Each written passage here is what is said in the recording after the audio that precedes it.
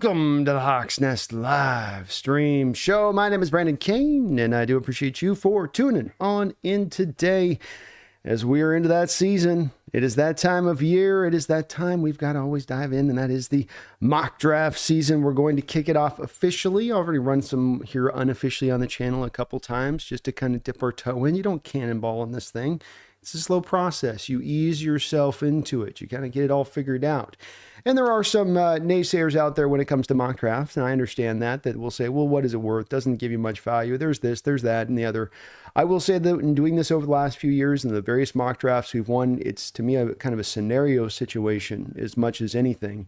You're running different scenarios and situations throughout the variety of these mocks, if you're doing it right, to get the best understanding of what's really, I think, truly available for your team when it comes to picking. And it is as much to me as something that can give you a better really understanding of what your general manager's doing and their thought process, taking him to here, taking him to there.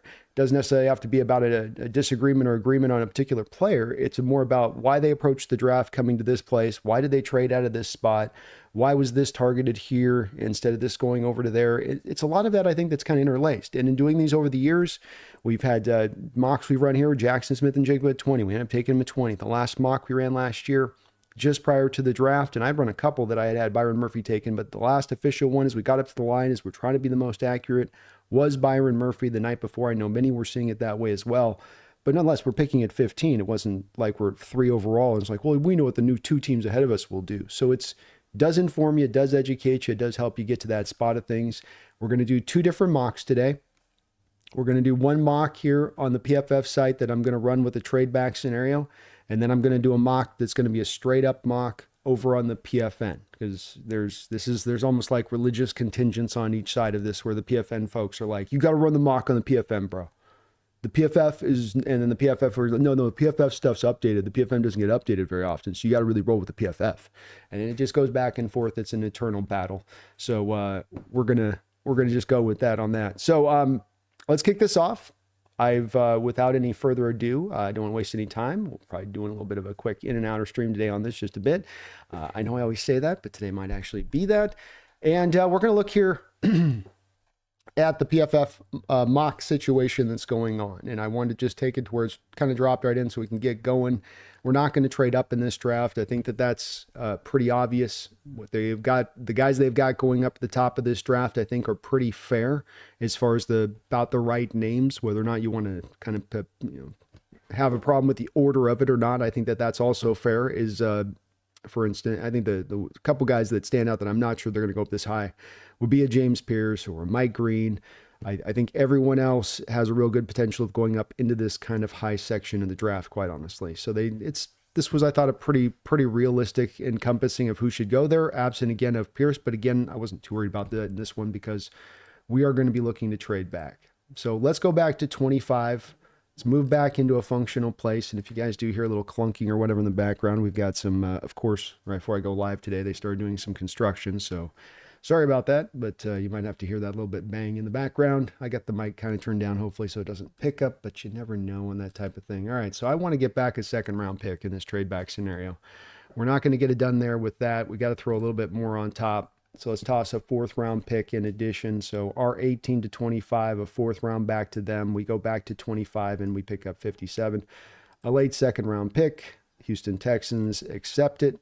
This is only really going to be the only trade back that I really do in this draft. So this takes us back into the 1st round at 25.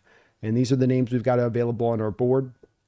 Matthew Golden, Dick Scorton, Tyleek Williams, kind of basically a nose tackle who can do some 3-tech stuff. Think kind of, like along the lines of a little bit like a Jaron Reed, a little bit more nose tacklish. I think of what he's going to offer here at the pro level. So you have a couple of wide receivers in Golden, Ellick, Ayamanor, bigger kid out of Stanford, Walter Nolan. That's another, 3-tech. TJ Sanders, a guy a lot of people like as well, is also a kind of more into that inside role. I think Jihad Campbell is your best inside linebacker in this draft. So potentially, I think that if this was one where there was no Ernest Jones, I think that there'd be a real chance here that Jihad Campbell would be the pick. And so I'd probably preface that a little bit depending on how all this could go. So we've got it kind of down the line here. As you guys can see, I think Arante Arce is going to go way up the boards here after his post-Senior Bowl performance. So that's definitely not to be taken, that's taking a grain of salt, I think, there on that one. So we're sitting here at the top. We've got a little bit of a conundrum here on this. I'm not a fan of Connerly, not a big fan of any of these guys down through here. I mean, that I look at them all. Most of what it's here on the board is more second round talents down the line. Nolan's probably a little bit on the edge, and a lot of people love Nolan, but I just don't know if I want to go back to 3-tech again. We already got a log jam there with Byron Murphy. I know there's an argument to be made about pure value, but I don't know if I don't like Campbell better as a inside linebacker than I would like, Walter Nolan as a, third guy on the depth chart here over on that other side. So kind of a tough pick if you do trade back here as far as some of the selections and options, couple receivers down here. And I know Wyatt Milliam is a guy that I think is also going to dip a little bit further down than where he's at right now. So I'm looking at some of these tackles. For instance, the tackle converts, as I'm approaching this a little bit and going, well, I can find a couple guys. Booker's still going to be, of course, on the board. But these guys, Milliam's a guard, Zabel's a guard, Arise is going to go into it, probably become a guard at the next level. So I've got still a couple of guards on the board. I don't have to be impelled to necessarily reach on that. Barron's more of a slot guy, a bit of redundancy there with what you've got already in Devin Witherspoon. So a bit of a pickle here. Amos, good player. I've got him, though, as another of a second round graded guy. So I'm very much driven to the two guys here for me that I go to as B. Campbell and Zabel as far as the value here on the board goes, because and then I come back to, I got some other guys offensive line-wise that I can get down here later too. I don't have to jump on this right now necessarily. I've got the 2 second-round picks. So part of having that is to stay to kind of the value of the board. I like Scorton. Again, there's a couple of edges here that I do like quite a bit, that there's a draw here to maybe just grab that and take it and go, especially with where you're picking right now. But I think I'm going to just trust in Jihad Campbell on this one. Come back around here into the second round. This is where now probably looking a little bit more here to this. I like Arise more than I like Booker at this point because he gives you, I think, some right tackle flexibility. So we go back with Arise. I know I didn't go through a lot of the options there, but that was, you're going back to getting to me. I'm going to hammer a little bit of offensive line here in this one, if there's the value there on the board to do it. Now, here's where we're going to come back away from the line play for me. And I've run this scenario a few times why I'm going to go a little bit, not belabored through this. So we've got Arise, who I think can transition into becoming your inside left guard. You've got Booker here, so you could hit it from a redundancy angle right now. But I really like this kid more and more that I watch him, and that's Jack Besh. He's got a couple of different things that he brings to the table as a late second round guy. Looking at the wide receivers we have here available, there's Bond. I'm not as big on Bond as other people are. Tez Johnson's good, but he's really slight. I know he's tearing it up right now in Senior Bowl. But Besh is a guy that I think has a lot of similarity to a Cooper Kupp.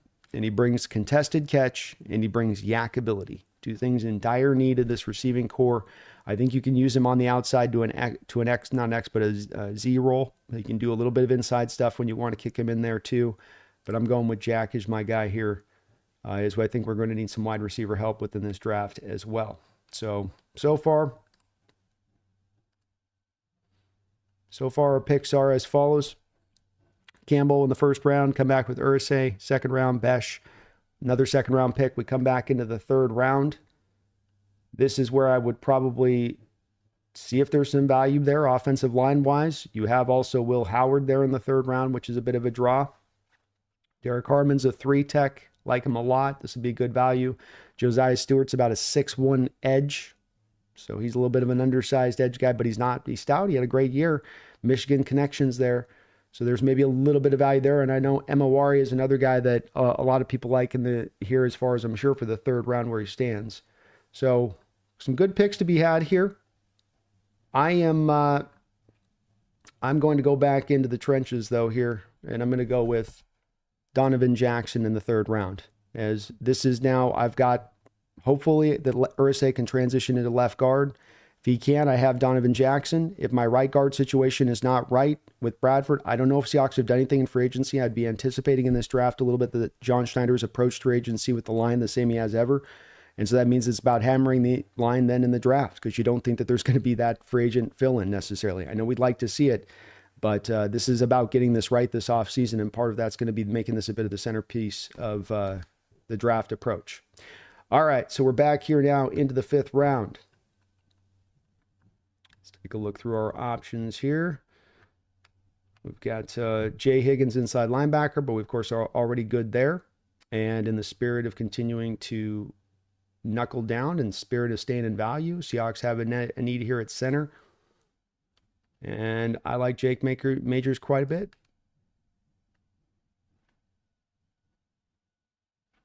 All right, back here now to the 6th round. Oh, look at that. I don't think Jackson Dart's last in the 6th round. So this is where I can be completely unrealistic with the drafts and grab whoever here. But I think I would grab Dart if he's obviously in the 6th round, but I want to kind of keep this realistic if I can, more to guys that are truly available or not available. I'm trying to anticipate a little bit of the moves the Hawks would be making here, so I won't go for him. He would be my pick here, but I just think that they're going to bump him up into more 3rd round range when it's all said and done. So if he was here, I would select him. But I'm going to go with Hunter Wohler, a guy that I've got a 4th round grade on as a safety here. Come back around again here now. So we've got a 6th, a 6th, and a 7th. So we've got 3 picks still here left. And some interesting players on the board. Again, I know Dart's there. So I think we're going to lose probably Jaron Reed this offseason. Ty Robinson's an interesting guy here for me as a pick, being that he can provide he is 3 tech, but he can maybe give you a little bit of some nose at times. He can kind of be moved around a little bit. Kind of looking through some of these names, what we got. So we've taken 1 receiver. All these are moves. This draft, by the way, is in anticipation that you're going to remain and keep DK Metcalf and Geno Smith. Obviously, I think if we're moving off those guys, there's going to be a little bit of a different move from me on how I would run this draft just a little bit. So we've got Ty Robinson's looking pretty good. We've got some safeties here as well. Luke Lachey as a tight end option. We need a couple tight ends too here, potentially, depending on what we do this offseason. If we let go of Fan, really kind of hope that we were going to have maybe more of a blocking tight end at this point, like Jackson Hawes, that we can go to. So not the worst way to go there.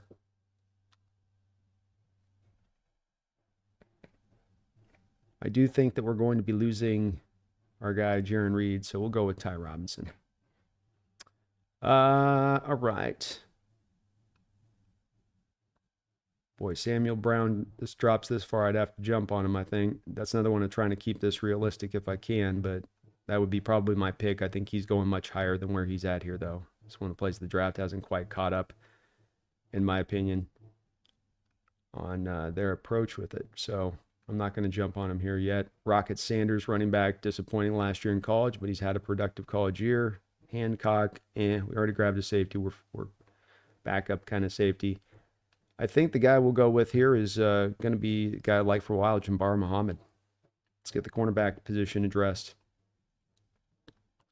And then finally here, that's an easy peasy one. We didn't get a chance to address that through the draft. I don't know if he'll fall that far. If he does, thank goodness. I don't think he gives you a lot as a pass rusher necessarily, but Nazir Stackhouse is there in the 7th round. I think you're all over it. So drop back in the 1st round, got Campbell. This would be anticipation of if you don't sign Ernest Jones. Obviously, if I didn't sign Ernest Jones, we'll look at a little bit of a different approach on the next draft, maybe if that's the case on that. That's why I want to run 2 draft scenarios here. But the value-wise, it was too good. I think he's the best linebacker in the draft. I think he's a sub-1st rounder. Very, very close to the kid out of Texas A&M last year, and I think an ability level. RSA, no-brainer, can play some tackle, can play some guard. I also went back in the 3rd round. Donovan Jackson can play some tackle, can play some guard. So you get a lot of versatility to your line on along with a talent upgrade. Let me speak right. Jack Besh becomes the replacement for Tyler Lockett. He gives you yak. He gives you stuff that's going to fit into what you need in this offense. Contested catchability.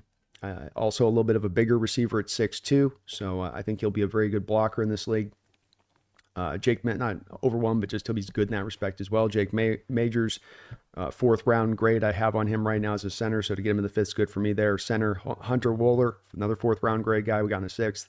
Ty Robinson, Jabbar Muhammad, Nazir Stackhouse, rounding out a bit of the roster with some guys that I think can really be useful players here. Jabbar Muhammad, I've been watching him since his UW days.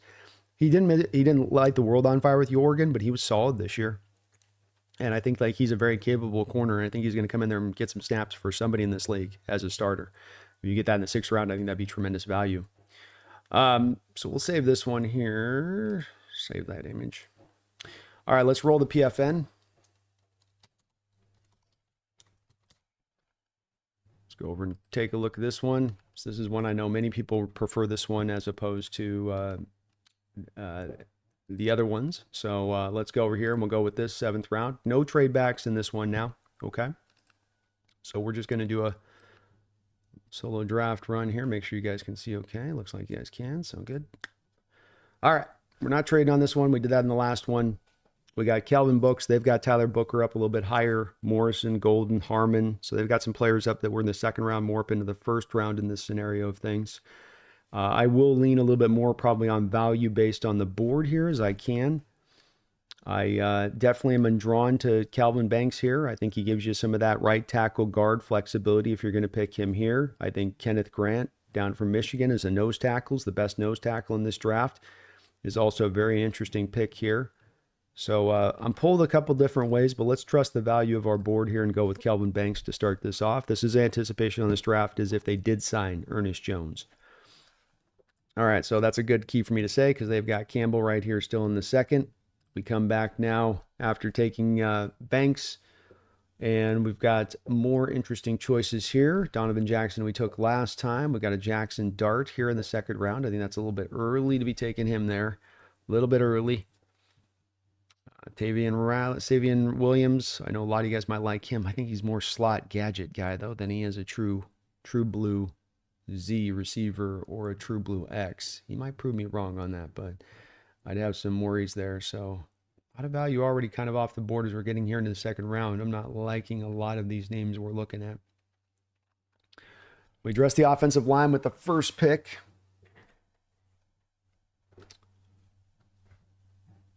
I'm not JT Tuimoloau, not as big on him. Deion Walker is underwhelming tape. Looks like Tarzan, plays like Jane. Maxwell Harrison's an interesting kid here.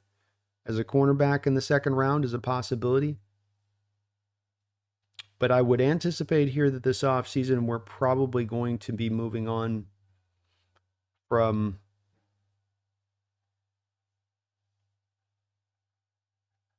I have a feeling we're going to be moving on from Uchenna Nwosu, and so there's going to be a bit of a need for edge here. And the guy that I have just dropped to the 2nd round, but I like him a little bit. Boy, I'm torn between right now Donovan and Kyle Kennard. Both two guys I like a lot, but we're going Kyle Kennard. I think that guy looks like Danielle Hunter. I know he's only got the 1 year of 11 sack production this year, but he looks like the real deal to me. Okay, so first 2 picks. We've gone for offensive line, edge. Coming back now here into the 3rd round. We've got to be careful with this pick. Mason Taylor to me is a really potential fine pick here. I like him a lot as I think a high 3rd round grade on him, so the value would be pretty good there with that. We got Gunnar Helm, who's right there neck and neck with him. I know a lot of you are going to want to talk about Elijah Araujo, who's having a great Senior Bowl right now. DJ Gideons is one of my favorite running backs. We can't go there, obviously, with it. Shamar Turner's a guy some people are going to like a lot. I'm not as big on him. So 3rd round on this one. We've addressed the edge, the offensive line. We don't have any pick that's like smashing us in the face that's saying this is the one we got to go with. So when I look below what we got option-wise here, and I look about the year that we know that John's going to eventually want to try to target a quarterback, you got Quinn Ewers. We've got Will Howard. I'm more of a Will Howard guy at this point. I can't find myself drawn to any of these guys above, feeling like they're so smashingly better if these were the options available to you, to think that you wouldn't go quarterback here. And I'm not seeing anything down below either on these guys that are jumping out that's some guy that you're missing out hugely on for the potential with the guy with Howard. They might be able to find a guy that's workable for you. So go Will Howard here with the 3rd round pick.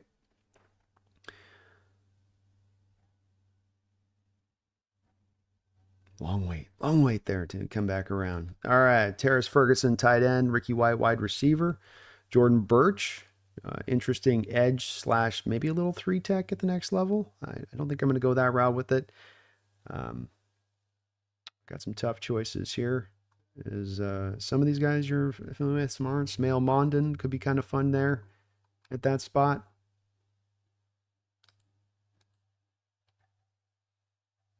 Jeffrey Bassa, interesting player in there.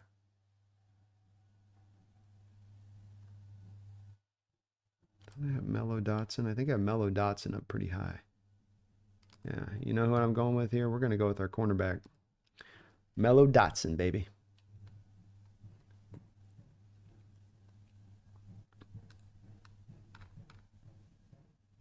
All right, coming back now here in the 5th round. Boy, the line help is pittered away here on this one. And that's where I think I'm going to go back here.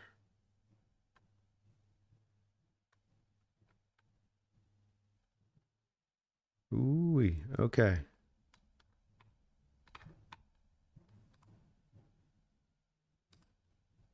So looking at our other guard options here at this point, it's not exactly the best. But what we do have is we actually have a pretty good center option here in Seth McLaughlin. Had a major injury this year, but he was looking like the best center in this class before he went down. You're in the 5th round at this point. Just outside of Jackson Haas, which is kind of a draw as well here to go back and get your blocking tight end. There's definitely a little bit of a pull there, but we want to invest in the offensive line. Here's a move kind of a bit even for the future, or even if you're making the move with Oluwatimi and Haynes there, you've got yourself set up a little bit into the long term. Back to 6th round pick. Well, I've got that 4th round grade on Hunter Wohler. Again, he's a guy that I definitely would be jumping on. We kind of took him in the last draft, so that kind of feels like cheating. But to get him down this far ain't too bad. We could use a nose tackle here in JJ Pigwest. Ooh, Jackson Haas. There we go. Bam. Done and done.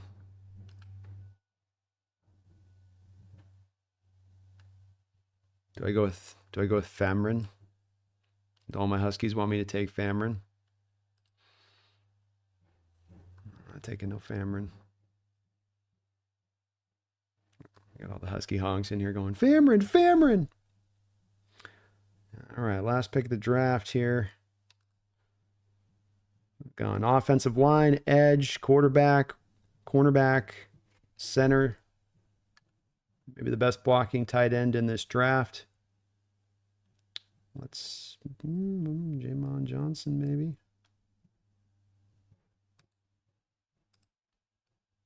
That's kind of an interesting one there.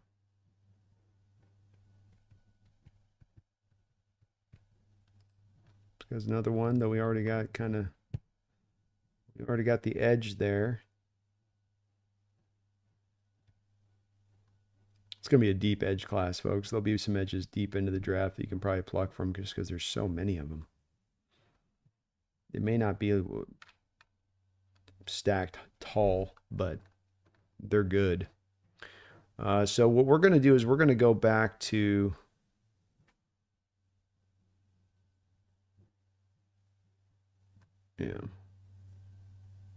we're going to go back to actually the cornerback here. We do need that. Do we need? It's where you want to trust your board. So Riley Mills, Notre Dame 3-tech. This again would be sort of the replacement a bit. You have Byron Murphy steps in, but you're still going to have another need for kind of a in between guy that can do a little bit of both stuff. Mills is a guy I'm drawn to here a little bit, but then also Jacob. Where's my cornerback here? There we are. Jacob Parrish is another one that I'm kind of toying with here a little bit. I do have a 4th round grade on him, and then you could double down. Jamon Dumas Johnson's okay. he's a possibility here too. So I'm driven in a couple different ways here with this. Just gotta trust your board. My value is higher on Parrish. Let's get the cornerback room fixed. The Maya Pritchett didn't show us anything last year, and we might be losing Woolen this offseason. So then we come back, we got Mills still there, so I feel good about that. Dion Burks, didn't he go back? I thought he went back to school. I remember looking at him, but I remember thinking he was heading back to school. And then there's Jamon. Kind of need some linebacker help, don't you? And Jamon in the 6th round is interesting. So, but Riley Mills, where'd I have him at? I gotta go with Mills, man. It's too good a value there. And then we got Jamon there. So we come right back and get the value there with Jamon. Some edges you can end up taking later in some of this draft scenario and how it's set up. But there's not a lot of names here that are a lot of sliders they've had in this draft. Most of the guys are off the board at this point. So we'll come back, get some inside linebacker help. I'll let that finish up there. So first round, we took Banks, a guy that's played tackle at Texas. I think he's going to be a left guard at the next level. Kyle Kennard, a guy that I think can be outlooked as a guy that could be a potential Daniil Hunter type kind of body movement way, length to him. I might just like this guy more than other people do, but I really do like him, especially given the second round. Will Howard in the 3rd. Oops, sorry about that. What we got? People texting. Will Howard in the 3rd. Then we got Mello Dotson, corner that I've got a 4th round grade on, so I'm happy to take him there. Seth McLaughlin, another guy, 4th round grade. I think the value on this is where I'm really leaning to in this draft. So even if you moved Haynes in this year with Oluwatimi is really only going to potentially be there for a year, / maybe you have an upgrade over Oluwatimi and McLaughlin, / you maybe have a guy that's better than Haynes if he slides into that place. So a guy that gives you really some true upside there for the position long term. Jackson Hawes is a functional pass catcher, pretty athletic actually after the catch for how big he is, but really good blocker, grade A blocker, especially on the move. The guy's just a complete sniper when it comes to pulling back across the scheme, pulling out in front. He can do all of that type of stuff and do it really well. Jacob Parrish gives you a little bit of a double dip at the corner position. I think that you're going to not be able to trust Nehemiah Pritchett long term. Artie Burns going to be gone. I think Woolen's potentially going to be moved this offseason. I don't think the plan is going to be moving Devin Witherspoon to the outside corner, so you're going to have to address this a little bit. Riley Mills, just a fun player to watch. He's a brute in there. He's just going to bang around and give you everything he's got every snap. This reminds me a lot of at times of Braden Fisk. A little bit better of a run defender than Braden Fisk. Not quite as agile, not quite as, explosive maybe as Braden was and how he tested, but still a very fun player. And then Jamon Dumons Johnson. You sign Ernest Jones in my scenario here. You're just trying to get some depth and lean on that.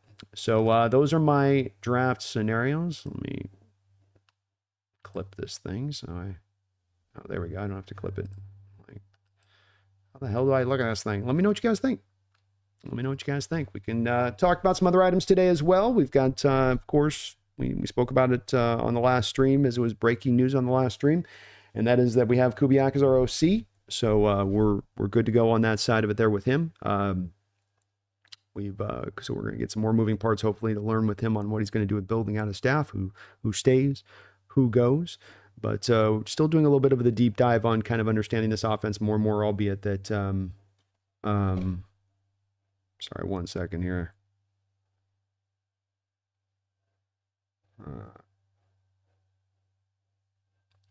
So we'll get more information on that and get a better feel for that with where it's going. But I still think it was a really good hire. It sounds like everybody's been pretty happy with the hire overall, which is good to hear.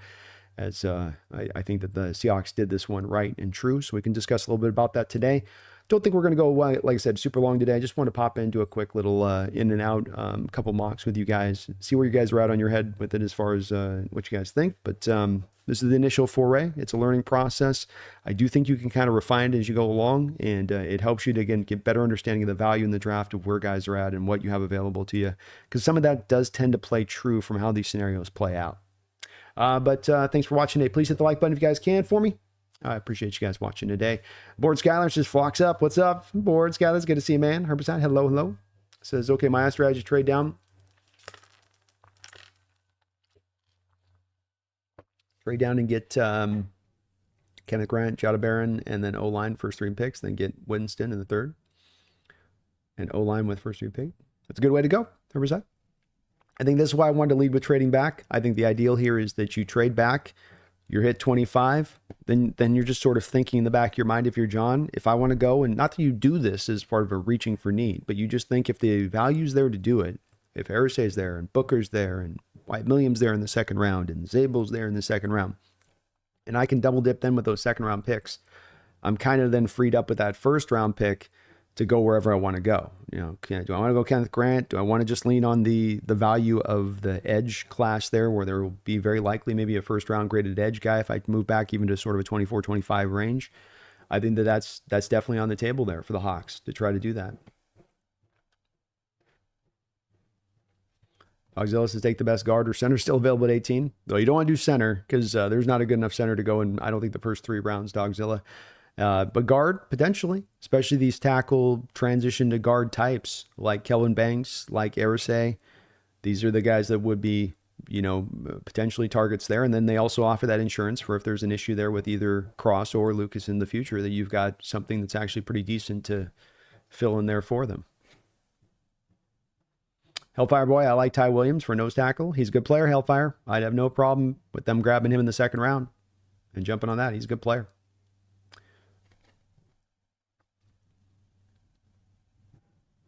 Oh, sorry, I didn't see your feed me zoom in thing. The thing train changes a little bit, so didn't know if I probably should have been zooming in a little bit more. Sorry about that. Nagasu, you're right. You couldn't get a 2nd round pick back. That's why I had to float and put back a 4th round pick in return for it on the deal. But it's also why I wanted to run a scenario where there's just without any trade backs as well. So if that was an issue, that I could just kind of remove that out. But I tried to be relatively reasonable on it. They gave me a late 2nd round pick. I gave them a 4th round pick back along with the 1st that they're getting from me on the movement with it. So I thought it was pretty realistic. Besides, the Savion could be a good replacement for DK. I don't know if somebody's going to have to talk me into him running X. I definitely think he's a great player to add to the receiving core, and I think he could offer a lot that we have in need. But I do worry about him with wondering about getting off press coverage and if he's not maybe more kind of gadgety. C. Wood says, give me Malachi more for realism. Alabama safeties always tend to have a good year or 2. I wouldn't be bad against it. He's all right later on. Said, I like Luke Lachey as tight end. I like Iowa tight ends. We might have one of the best classes for tight ends we've had in many a years here right now, from the looks of things, and especially with what we're hearing from some of the folks as far as the Senior Bowl. There's guys lining up out there doing really well that had good years, but really cementing some of their status right now.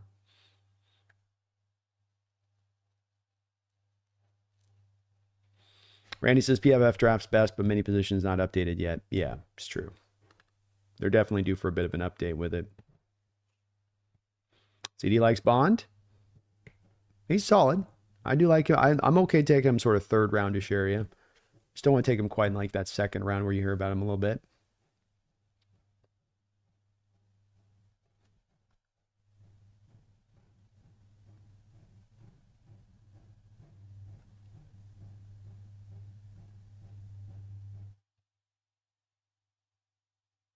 You trying to edit your resume on your phone, David?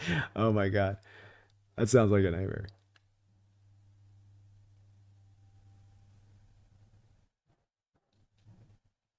Rockman says, I'd like to see what our division picks are. It's almost the same needs.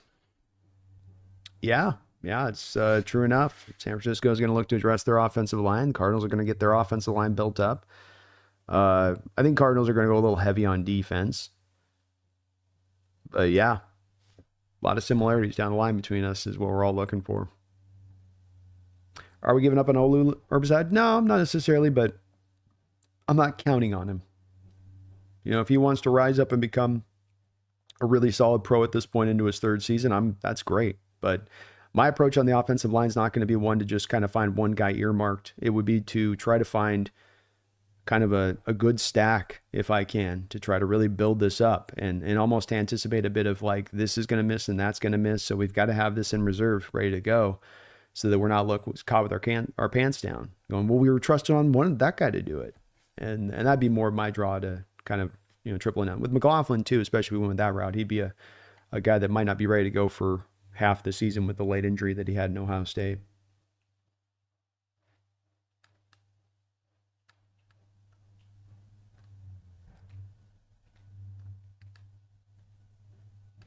CD Woods, Gray Zabel has been dominating at the Senior Bowl, plays every spot.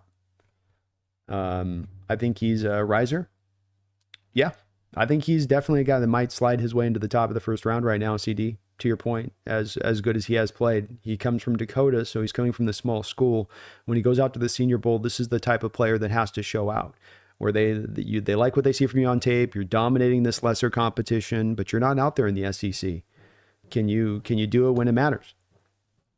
Can you make it work in that way? And he's out there doing it now in the Senior Bowl in that way. So I like Gray Zabel, another guy. Stop me if you guys heard me, and I'm not saying this because I'm just trying to be. It's really the weird way it is about this draft. It's one of the ways why I didn't understand so many people were so low on this draft talent wise, and I just kept coming back to I think it's because the lack of blue chip and the lack of the sparkling talent at the positions that people tend to like. Because there are these guys that give things that like we really need. We could use a guy that could play tackle and play it really well, but also could be an upper level guard and then provide you the mobility within this scheme that's going to be a reliant, especially that's something that Kubiak, Grubb, Waldron, all are going to have in common is that they're going to want more mobile offensive linemen than are not. And so to have so many of these tackles, Ursery, Banks, Sable, that are able to go from the outside to in, could maybe even be center guy. I mean, that's really nice flexibility to have. It's like having 3 Graham Bartons from last year's draft. Graham Barton slid into the Tampa Bay Buccaneers, a guy that I think played tackle at Duke, but could play all 3 positions. And you weren't sure I don't know where he's going to be, but he'll be good wherever we put him. And then he goes in there and he kicks inside the center position there this year for the Buccaneers, and he doesn't miss a beat. And you've got like a couple of those guys in the second round this year.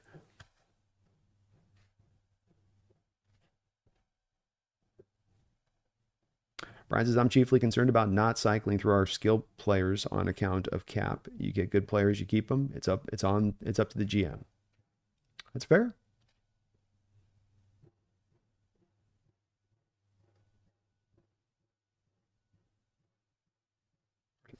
To make contract extension attractive enough for our skill position players to stay put. I'm good with that, Brian. I think that you do have to pay the right price, though, too, for what you're getting back in return or what you expect to get in the future. Because, of course, with the NFL, it isn't about paying for past performance. Contracts are for what you anticipate in the future that you're going to get. You start paying for past performance, that's kind of the road to ruin on franchise building. And so I think that certainly is the case that you would like to, I think, by and large, to keep guys in-house, but you do want to make sure, too, you're obviously not overpaying to keep in-house. That's where you got to come to that spot where player has something that makes sense for him, team has something that makes sense for them, and we've got ourselves a compromise, as opposed to the player saying, gimme.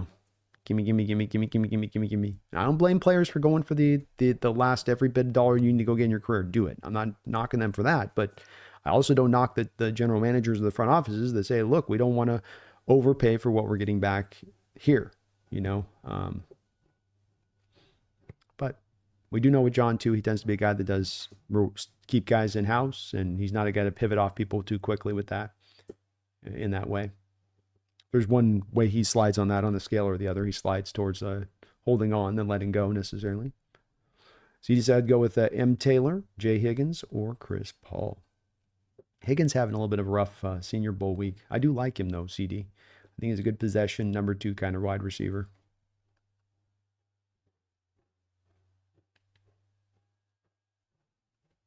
Howard says we need another Kobe Bryant. I like him. He's fun. I wouldn't be against that guy. What's up, War Chief? How you doing, man? Thomas, CJ West could be CJ West could be one to watch. CJ West. I'm definitely catching up. I'm getting up to like 5 guys a day I'm starting to turn through. So we've crossed something like 140 on my draft list. I'm cooking now. We're cooking with gas.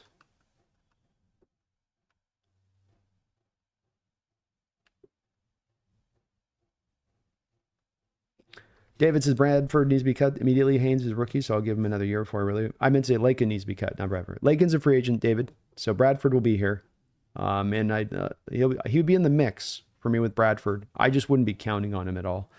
So if I'm drafting anybody this year, I don't want to have a guy like a Donovan Jackson looking at us and going, "Well, we took care of the left guard, and but the right guard's fine because we got Bradford and Lemea, and we'll put Haynes into center, and then those two guys will be good there." And I go, no, that's not going to be enough if that's going to be the approach there, especially if they've done some veteran free agent, 33-year-old guy with half a knee left that they're hoping to squeeze that final year out.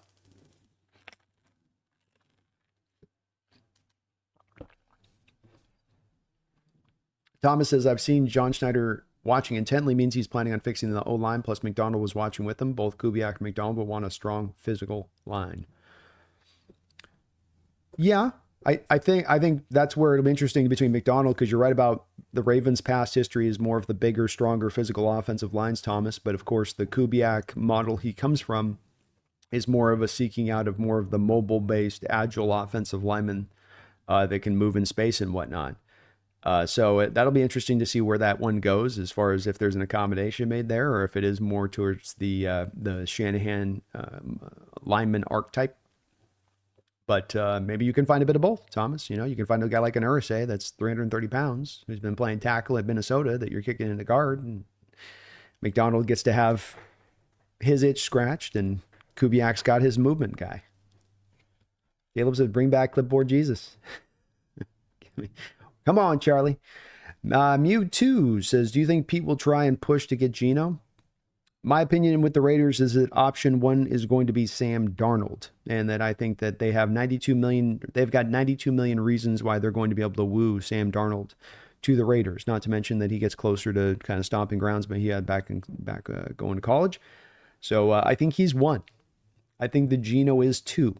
So that if they can't pluck and pull Sam on in, and that doesn't turn to become an option for them, like let's say Minnesota does something wild and franchises Darnold for a season, then you're going to probably see him make a kind of a push for Geno. I don't think they're going to go to crazy town, but they'll probably make enough of an offer.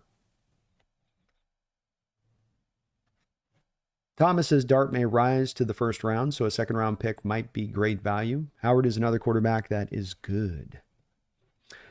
He might on Dart. You're not off, Thomas. There's a little bit more heat now through this week of him, rising up. I think that's the dangerous part on these pre-draft evaluations when we're having conversations about certain guys that I'll have in years at this time, where I'm saying, yeah, Anthony Richardson is going to get up in the first round. Anthony Richardson's going to get up there. I'm telling you.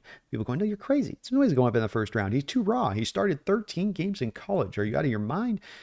I'm just saying this is the heat, this is where the heat's going. And I don't know that you're always best served as an NFL team to allow yourself to be so risen by the pre-draft process in that way. I think it's something that can lead you astray. And you got to go back to the tape, I think, over and over again to let that thing be the guidance. It's where I worry about it sometimes on the Senior Bowl stuff, where you just hear people really going overboard on some of these guys. And I don't think you shouldn't take a look at it. And I don't think it's not important. I think it's more important for certain guys like a Gray Zabel coming out of North Dakota State than I do for a guy that's been playing in the SEC. But I think you got to be really, really careful on when you start to jump outside of your evaluation, because you're getting wooed by these one-on-ones in the Senior Bowl, because we've seen our Seahawks run into this problem, haven't we? Part of the reason that you drafted LJ Collier was because of his grade A production coming out of college. No, I think he had 2 sacks or something. It's because he went out there and he whooped everybody's ass in Senior Bowl, had like a 90% pass rush win rate on the one-on-ones in Senior Bowl week. Nobody could block him. And so then up the board, just you go. Careful. It's well, hold on. Like Walter Nolan's another guy on this that I'm getting a little worried with Walter Nolan. I wouldn't watch the tape on Walter Nolan, and then I'm watching people on Twitter making Jalen Carter comparisons, and I'm glad he's whooping everybody's butt in Senior Bowl, but just be careful. Shh. Is it suddenly doing this? Is it suddenly rocket shipping? Careful to let it rocket ship. Maybe you can make it should bump maybe, but it shouldn't rocket ship. It should bump the value, but not rocket ship the value. I think there's some rocket shipping going on sometimes when we get to Senior Bowl time. Riverside says, I wonder if Russ is willing to work with Pete again. Hard to say on that part. I would say if I had a 3-prong option on this whole situation when it comes to the Raiders, because I don't think Carroll is sitting around, going to wait around for the next 2-3 years for them to go get their quarterback of the future in the draft. I think it is, Darnold, Geno, and then Russ is number 3, in my opinion, as the third option. Dogzilla says Kubiak needs an offensive line or it's not going to work for him or anybody else. Yeah, I think that's certainly his offense as much as any that needs a quality offensive line, and certainly an offensive line that can run to the scheme that he wants to execute. Wide zone is lateral movement.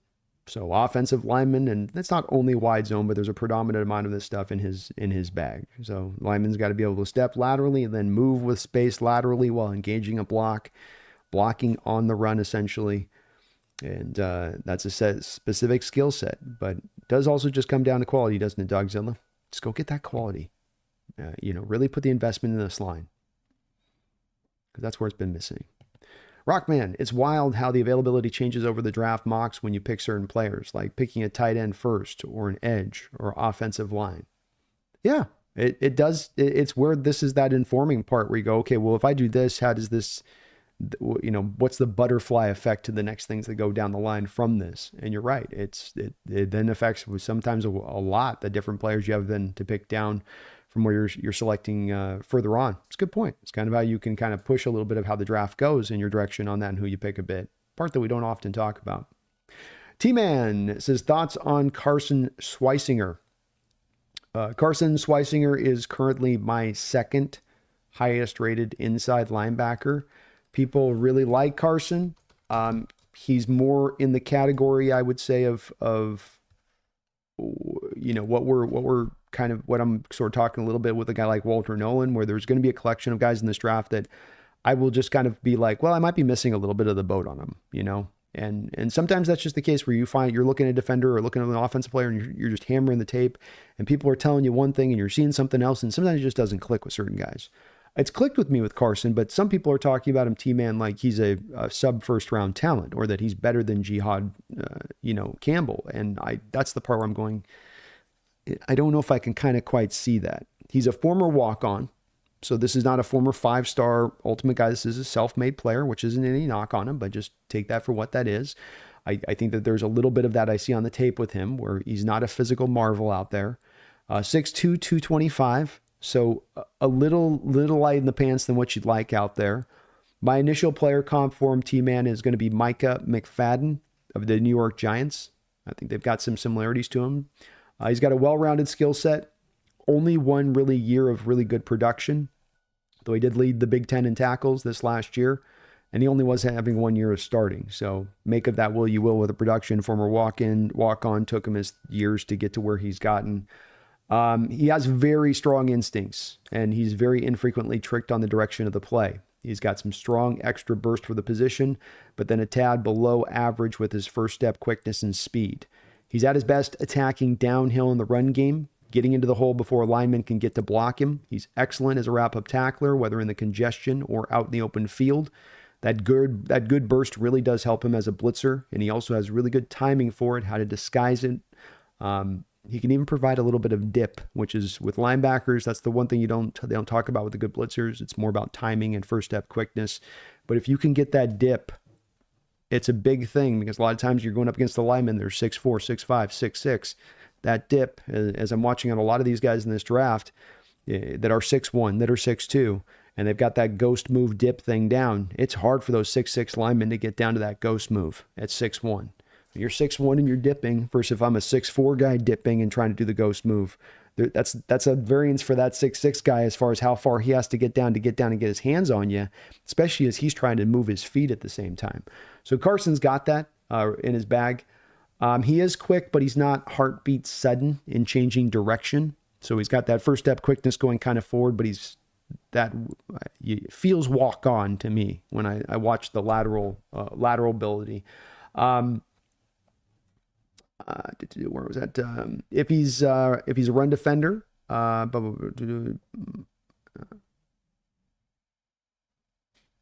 he's more of an evading block guy than taking him on. I think he's got a little bit of lack of power for the position. Some of that T-man comes back to, I think, being kind of the 225 self-made guy. He's kind of probably added a lot of weight to get up to 225, I imagine, is kind of my take on this a bit. So I don't know. He's a guy maybe with some more rise left in him, but people really do like him. He's really good as a cover guy too. Excellent in zone, follows the quarterback eyes, it has a natural flow to the routes. So there are some stuff there with him on that too. Very complete player. I just didn't know if there was as much wow factor to me from him as far as physical ability goes. He's going to have to be real cerebral and always a step ahead of things to be at his best. And I think that's hard to do in the NFL at all times to be successful. You got to have some more physical ability you can come back to. If you weigh 235, I might 240 and was running around kind of about that weight, but he's listed 225. I'd imagine he's probably been running around out there more 220. And it's kind of light. This is where the game's trended to in recent years, but it still doesn't. I get a little uncomfortable by it. One of the things I like with Tyrese Knight is that he's got that extra 10, 15 pounds. A lot of these inside linebackers are missing now. When he comes up and hits that back that's 205, he's putting that mofo on his butt. And I kind of like that. Emily, if we move on from Tyler, Tez Johnson would definitely be a good replacement. He could work out there at the Z potentially. He is really light, but there's been Z receivers in the past, Emily, that have been able to work in that way. As a Z receiver, the difference, of course, for those out there not aware, with your three wide receiver roles, you've got your slot, you've got your X, you got your Z. So your X is your DK Metcalf. That's the guy that's going to be on the line of scrimmage, meaning that he's got to be on the line of scrimmage right from where the ball is. So he's got to be stepped up in alignment with the ball. The Z receiver, they get an opportunity to be a yard off the ball, a little bit like slot receivers where they've got some benefits as well that keeps them from getting pressed. That's the difference, is that when you as a Z, you don't get pressed as much. So the concern and worry with a guy like Tez Johnson would be, wow, he's so light, he's going to get pressed to death off the line of scrimmage. But if you could put him over as a Z, get him in motion at times too with that, a guy that's having a great Emily Senior Bowl and a guy that could maybe work in that way. I need to do my deep dive on Tez. I've done a little bit of a quick watch at him. I had first watched the other kid that, the Stewart kid that I think went back to Oregon this last year. So I got to go back and take a look at him now and see, check out more of his season. But a lot of people like him, and he's having a hell of a Senior Bowl week. Phoebe Moore, Seahawks, thank you for the $2 donation. He says, Pete with Bevel Pete is going to have Bevel. Has he learned his lesson yet?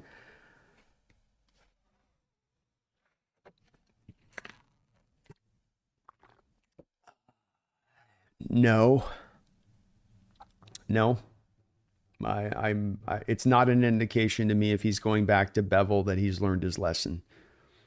This would be an indication of a hiring to me of more of, I want my yes men in house. And I've said to you guys that I think I'm reticent to believe that this is going to be successful if Coach Carroll, if he doesn't learn the final lesson that he failed to learn here at the end.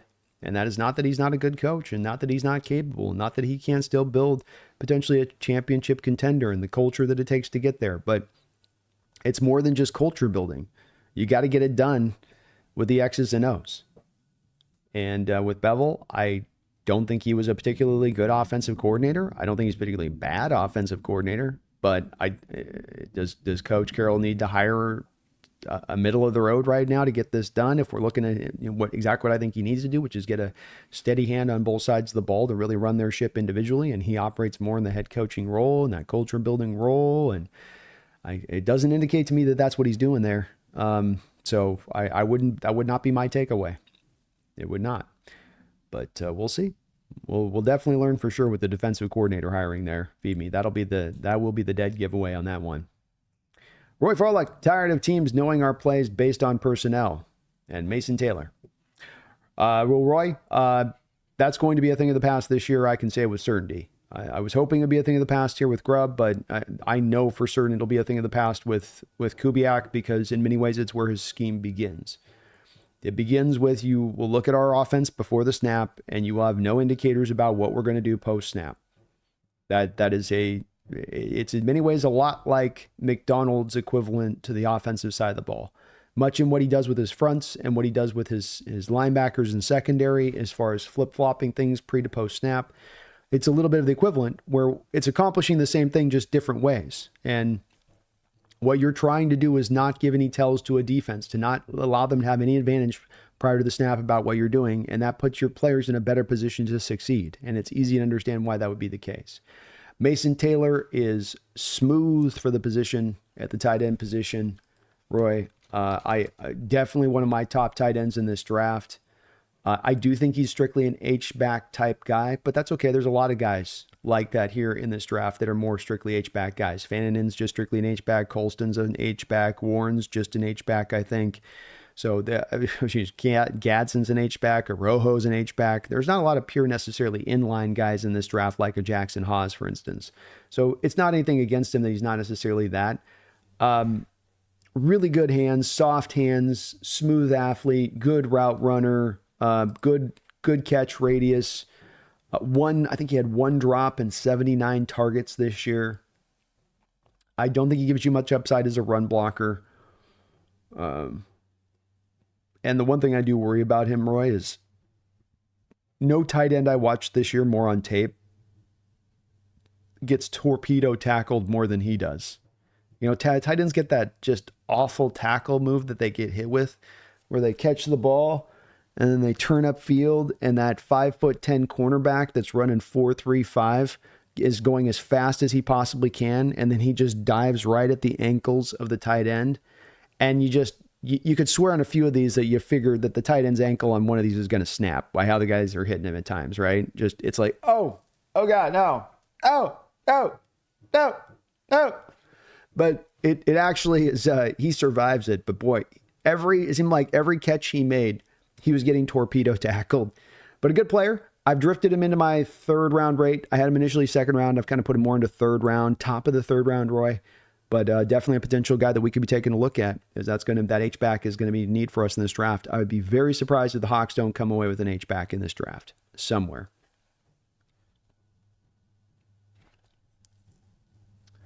Well, Valdez says, would Jalen Milroe work in Kubiak's system? No.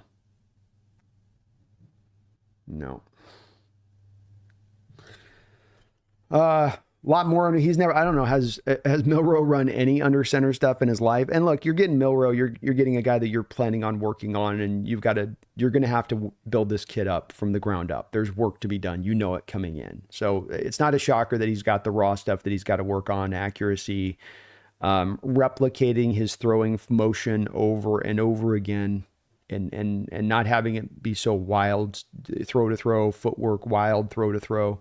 So you got your stuff you got to work with, but then you got never done the under center stuff. The West Coast offense it still comes back to precision passing, shorter routes, that type of thing. I don't think that's either of those things are as much as his game.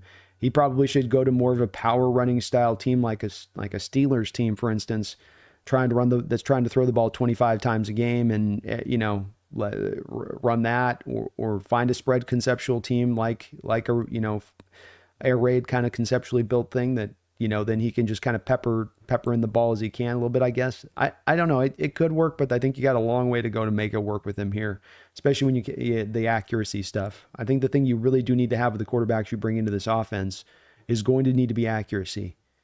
You've got to put the ball in the right place at the right time. It's got to have a little bit of velocity. Ideally, it's not necessary, because some of that can be schemed up a little bit, especially if you have the route runners to create the separation. But you've got to have the accuracy. And right now with Milroe, decision-making accuracy are the two things I think that are kind of at the head of the table, on top of the mechanical issues. Warchi says, the scouts I'm watching are saying that the guard O-line is stealing the show right now, and a lot of the O-line we were excited about look like crap. There's a couple ones that are definitely underperforming and not looking at their best out there. I think Josh Connerly out there at Oregon, a guy that I honestly coming in didn't really like a lot. I've got him more third round. Some people had him up in like the first round range. He struggled. Wyatt Milliam has struggled a little bit, but that's some of this too. Is I think like a guy like Milliam, for instance. This is a guy that's just kicking inside for the first time now. He's been playing tackle. You probably give him a little bit of room there, to kind of find his footing there a little bit. But Irsay's been good. He's also been good on in there. But yeah, Zabel's definitely been awesome.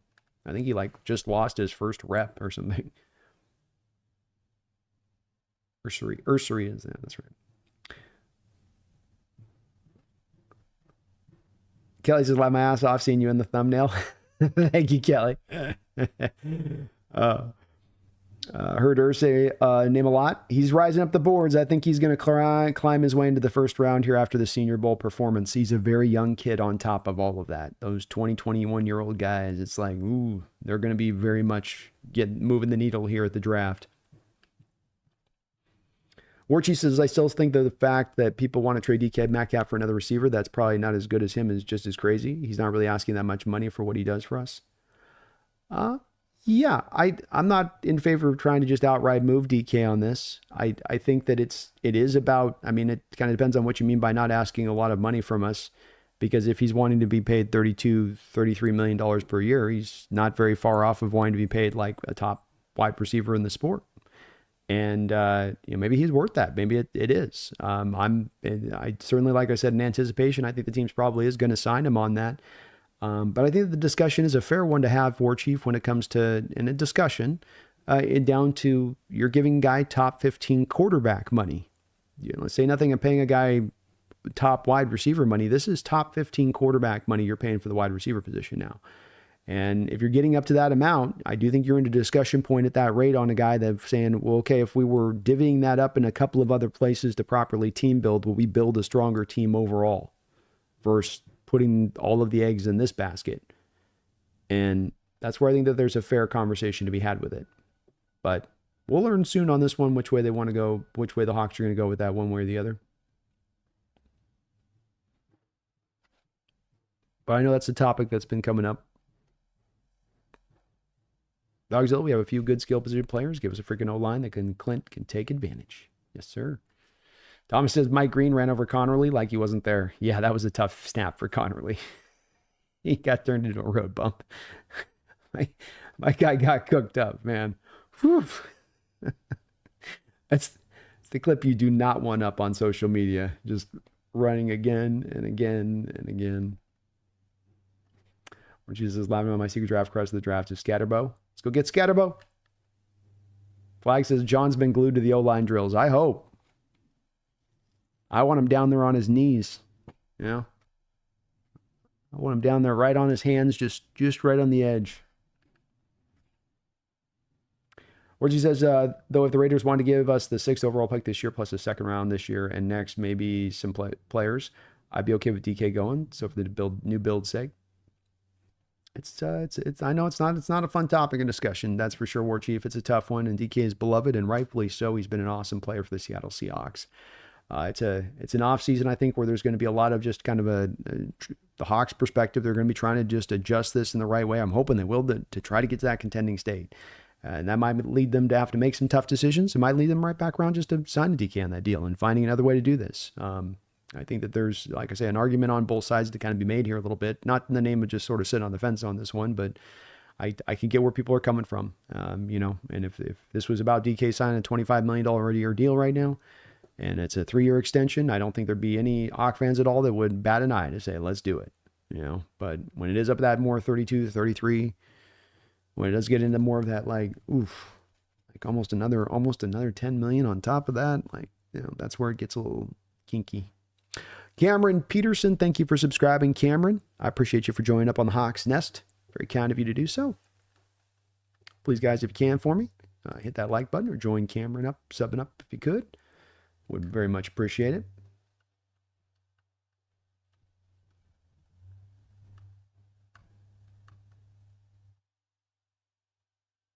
Greg Camp says, Brandon, have you looked at wide receiver Matthew Golden or right tackle Chase Lunt yet?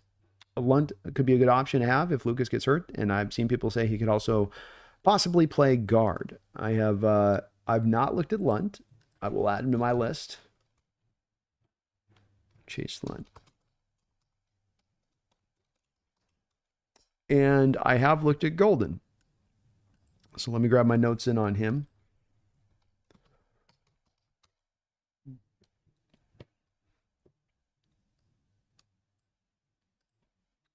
So my Matthew Golden, 6 foot, 195. I think he has some Z ability. I think he's a well-rounded Z receiver. He's probably can dabble some slot. You can kind of maybe 50-50 mix him a little bit. He is explosive with legit speed. A third of his 900 yards came from Yak last season. So he's a guy that my comparison for him is Rashee Rice, just a very smooth Yak runner, smooth Yak guy. He has easy hands, quick to reel in and secure the catch. So the ball's in the air, and it's like you're watching a guy run the route, ball's in the air, and it's just almost like you almost don't see the guy catch it. The ball's just in his hands, and he's getting up the field. His transition from catch to ball in hand is lightning fast, and the kid just bing, bang, boom, he's right up the field, making it happen. Smooth route running. He's got a nice, just good gait to him. That's one of those kind of running gaits where it's very hard, even when he's changing direction, to kind of get a tell on where he's going to go with his route running. And then good body control to go along with it. Capable of fully extending for the catch. Real fun guy to look at from my perspective of things. I've got him in the second round. A lot of people are rising him up more to first round range of things at this point. I think that is a little bit high for him. Because I don't think that there's something overwhelming in what he brings to the table. It's good. It's good across the board. But he is a collection of guys that I look at as being all second round receivers. So Emeka Book is another one who I think is going to be really just doing predominantly his best work as a slot at the next level. And that's fine, but I think he's more second round. I don't think he's quite to Jackson Smith and Jigba's ability as a slot. Luther Burden is another slot. I can't quite put him up in the first round either. Ellick, I'm on a more. Then I've got Matthew Golden as my number 4, and then Jack Besh as the other guy in the second round for me. So 5 second round guys right now at the wide receiver position for me in the second round, Greg. John says Pierce and Walker's pass rush win rate is top 5 in the NCAA, and Pierce is super athletic. I think they're both going to go mid first. I've got Pierce going first round myself. A little bit of a disappointing final year for him in college, which might provide some trepidation, but did not me there, John, to your point on that. And I'm spacing on Pierce right now, so. Oh, no, I'm not. Holland Pierce, that's who you're talking about. Yeah, he's a tough evaluation. Guy's freaking 6'8", and he's not that biggest of movers. He's got the super insane long levers, one of those like all-time tested long length guys, along with just being a literal monster from the Bible, like a literal like giant from the Bible. He's a big boy. He's a big boy, is Holland Pierce, John. I think he's probably a right tackle the next level. And you got some guys at 6'8" that have been able to make it work out there. And then you have other guys at 6'8" that just end up looking like the big Frankenstein kind of monster out there that they're too big. They can't move quite quick enough. I do have him in the third round myself, but he's rising. A former walk-on too. Warch says, let me be clear, I do not want to trade DK, but I won't cry about it if he gets traded as long as it's fair and a good trade for us. I won't like it, but I won't cry over it either. Please give me some of those linebackers, edge rushers in the draft, and one more good running back, please. I don't know if running back is going to be a very highly quantitative spot thing that they're going to jump to, War Chief. I mean, if you're grabbing a guy, it's probably going to be more later rounds with what you're running, unless Walker moves on this offseason, of course. And I'm in the place you're at with DK. It's not a matter of wanting to necessarily move him at the forefront or having some, push to need to get him out the door. It's just a matter of, look, we've got to evaluate this roster from the top to bottom right now and asking the question of what it's going to take to get to being a contending state again. What is that going to take? What moves is that going to make? How do we have to properly construct this roster? How do we got to spend our money at the proper positions? It's all got to be on the table because we have spent about 10 years sort of spinning in place. And I think by and large in that 10-year period, there's a few different things that you can look at specifically that the team has done over and over again in the same way that's part of the cause for why you have been spinning in place. So we got to address that, I think,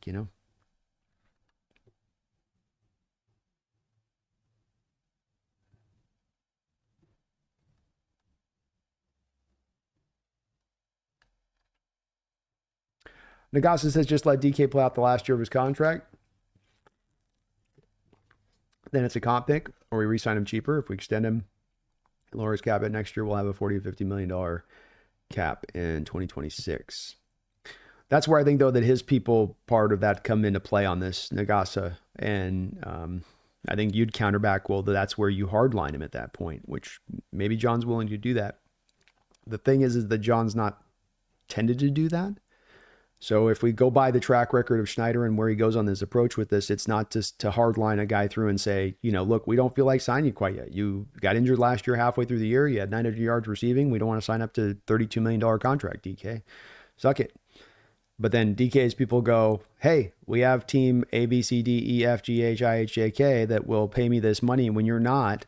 So trade me to one of those teams. And then the team goes, no, you're going to stay here. And then the player wipes his pictures of Seahawk gear off of his social media profile and then has a fit. And then you start to go into that little death spiral of if you want to engage in that whole fight and the problems that can pull away from the team as far as, the attention and how you have to approach an off season. And do you need to get insurance for DK now, whether he may or may not be here? And then, so it's one of those things where like you can go down the practice then of hardlining that player, but the end all be all is the same thing as I say with the Geno thing. If there's a team out there that's willing to pay him this contract this offseason, and given John's track record, you're either going to need to pay the contract or you're going to have to move off this offseason. I don't think that there's going to be the option 3, which you're not wrong, Nagasa, where there's a lot of Hawk fans that want that option 3. It's the same thing with Geno. We'll just play it out the final year. And I get it, but that's where the players unfortunately have a little more empowerment than even with the fact that they can't hold out and all that stuff to where they can kind of force this a little bit. And so it's a part of the puzzle.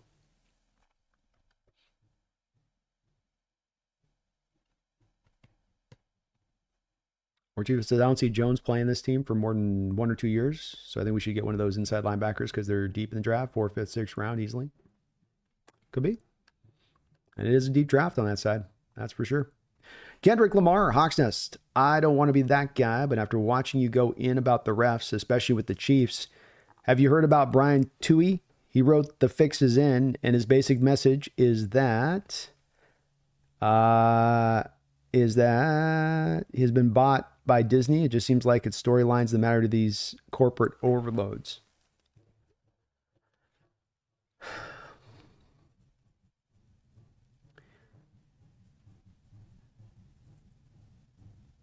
Yeah, I'm growing increasingly concerned. I have not read the book there, Kendrick, but I am growing increasingly concerned with the NFL and practices that I see that eventually could threaten, I think, a lot of people to be pushed away from this sport in a major way. I mean, it's a thing where to me, they're high on the hog right now. And when a team in a sport like this is as high on the hog as they are, everyone looks at that and they say, this will go on forever. And there's nothing that can stop this. There's nothing that can stop this force. There's nothing that can hold this thing back. It's too popular. Maybe that's the case. But I have said that I think that the second the fans hit a breaking point of looking at this sport and believing that it is WWE and that we do get to a point of this is just entertainment rather than pure sport, that you're going to lose a lot of eyeballs really fast. And there are so many of these moments that have stacked up here for people watching the Chiefs over the past few years. And it's not just this situation, of course. We can go into many of the other things that I've had issues with myself on this. And I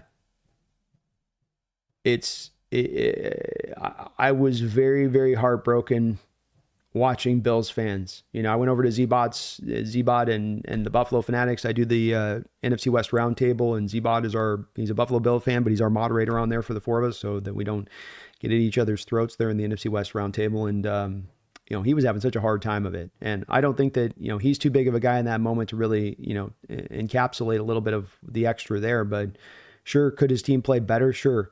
But to know that you're this team that's this underdog team and this big dog who the NFL obviously loves more than any other comes in there and they're going to give them that help too. They're going to help out the big guy. And it's something that just, it is so dirty and ugly a part of this sport for them to allow this to be something that they're getting drawn into. And I'm having a harder time denying it to my eyeballs at times. I really am. When I see it, where I'm just going, dude, You get to the point where you're getting gaslit almost, where no, you're not seeing what you're saying. You're not seeing it. No, you're not. You're seeing it wrong. I know you're seeing what you're actually seeing, but you're not actually seeing that because I'm telling you, you're not seeing it. So you're not. It's like some Jedi mind trick, These are not the droids that you're searching for. Like, no, there's something a little bit dirty here going on. And hell, I mean, even I was watching Bill Burr was on Rich Eisen. It's a great appearance, and he kind of captured for me a little bit of what I think on this a bit right now. Like, it was like he said it perfectly. He's like, okay, well, maybe it's not fixed. Let's just call it massaged. And I'm kind of like feeling that a little bit at times.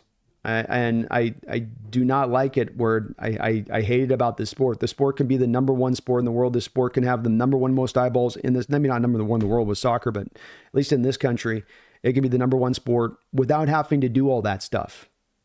You don't have to do the storyline creation. It would be, in fact, you probably get more eyeballs on this Super Bowl if you didn't. I mean, the damage they've done from this and the people that I've seen across the board that are checked out on this process after that game and with like, you're doing more harm on this in your attempt to try to draw this way. So I'm having an issue with it. It's a struggle for me. My heart went out to the Bills fans, and that your team could have played me a little bit better, but that's a close, tight game.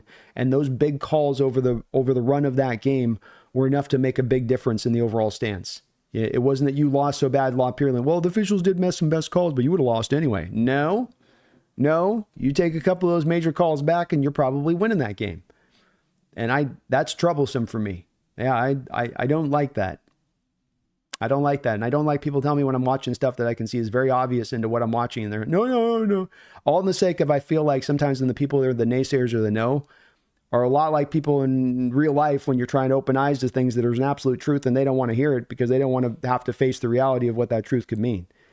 And then you get sometimes a sense for that in some of these discussions a bit, which, look, it's sensitive territory for me too. I don't like talking about it, but let's also not lie to what we're sometimes seeing at times where it's like, dude, this is dirty. Something dirty's going down here.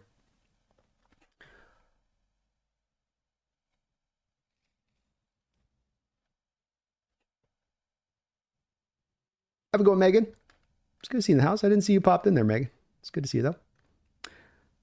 Zet King's out. I'm starting to like Dart Brandon. He has a great build, a strong arm similar to Joe Milton, has some good pre-snap reads. He can run a pro offense, and he does have a clutch factor in some ways. Fun guy for me too, King. I like him. I do want to take him in the right place of the draft. I don't like the thought of people saying he's a first round talent here and he's kind of run up that way. I think that'd be a bit of an overdraft, but I like what I've seen from him. I do.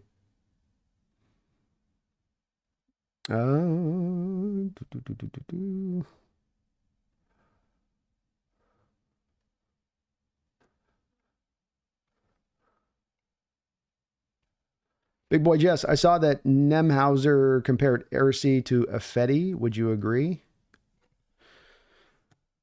They're both rough, a little bit.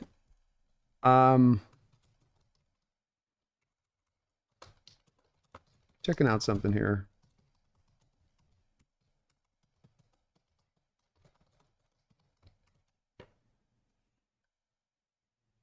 So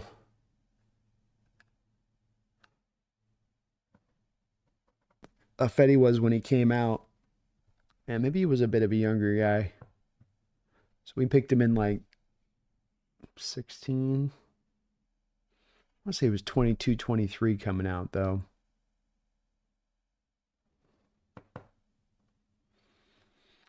I guess there's some fair comparisons there. I think that I've always said with Affetti that the best thing that would have happened for him was to walk in the door as a pro, big boy Jess, and be kicked into guard from day one rather than being tried out at a tackle where he was in over his head from the jump.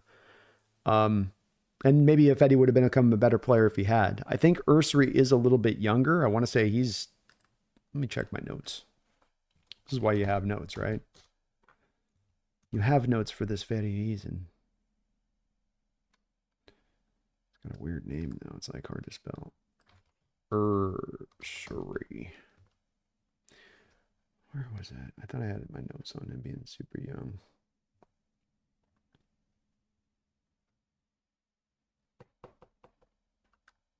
I have to look it up at some other point here, but I believe he's about 2 years younger than Jermaine coming out, which I mentioned this because I think that there's more room for him.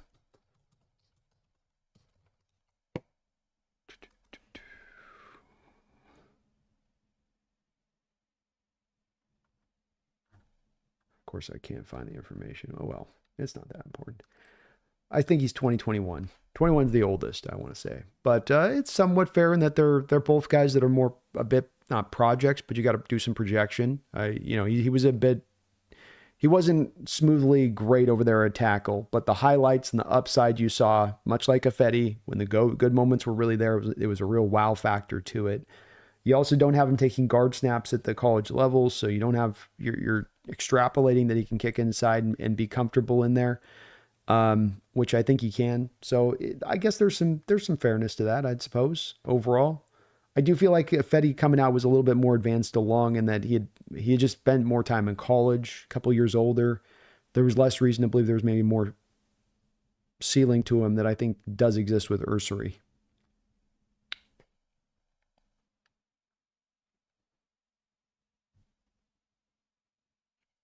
Josie, yeah, Puka was a fifth rounder.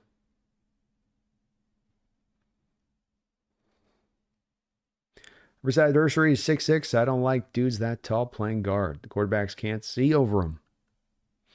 Good point. There's been more of them, it seems like, in recent years starting to get transitioned in there, but it's a good point. Johnson says Gray Zabel's the guy I would look for at tackle guard. He played left guard and tackle. He has Monster Senior Bowl and even played center. I like him too. I'd be perfectly happy with Gray, man. He's a good player. Alpha says, Bloom, why was Connor Lee playing tackle at the Senior Bowl? There's no way people think he's playing tackle at the NFL, right? He's one of those guys that I think people liked a lot more than I do. And that exists nationally, I think, too, coming out of Alpha, and maybe even at the Senior Bowl itself with some of the scouts thinking he can do that. I don't know that I see the same. I don't know if I see the same from Connerly.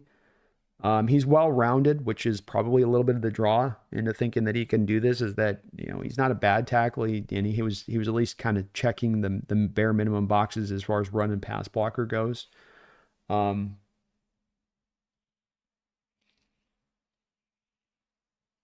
may be some worry about him transitioning. I'm just checking my notes. There might be some worry about him transitioning inside from a power standpoint. He might be just too finesse to operate inside by the outlook of the pro evaluators there. But I think he ends up going to guard one way or the other.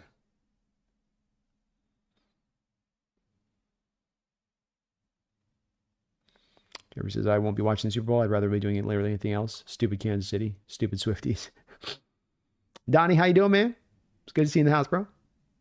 All is well over here, bro.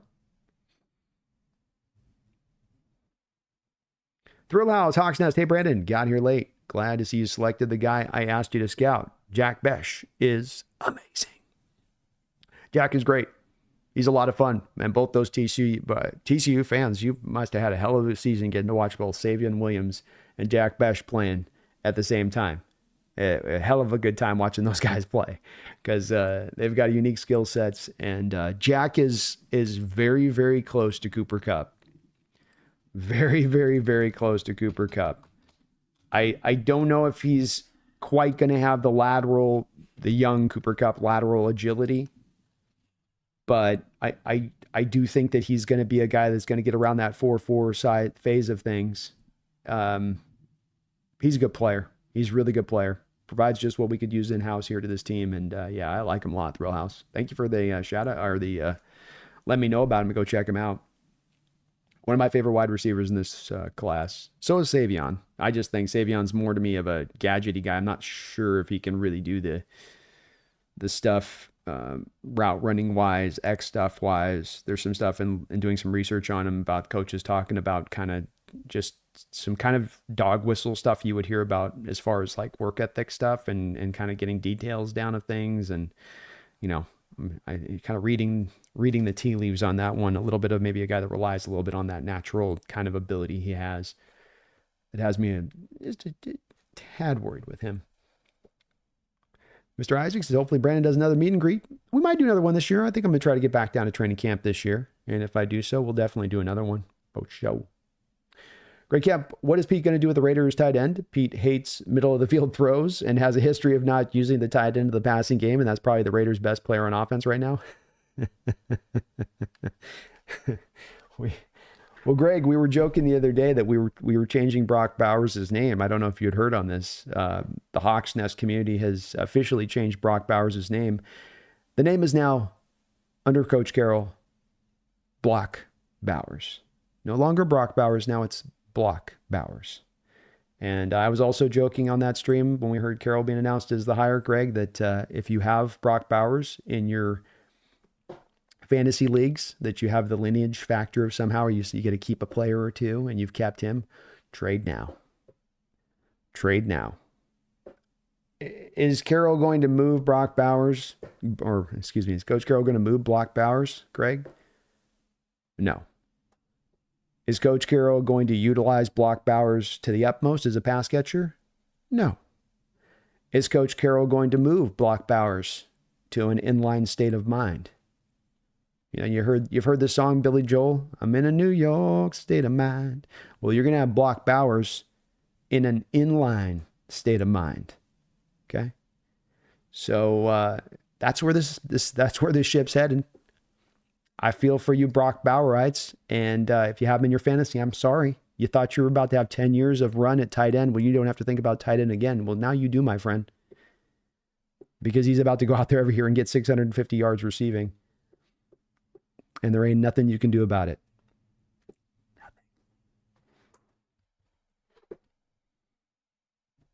Nothing. Now, we actually discussed Block Bowers. Zach, I don't want Milroe at all. I don't really either. He's a physical marvel, but the man is just doesn't have a feel for the position.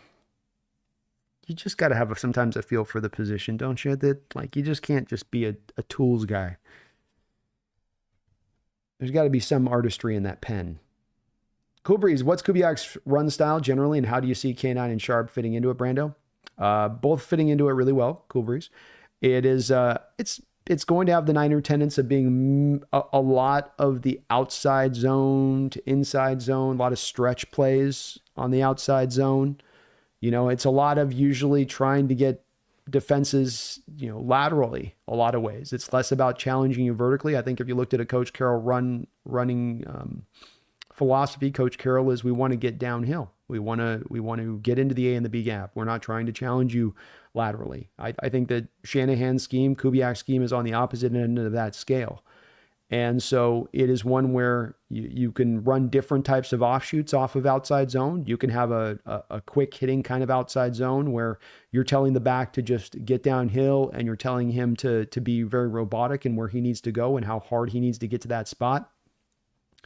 And both of the backs we have obviously can do that. There is also then those outside zone runs where you're going to have the back play with a little bit more of a read where he gets the ball. He's going to stutter a little bit of his grind to the outside as he reads the block, and then he works off of the blocks. And whoever the defensive lineman is that loses their gap integrity, he's going to bounce off of that and go upside, bounce it right up and in. Both these guys can do it.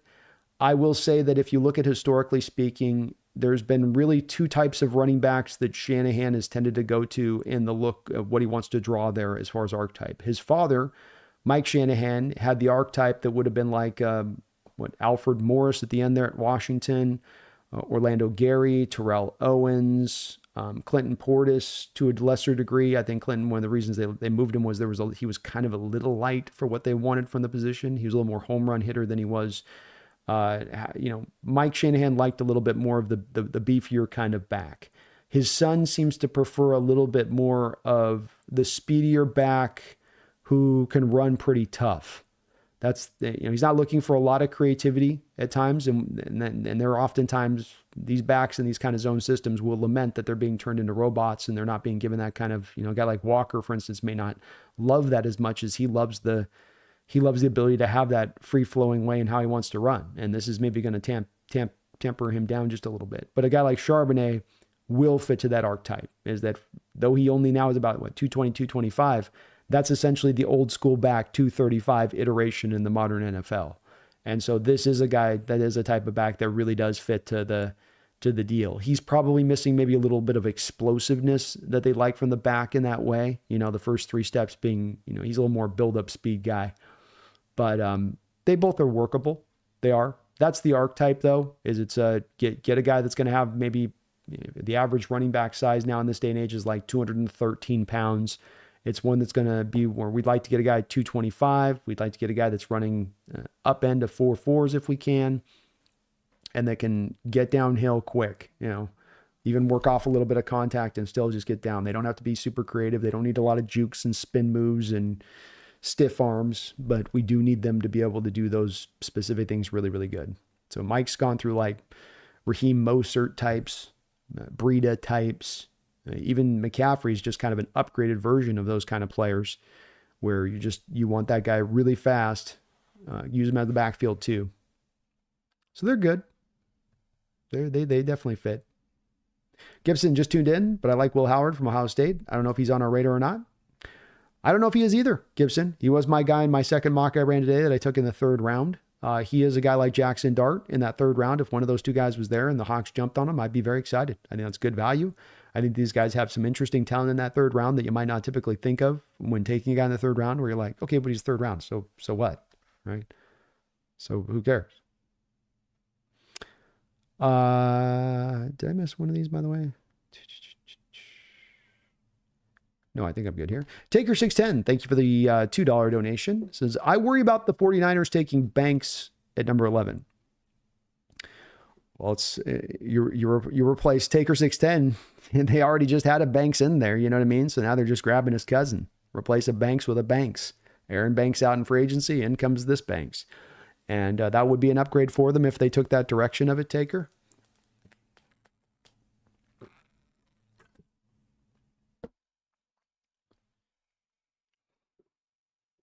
Trying to think about this, and they do not tend to be a team under Shanahan that tends to pick offensive linemen high in the draft. Banks is a possibility there at 11. I think that is a little bit high for him at 11. In my mock draft for the Niners that I ran somewhat recently and looking at where I thought they would go. Is this the one right here? Let me see here. Let me see here. If I can find it. Here it is. All right, we'll run that one up here.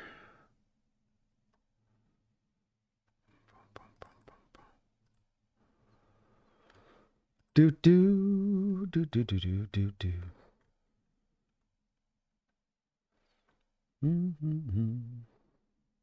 Okay. This was a draft scenario I ran a couple weeks ago, just having some fun, trying to get a feel for where I thought things could go. And at that time, I had the Niners taking Genty with some of the worry. You've got the Jordan kid's a free agent right now for them. They've got Garendo, but then you don't know what you have necessarily in McCaffrey. But now I would say that you probably have the Raiders at that point taking Genty at 6, which would push down a guy like Will Johnson. And then I do have Banks going 2 picks after on this scenario to the Dolphins. So 2 year worries and 2 year concerns on that Taker. I mean, that's right along the area of where I've got Banks kind of close to there. And if not Banks, even a Josh Simmons. If he drops off, I have him going to Chicago there at 10, but if he were to drip down to 11 on there, that's also a guy that, to me, they bring in at right tackle, and they're kind of set there to even a guy, or left tackle, sorry, as a potential replacement for Williams in the long term, and then you can slide him into left guard in the short term. So Niners are in a good pole position spot this draft. They're going to get a hell of a player, whatever they do there. That part is for sure, Taker. Female More Seahawks, thanks for the $2 donation. Allen did cross the line. Josh Allen did cross the line, and Worthy dropped the ball. Yes, I'm on both accounts. I'm in that line of things on that in that game. I like with that though. There was a variety of other points in that game and of other places in the game. So it's like not just that. It's. I mean, even at the end there, where Allen throws that incredible throw off his back foot, and the tight end comes up to catch the ball. It's like, even if he had made that amazing catch, even if you had overcome all the officials had done to you up until that point to set yourself up into that position, what did they have already ready to go there? A flag. They picked it up, right? They picked it up because they didn't need to have the call go in, right? It was there, though. You know, you get the impression it was just like officials sitting there going, all right, this thing's about over with. We've got this thing completely in control, Commissioner. Everything's under control. It's all handled. Oh my God, he just made that amazing throw. This guy's going to maybe catch this. Jesus, he's going to maybe catch this. Get this out. This can't happen. You know, oh, he didn't catch it. Oh, Jesus. Well, never mind. No. It came out. It just came out of my pocket. Just flew. It just kind of came out. Yeah, he crossed the line. The official at the top coming in had it as a first down. Officials coming at the bottom was the guy that moved it back. Yeah, I think they kind of did him a bit dirty there. I did. Massaged. If rig gets too many people triggered, let's just use the word massaged. Just a little, like cat biscuits, you know? The NFL was just creating cat biscuits in that game. That's all they were doing. That's all they were doing. Thank you, though, Phoebe. PGZ, thank you for the $5 donation, PGZ. What do you think about taking a swing at Dart with our second pick? He definitely won't be there in the third. It's probably a good point. Certainly he's not going to be there to the depths probably of where we're picking in the third. Probably well said on your part there with that.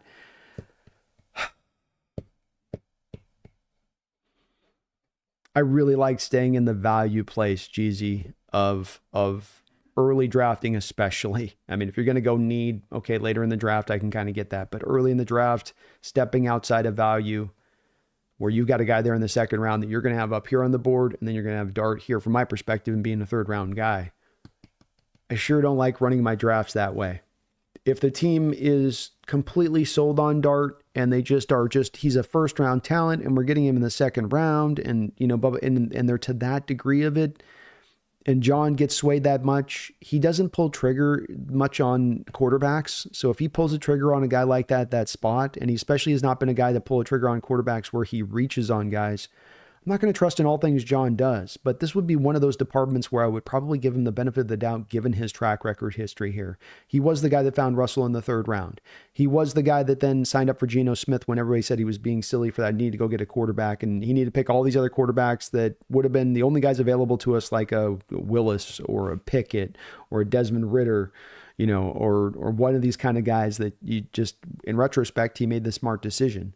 So if he gets sold in that way, PGZ, I will on this particular specific spot go, okay, I get where you're coming from there, John. I can get it. And like you're saying, he's not going to last to where I'd like it to be, where we're picking natively in the third round.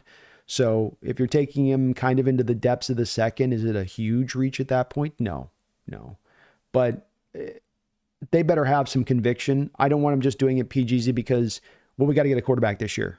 And he won't be there in the third round. It's got to be driven by, our conviction of this player is so sound that it is worthwhile for us to go up this high and take him. If it's driven by that, then okay, I can get it. I understand it. But if it's just to grab a guy that we kind of like, then stay in the pocket of your board's value and don't deviate from that, especially at the top of the draft. Dogzilla, thank you for the $2 donation, Dogzilla. Says, Mike McDonald needs to throw John Schneider in at right guard to get the message. John's good for a snap or two. Give him a shot. Get him out there on the field. He might get ran over, but he'll stand in the way real good for a moment or two, Dogzilla. And sounds like, look, I'm sure you guys saw the shot, Dogzilla. It was on Twitter of Mike McDonald and John right there up at their feet were, their toes are right there on the out-of-bounds marker in the back of the end zone where they run those one-on-one drills, and they were both staring intently, arms crossed. You know, they were deep in evaluation mode. And I've said that I think that John it would have to be completely blindly dumb this offseason to ignore what right now is the thing that's very possibly going to threaten his job as a whole. It has threatened to sink our team as a whole in the last couple of years. It's threatened to sink our offense and has sunk our offense at times in games on the whole in recent years, this offensive line. And now it's starting to creep into a position to start to be something as a factor that could eventually end up sinking John as a whole if he doesn't address it. And if he's got any, say nothing of whether it's his philosophy or not, or whether he thinks they're overdrafted or overpaid. Do you like your job? Do you like to keep your job? Would you like to keep your job? Okay. This thing's threatening to be the thing to cause you to lose your job. So proceed with caution, my friend. That would be my advice. And I'm going to be interested to see what he does, because there's a lot of wash, rinse, repeating same strategies over and over to no benefit or help to the team, especially in regards to this line. So, yeah, hopefully he gets the message this year. But if he doesn't, that seat's going to go from being just a little bit warm underneath John to he's going to have flames coming up his ass. King's Owl, is it possible now that Pete Carroll is the new guy for the Raiders? Would Pete bribe Geno off McDonald and the Seahawks owed nearly $45 million? Carroll would give a second easily. I think if the Raiders gave a second round pick tomorrow, that the deal would be done in a heartbeat, King. I think that it's probably more likely you're getting a third round pick back for the Raiders if you make that trade. And I think that Sam Darnold I think the Raiders have a pecking order here. Carroll's coming in. He wants to get this jump started quick. He's not in there to sit around for 4 years. A little bit like you did here, where you spend the first couple of years here just kind of piddling around a little bit to try to figure out what's what. He's going to walk in here with, I think, a sense of purposefulness with the Raiders organization. And it's not going to get microwaved necessarily, but he is going to come in and I think look for a quarterback, look for a guy that's rolling right now and ready to go. I don't think he's looking to just draft some guy, especially right now where they're not going to have a draft guy really available, probably that he really wants to go and take with that first pick. So I think that it's Sam Darnold first. It's Geno Smith next, King. Geno's the number 2 option, and then it's probably Russell as a third option. And then wherever from there. Howard M., Jalen Milroe should have returned to school. And it's a silly decision on his part. I think he probably got told that he'll be taken somewhere in the second round. He's like, good enough. But considering what he was going to get paid in the NIL and the fact that we've seen these quarterbacks recently going back to college for that extra season, or 10 years ago, they would have come out early like Milroe is right now. And they go back for that extra season now. And we've seen the benefit to these guys over and over again. It benefited Michael Penix coming back. That turned him into and cemented him as a top 10 pick. It benefited Bo Nix coming back. He goes from a third round pick to now a top 15 first round pick. And I don't know why Milroe looked at that situation aside from he said, hey, I'm just like Anthony Richardson. So if Anthony can climb up the boards in that way through the pre-draft process, why can't I? I'll go out there, I'll run a 4.4, I'll throw the ball with velocity, it'll look really nice coming in my hand. But I agree with you, should have gone back.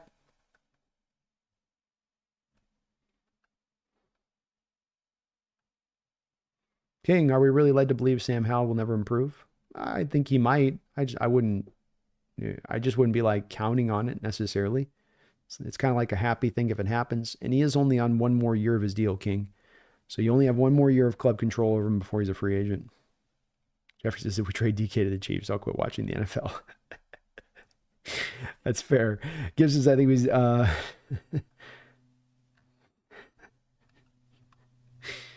It's very fair, my man.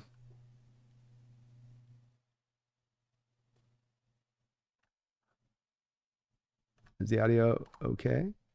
Sounds like the audio is okay. Just hit refresh if you're having audio issues. I'm not sure what's bopping up, if there is something bopping up, but just hit the audio. If you have an audio issue, just hit the refresh thing on it. Should be okay.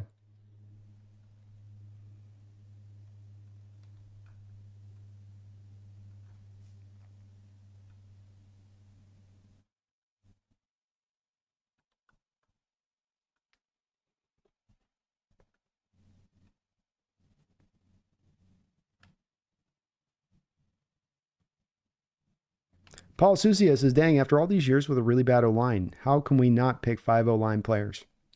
Support that I go to is I don't know how John ignores it this year. I don't know how he does it.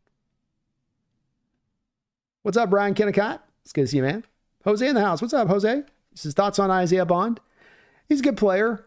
I'm not as wowed at him as others, I think, kind of are there a little bit with him.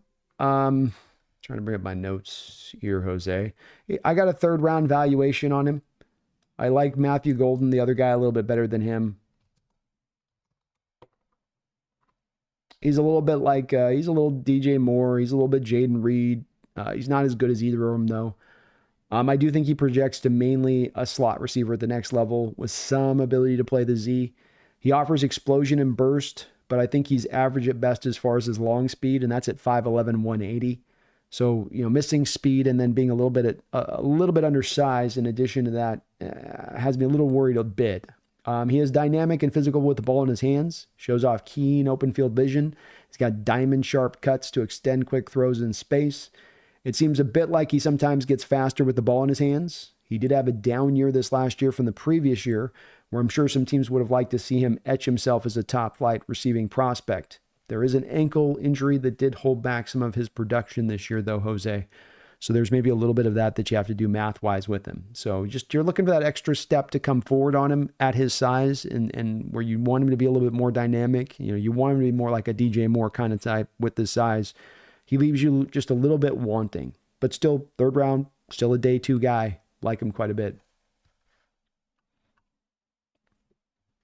MJ, I'm frustrated with sports going to streaming services more and more. We have budget and miss the M's and Sounders. I don't like it either, MJ. I think that they should just offer. I don't understand why all these leagues got to separate all this stuff out. I mean, it's maximizing but they're losing eyeballs. It's like there's a weird thing they do in this modern world now where it's just, they're doing this thing that has so much negativity to it. And it's like, well, I guess the upside just overrules it. You break a few eggs, you're going to break a few eggs making the omelet, I guess. And I would think that it would make sense for these sports to just offer, here's the package. You can watch every game. All you got to do is come to here. But instead it's like, well, you can watch all the games except this over here and that over there. And this is up over here and that's over back there. And then you got to get this thing for that. And then there's this thing. Oh, there's one more thing. Yeah, get that app. Have that thing too on it. What point do you expect that you're going to get the average fan to go, I don't think I'm going to do any of this. Hell with you. It's too much work. NBA's losing. Look what they're losing, like Ross mentions. Like they're just getting kicked in the pants on the back of this approach. King says, look, the NFL wants another Tom Brady-like player in the NFL, and now it's Patrick Mahomes with his $580 million contract. Certainly seems that way to me. I'm a begrudging guy not to want to believe that this is the case. I'm very against trying to get too far into this thinking with the NFL, and I'm a conspiracy guy by and large, so I'm a guy that tends to want to lean this stuff, but I've fought this for a long period of time. I will be honest, I'm having a harder and harder time fighting it. Robert, thank you, Brandon. Picking with Howard. I've been saying it and hope John drafts him. Let's go. Let's go. Thank you, Robert. King says it also doesn't help that Andy Reid can get another win on his former team. More great TV game. Yeah, that definitely doesn't help. Definitely not a good thing. Throughout Hawks next, I saw Cross had over 40 pressures this season. Is he part of the problem too? Ursary looked like a guy that will get smoked and injured. No, I would not say that he's a part of the problem myself on that Thrill House. You damn near led the league in passing attempts. So it's first off, when we go to total pressure numbers, I think that rather than total pressure numbers, Thrill House, it should be more pressure rate is what we're looking for when it comes to tackles on trying to kind of isolate that, because this is a stat that can be skewed on a quantitative basis in the way that if you're going to be one of the league leaders in passing attempts and you have a player that's played all of the games in the season and he's not losing any time, it's pretty easy to understand then that why the natural number of pressures given up is going to increase with that just because of the nature of you're not running the ball. That's first off. The second part of it comes down to you don't run the ball particularly well, so the threat of running the ball means that teams can get all that much more, pinning the ears back and making that tackler guard have a longer day at the office and getting their job done because there's a lack of predictability there. So that's the other part of it. Then on top of the fact that you just weren't willing to run the ball. So our offensive linemen had their job made very hard for them by the way that Grubb called his scheme and his system throughout the course of this year many times over. Early on, there was a little bit of some stuff made easier with some of the short passing concepts, but I think some of that a little bit went by the wayside as the year went along. So I think that it's not a big issue for me. Thrill House, he was a top 8 PFF rated tackle in this sport. That's a representation of the fact that pressure numbers is a little bit more back to the high number of pass rushing snaps that you had to have him take on than another guy would, who, if you have a guy that's in a run-based centric offense, for instance, Thrill House, right? Like, let's say you have an offense that's running a little more 55-45 pass to run. Well, now if that guy's got 250 passing pass set snaps removed off of what he's doing versus a Cross. If you go look at his total number of pressures, it might be like, oh, he's down there at 21, and Cross is double that number or something, something like that. So it's not I thought he was pretty consistent this year. I thought he was took a big step forward this year. I think the future's bright for Cross. He's never going to be Walter Jones or Orlando Pace reborn. He's not a Hall of Fame talent, but he's a guy that can be a Pro Bowler for many years. As I've said, Larry Tunsil is kind of the upside of what he can bring, and I still believe that is the case.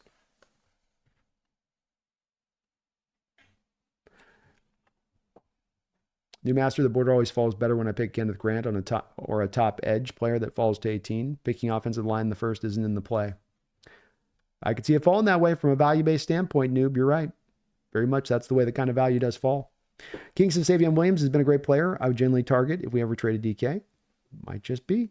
Herbicide, I just read that Belichick wanted to trade the name of the Super Bowl, wanted to change the name of the Super Bowl trophy to Tom Brady Trophy. Thoughts? No, I don't want to do that. I would say no. Hawks Nest, Savion versus Higgins, Restrepo versus Besh, Donovan Jackson versus Booker. Sorry, that's a lot. Savion versus Higgins. Higgins is a number 2 wide receiver. He's a possession guy. I think the more I look at him, I think Higgins is more of a Jawan Jennings type than he is a real dynamic outside wide receiving threat. Savion Williams, to me, is more gadget. To me, the comp is Cordell Patterson. And just like you wouldn't have put Cordell Patterson out as an X wide receiver and said, hey, go run a post route and get clear with separation, I don't think that you're going to do that with Savion Williams either. I think he can take some reps at X. I think he can take some reps at Z. But I think by and large, Savion's going to be living in the slot at the next level. That's where he's going to do his best work and be a good player in that role. Besh is an outside pure Z more to me. There's some of his snaps that can go to the slot too, but to me, he's more of at 6'2", a guy that can work on the outside. I think he's going to have sub 4.4 speed. I think that'll work. He's a great contested guy. He's a great yak guy. I think that, he's really a good player. Restrepo is really small. He's a pure slot. There's not a lot to be excited about him. He's not going to have a big catch radius. He's okay after the catch. All the guy does is kind of just get open and make catches, kind of a Cole Beasley type slot wide receiver. But obviously much different than Besh. I think Restrepo is more of like a 4th round, 5th round kind of guy. I think Besh is more of a 2nd round guy. Savion I have as a 3rd round receiver, and then I've got Higgins as a 3rd round receiver too. I would take at this point, I got to move Savion up on my boards here, by the way, because I got him a little low. I would take Savion ahead of Higgins, though. I think he's just funner. I enjoy him more watching him on tape. Yeah, Higgins is just kind of boring as that big route runner that just kind of just gets open and makes contested catches, and he's fine. Donovan Jackson Booker, I like Booker a little bit more. I do love Jackson's flexibility, and I got to say I'm very impressed by Donovan Jackson taking those reps out at left tackle to get them to the national title like he did. I mean, that stuff is very eye-opening to see him play like that, because I didn't know that he had that in his bag athletically. I would be happy with either of them, and fairly almost equally so happy with either of them, I would say. Good players, though. Good players. Phoebe, thank you for the $2 donation. He says it's simple. Chiefs 3-peat and a Travis proposal. Oh, the plan was in place 2 years ago. They'll have the proposal already. They'll have Taylor Swift. The confetti's coming down. Kelsey's hugging Mahomes. Kelsey's hugging Reed. Here comes the Gatorade over Reed. Here comes Taylor Swift out in the birthday cake. She bounces out of the birthday cake. He pulls, just like Terrell Owens once pulled a Sharpie out of his sock after scoring a touchdown against your Seattle Seahawks. Kelsey reaches down and pulls out the ring out of his sock, showing that he has been playing the whole Super Bowl game with this 15-karat diamond ring, and it actually was so big it actually cut a little bit into his sock, and it's a whole story about how that the white socks they're wearing has been red blood, like Kurt Schelling with the Red Sox in the playoffs when he had that ankle thing going on. And so then it's this whole extra thing where he's bleeding, and he's been a warrior, and he just won his 3rd title, and now here to you, my lady, and then he makes the proposal, and then just eyeballs everywhere, world crying, oh, ratings going, geez. I can see it, feed me. Long this. Thank you for the $20 donation. Long this. And good to see you in the house, man. After you dropped a love the other night too as well on the other stream. I really appreciate you for that. Long this. And thank you again for the $20 donation. Very, very kind of you. I missed the start, but just to take, the first goal of all roster building is winning your division. Where does Seattle have to go to beat the Rams and the 49ers? It's a great question. It's a great question. I actually think that the division all kind of begins in the same place, especially now that we've moved on from Grubb. It wasn't as maybe something along this that you could say was the case prior to Grubb, but now this is the case right now. And that is that you've got to be able to stop the run in this division. There's some other details beyond this that are some other things that we can dive into, cover and wanting to develop and work around. But you've got to be able to run the ball in this division. The Niners have an undersized defensive line and undersized linebackers, but they can run around. They can run stunts all day. You cannot live in the passing attack against them. You cannot become one-dimensional against that Rams team. They will cut you apart. And you've got to get downhill like we saw the Eagles able to get after them in that undersized, two different times this year, get after that undersized defensive line in that way. But stopping the run too. Rams come back at you and they invest all that in the offensive line, a wall of humanity that they want to bring at you, and they will stay committed to it. Part of the reason I think that they lost that game against the Eagles along this has to do with the fact that they didn't stay committed to running the ball like they had at times throughout this year, where there were so many games where they might only be getting 3.3 yards a carry with Kyren Williams, but they stay with it. So you're going to have guys up front that they got guys that can move you off the ball. They've got depth with it that they can call upon. You've got to be able to stop the run and have the dogs up front to be able to stop that run. The Cardinals, with their gap running scheme and the counter stuff that they run there, and they've got a good assembly of running backs, they're going to build up that offensive line even more further this offseason, I would believe. It was one of the better offensive lines in the division this year.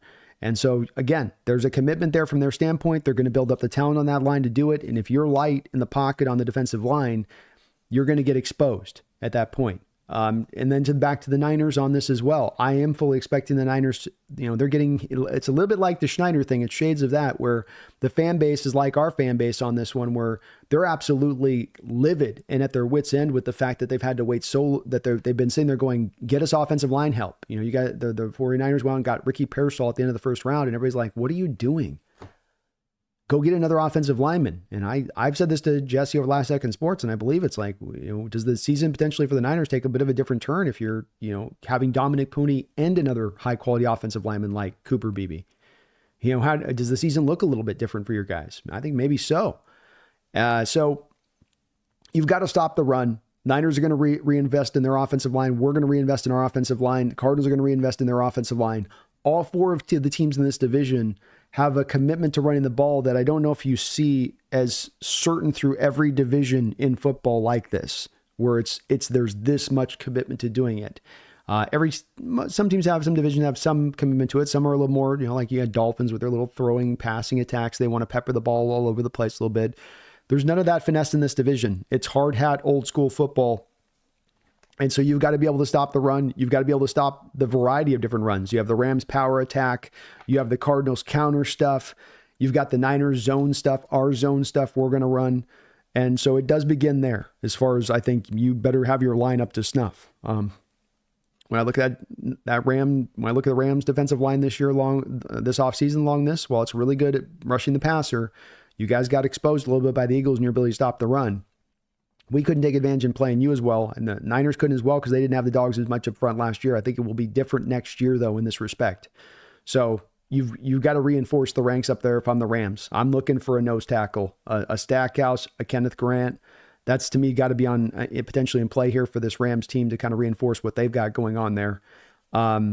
Same thing with the Niners, with Malik Collins, and no, Javon Hargrave is not a run defender at this point in his age. They need help inside as well. We're all kind of looking for some similar stuff in this division, partly along this, probably to deal with what the other teams are doing. So I go first. You've got to stop the running game before anything else in this division.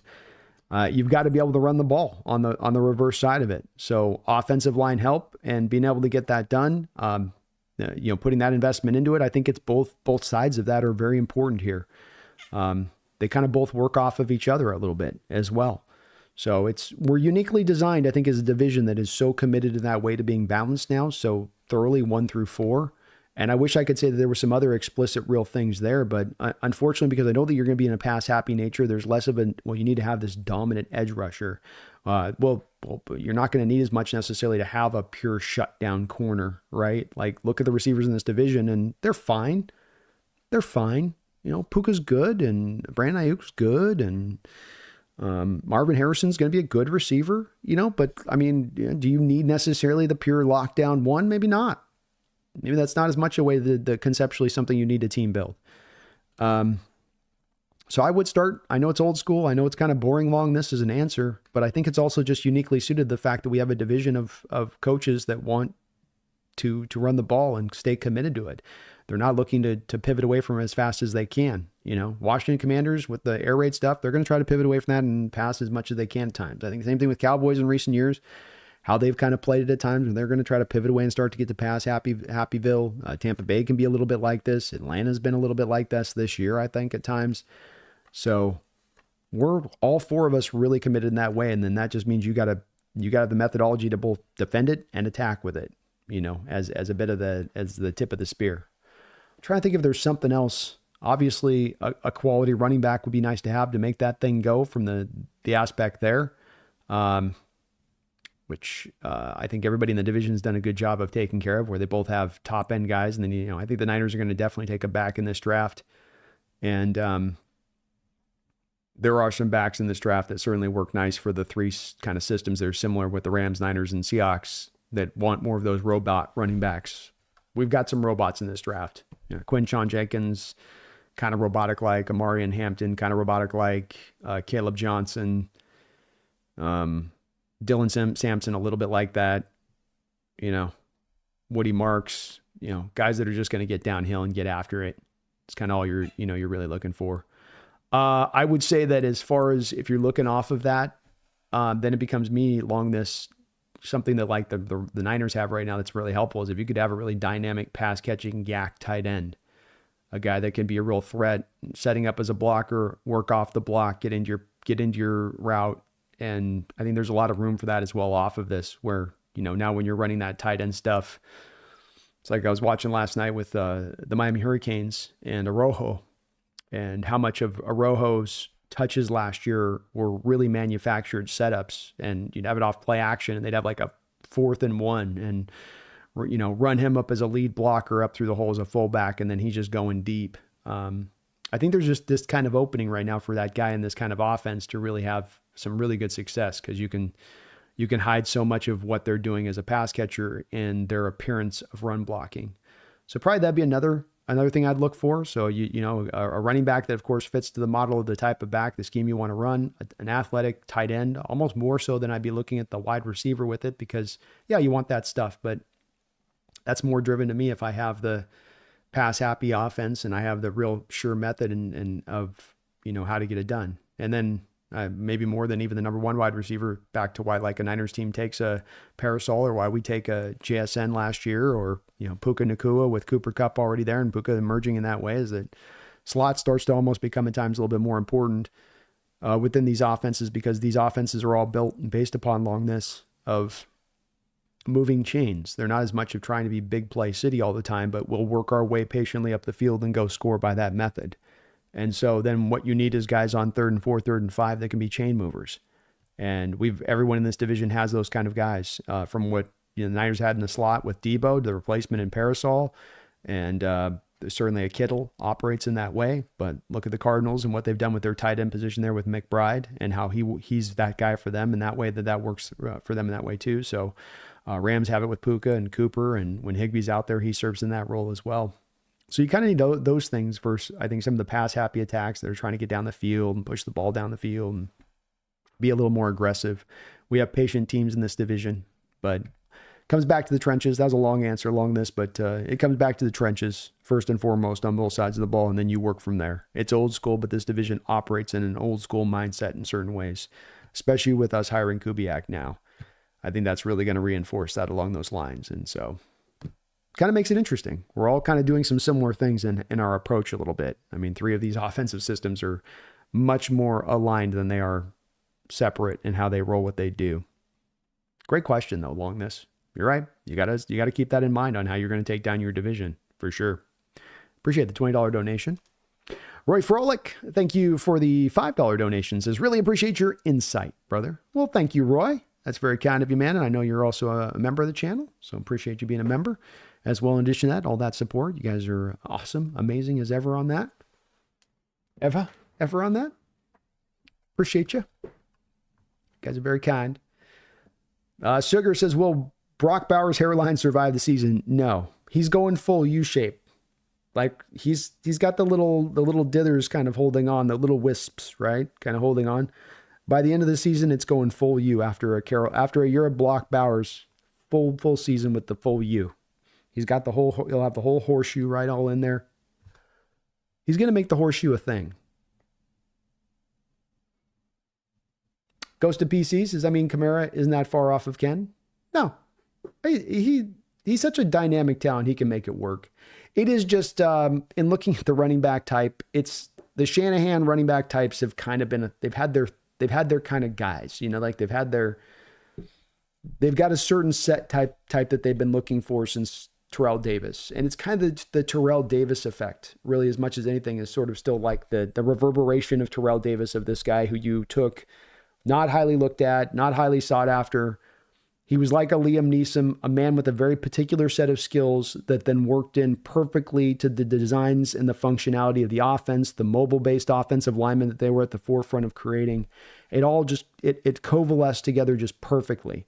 And it was like, it created, I know it did absolutely for Shanahan. I know it did for his dad in his mind of this, of like, hey, it's not about us finding the star back now. It's us finding this type of horse, you know, and all these other teams are looking for this type of horse that can do that, you know, can canter and can do all these other, we want a horse that can do just this, you know, he's just got to be a, you know, meat plow. And so it's a little bit of that from this standpoint in anticipation, but Walker will work. He ain't gonna kick him out of bed. You know what I mean?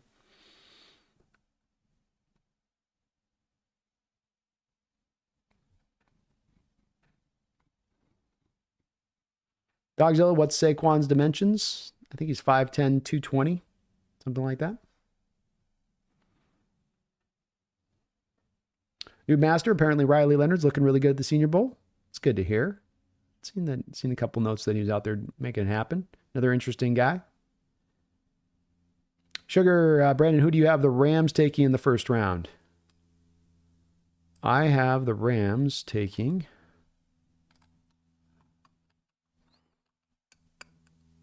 This was also done before the Senior Bowl, by the way, so subject to change. I have the Rams taking Carson Schweisinger, inside linebacker out of UCLA. Where they're picking up on the board there, I thought that was the best value spot for them where I was selecting. But they could also go with like a Tyleik Williams there. I think of a Kenneth Grant. Like Kenneth Grant I have is the pick right before theirs with the Texans. So if he were to fall them at 26, I think that they would definitely jump on a Kenneth Grant kind of guy in there as well. So that is definitely a guy in play there for them on that side of it, going more nose tackle. Wide receivers certainly in play too for them there. You know, Golden could be a guy that they take a look at. Moore could be a guy that they look at there from Stanford. I don't think a Muckabook or Luther Burden would, unless they really do trust Puka to be an outside guy moving into the future, which they might. They might think he can do that. Greg Kemp says Pete has never had 1,000-yard tight ends, so history says don't take the bet. Yeah. It's very unlikely. King's out. Saquon is a monstrosity. Ever said I got the Raiders taking Cam Ward in the first if he lasts that long? It's possible. Hard to see if he will. Yeah, I don't know if I can. I do think to your point on that herbicide to my board, I could see the Jets being the one to grab him, or one of these teams jump up ahead of a team like the Raiders to go get him. But it's certainly Raiders need a quarterback, so it would not be shocking to see them go there either.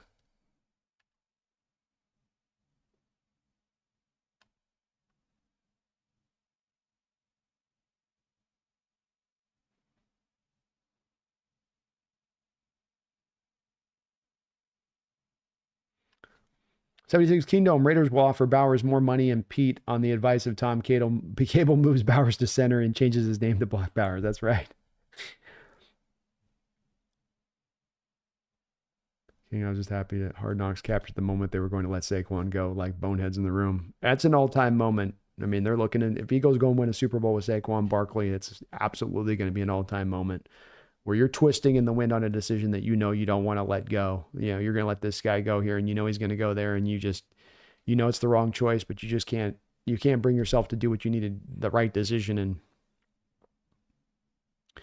so many ways, the Giants had to kind of make their peace with spending that money on Saquon at that point, the moment that they drafted him, in my opinion. If he was worth an investment after you picked him top 5, and you feel that he's not going to be old after that rookie deal's over with. So you're signing up for the fact we will sign that next contract. That's how much we trust in the faith of a running back having that much impact. And you sort of didn't trust in your own outlook on your approach with the situation, I thought. Kitty, can we not? Thank you.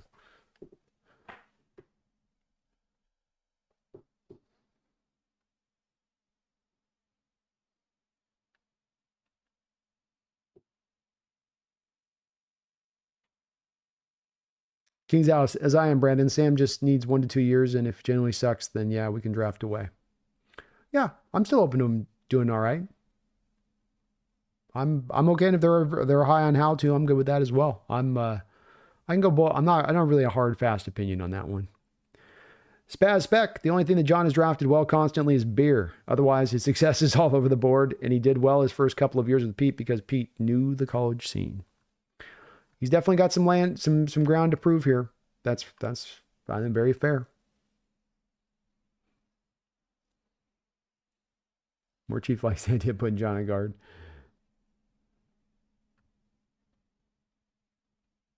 Big Hawk says he probably selected Miller Lite over the champagne of beers. What's up, Nicholas? Good to see you in the house, man. Stoyan, hey Brendo, can you give me your opinion on next year's quarterback draft class? What do you like there since this draft class is not top notch? Well, it's definitely still tiny bit early on some of the stuff because I haven't gone, far overboard on all of the prospects through and through. Cabe Klubnik, the Clemson kid, is fun, athletic, good live arm. He's got to keep an eye on for sure. Arch Manning is obviously the guy at the front of the stack who I think would be your leader in the clubhouse to be your number 1 pick going into next year if he can realize more of what we're hoping to see from him from a talent standpoint. The kid out of Penn State would be another guy to keep an eye on and see how he develops this year. Drew Aller, I think he's going to be probably a top 10, potential top 5 pick next year. I think all 3 of those guys are probably top 15 first-round picks next year. As far as anybody else that I can think of that would be at the top of my head, I'm sure there's a few people in the chat that got a couple guys, but there's not a lot. But I'm kind of also at this point still, and I'm knee deep right now in 2025 draft stuff. So I'll start to kind of pick away. It didn't seem though there was as many guys going back into the draft as well. Versus how many guys, Carson Beck, he's a guy, but he doesn't interest me a lot. Ewers ended up coming back in this draft. We had a lot of guys that ended up kind of jumping into this draft first going back next year to college. So I'm not super familiar outside of some of those guys right now. King says Gabriel's a shaky quarterback. His athleticism is top tier, but his pre-snap reads are non-existent, and his arm really needs some work. He can run and do the Mariota stuff, but he's not an NFL quarterback. It's fair. King says O-line constantly kept running.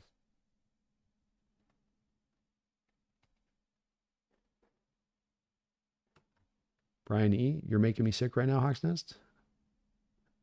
Why is that?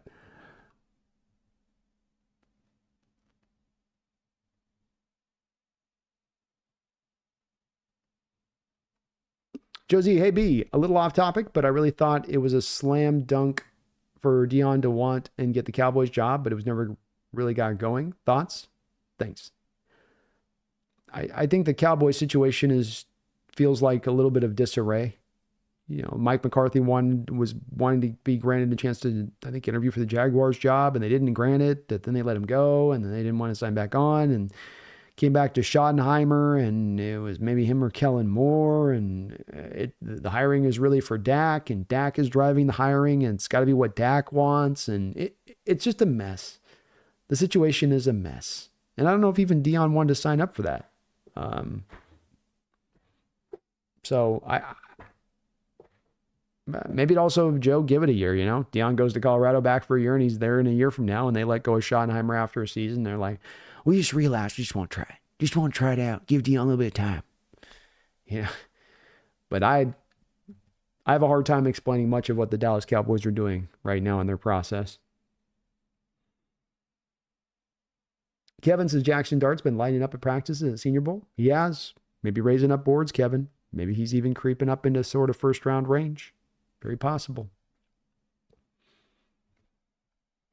Brian says the only way to keep defender fronts honest and force defensive backs to cheat up is run the ball consistently. A time-tested approach opens up play action opportunities all day long. It does. And let's also remember with this is also, you want to be a little bit at the forefront of where the game is going. And it's a little bit maybe easy to look at the running game and go, well, that's old school stuff. And it is. It's old school stuff, but football is cylindrical. So you have, passing going along for years. And defenses come along to this thing a couple years ago where they're like, hey, we can sit in a cover 2 shell prior to the snap, which makes quarterbacks think that the deeper stuff's not going to be in play post-snap, and then we can slide off those coverages into different stuff post-snap to take away some of the shorter stuff at times and kind of keep them on their toes about what to expect. And so what this has then caused offenses to do, why you have the Rams that were early on with McVay more pass happy, who are going and we're doubling back down to running the ball and investing in offensive line this offseason, and why we have more 1,000-yard rushers this year than we've had recently, and that this trend's going to continue, I think, and that the run game is going to continue to come forward, is because this is how you go out the cover 2 shell. Because if you're going at a cover 2 shell and you got those 2 guys back and you got your 2 corners on the outside, that's 4 guys that are essentially, especially if you're running around the middle of the offensive line, that's 4 guys now out of the mix. So you've got 7 pure now on that offensive line, depending on how you run. If you run a 3 wide receiver, you got the slot receiver out here. So now you've got 6, 2 inside linebackers, 4 down linemen. And now you got a nice little bit of a numbers game down there to run against. And that's where, it comes down to sometimes as simple as that, with that cover 2 to bring in an extra guy down the box as a safety. And now you bring him down, and now this opens up the stuff on the back end. Football can get really simple in that way when you're able to push it in that direction. When you can't run and you can't force the safeties out of cover 2 and they can kind of stay back there and still defend the run well, that's a long day at the office. But when you can flip the other side of it and make it work the other way, then you can dictate the terms of the defense a little bit.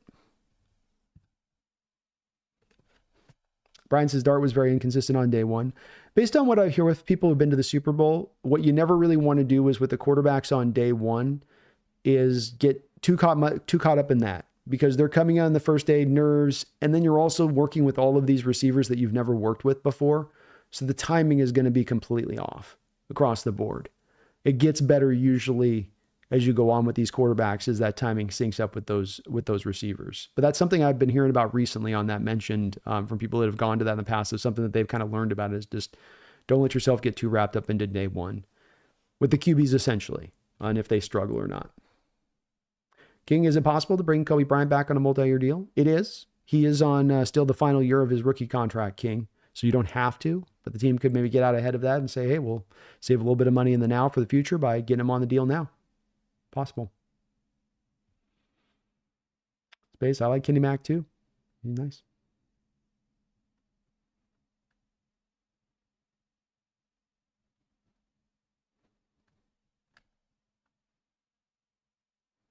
Ross, I like Lachey out of University, tight end University, Indiana. Be a nice combo with Barner for late round value. I will. I haven't had a chance to look at Luke Lachey, but he is on my list. So I will take a look at him at the tight end position for sure. Thrill House. Great tight end class. Hell of a tight end class, I'll tell you that.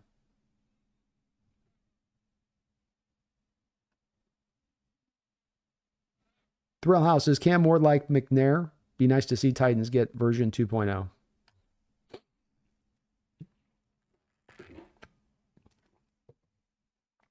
No, I think, I'm quite honestly, it's not going to be very popular, but I think that really like Jalen Hurts is Steve McNair 2.0.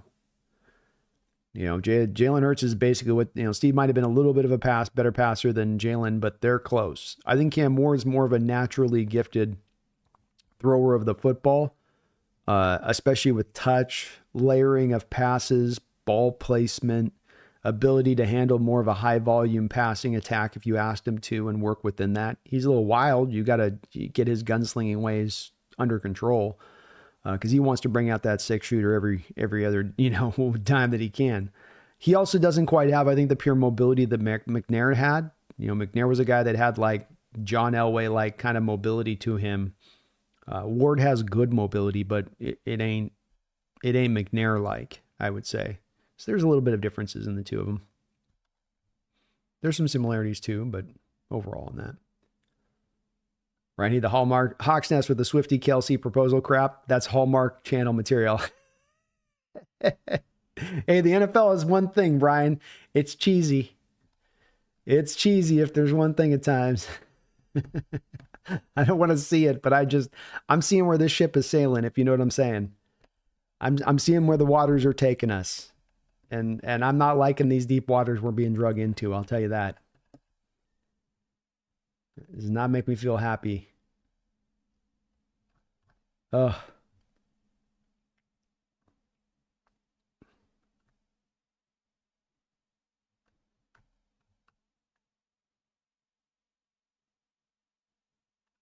Phoebe says, I think Pete might hire Clint Hurt again. He has done a good job in Philly, so the fan base would be sold. Whew. Maybe. It's a possibility. Boy, I would, my feeling if he hires him as a defensive coordinator, because look, Hurt didn't do some fantastic job with Philly. He inherited an offensive line with Jordan Davis and Jalen Carter and Brandon Graham and Josh Sweat and Jalix Hunt. And I mean, just, pretty well stocked up, that group.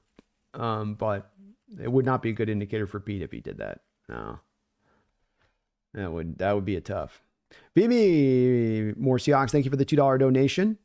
It says, Pete just rehired Patrick Graham as defensive coordinator per reports. Well, there we go. That's a lot better. I like that. You're talking about a much more fantastic hire than Hurts. And hopefully he lets Graham run that defense. Let him run it.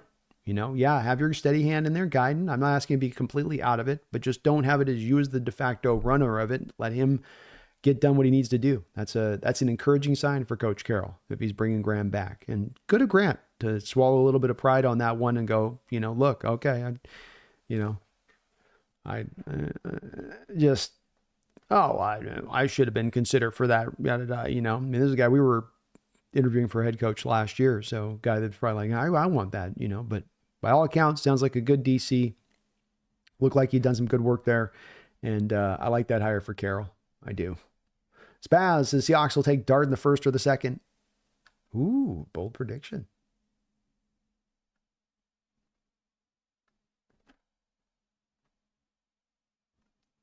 King says I have to see my tight ends soon myself. I haven't seen too much. There's a lot of them in this draft. A lot of them. I still got to get back to Benjamin Eurosec. I watched him last year. I need to update on him. He's one of my next guys. There's a good amount. This is legitimately, I think, maybe the deepest tight end draft that I've maybe seen in 10 years. It's pretty crazy. Span says, I've liked him all season, but he's a lot like Josh Allen. Kind of a smaller version of Allen. He's obviously he's a shade under 6'2". He's like, 6'1.5". But he's ballsy. He's tough as nails, Spaz. He's got a good arm. He's got good mobility. He's played in the SEC, broke Eli Manning's passing records there at Ole Miss. He's a good player. What's up, Slobby One? How you doing, man? Slobby One, how do you feel about Demetrius Knight out of USC? I have not looked at Demetrius Knight yet. I will show you guys right now. Is a good time to show you guys my board, though. You guys want to look at my board? You want to look at my board? Look at my board. Look at my... Hold on. I need to fix my board before you can look at it. Don't look at it. Don't look at it.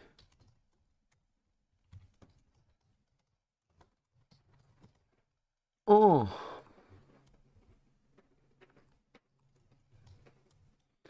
You're always making adjustments on these things, you know what I mean? You're always making adjustments on these things. All right, so let me show you my updated board here. And I will make it bigger, don't worry. All right, so here we've got my first round updated board. As always, this stuff is in a state of kind of a bit of flux at all times. So, you know, this stuff's never locked in to be permanent. It's just kind of right up to the last minute of the draft. We're always working the board. We're working the board. We're working the board. So that's what I'm doing here. I do currently now, I'm down to one offensive player that I've got a true blue chip grade on, and only 6 offensive players so far that I have in a first round grade on. Everything else is kind of second round in the first round. I dipped down in the latest mock. I've dipped down Harold Fannin into the third round. I've got Warren and Loveland in the second round at tight end. I've got Banks, Booker, William, Donovan Jackson, Zabel. I'm going to probably flip Zabel for Booker at this point. Well, I'll probably flip Zabel for William, and then I'll flip, I'll just do this right now. You guys can see what this is. So with Senior Bowl, currently we would go, we go,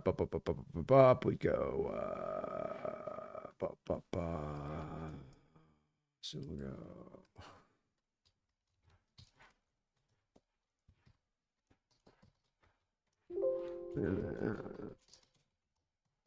Like that. So let's update that. You can see in live action how my mind works on this a little bit. Centers, fourth round is where it starts. All those guys are really good and functional, though. Cooper Mays, Jake Majors, Bryce Foster, Parker, even Jonah from USC in the fifth round isn't too bad. You want to go that. A lot of pass catching tight ends, like I showed you guys here. I mean, Warren, you got 2 in the second round, 3 in the third round, 4 in the fourth round, another 2 here in the fifth round. It's not bad at all. I mean, even a Caden Prescorn's like not that bad. Like, he's not a good blocker, but he's old school tight end pass catch type in the 5th, 6th round. Like, it's not horrible. Defensively, I have made some adjustments here on the big board. I currently have 4 guys with a blue chip grade right now in my, so you see, because I don't have very many blue chip grades I'm handing out when it comes down to in this draft. Mason Graham, Abdul Carter, Travis Hunter, Will Johnson are going to be my only blue chippers. I have kind of knocked down more of my edge group into the second round rather than up at the high point. So I have only 3 first round edge rushers with that pure of a grade.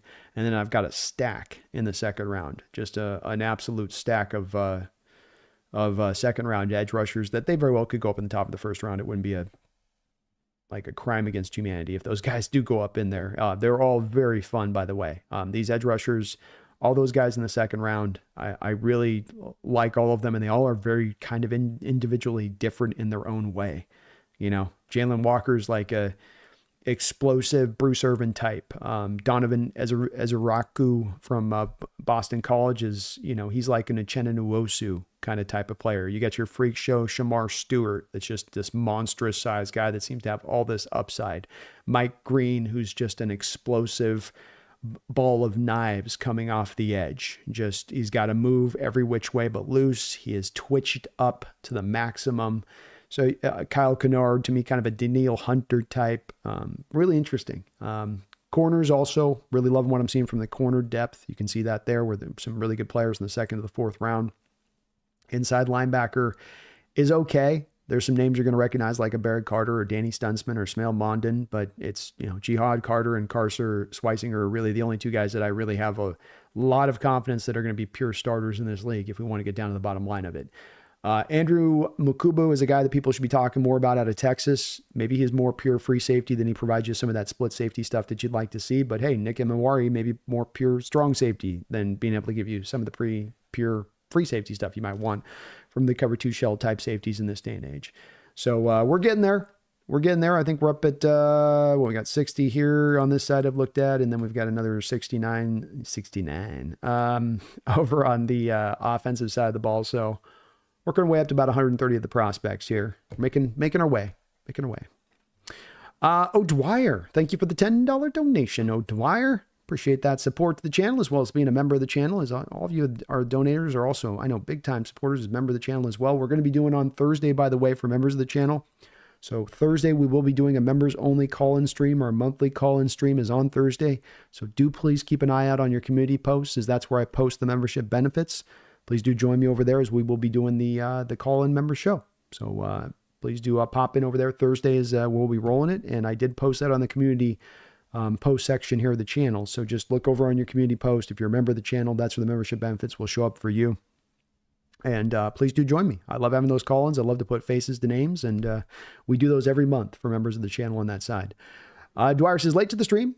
I'll have to go back and watch from the start. Thanks for all the draft info, Brandon. Well, it's one of my favorite times of the year. It's what I love about this sport, is that you sort of twist off of football and getting into X's and O's and schemes and all that, and you go to this whole different section for sort of 3 to 4 months of the year where you're locked in evaluation and trying to project and get an idea of these guys. I love it like you guys do.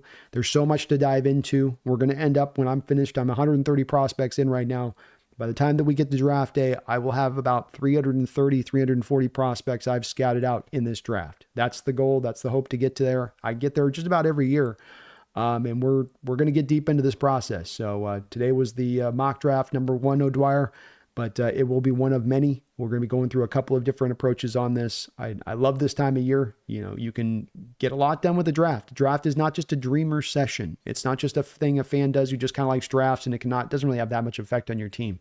You draft right, and you're a team on the edge of, let's say, being a contender, like we might happen to find our team right now. You have yourself a great draft. You can push yourself over that line. You get those draft returns off of a great draft immediately. You can push yourself over that line. To my point on this, when you go back to 2005 for the Seattle Seahawks, at that point you have Tim Ruskell coming over, taking over for, I think, Ferguson as his general manager at that point. You have a talented roster. You have a good offense. Can't quite get over the top. You've gotten to the playoffs a couple times. Can't quite get over the top. Ruskell comes in. He drafts you a Lofa Tatupu. He drafts you in the second round. He drafts you a Leroy Hill in the third round. You know, those two guys start for you all year long and play an exceptional role in that team. Lofa was like a freak show in that first year. He was a freak show anyway, but he was just awesome in his impact and what he brought to that defense. And those two guys you brought in, on top of it was a good draft, I think. Other than that, you had a couple other players that helped out. I forget the first round pick. I think the first round pick helped too, but that draft helped to propel you and push you over the top. So it can be done. The drafts can work this way. You got to hit it right. You got to do it right. But it certainly can do that for you. I mean, even the Rams last year, if the Rams don't have the picks of a Jared Verse and a Braden Fisk, do they get as far as they get to this year? Or is that enough for us to overtop them by a game if they don't quite land on those picks in the way that they did? So these drafts have a big tangible effect and impact to the sport. They're not just a mere sort of pie in the sky for the future. They can be about the here and the now. But thank you, O'Dwyer. I appreciate the $10 donation.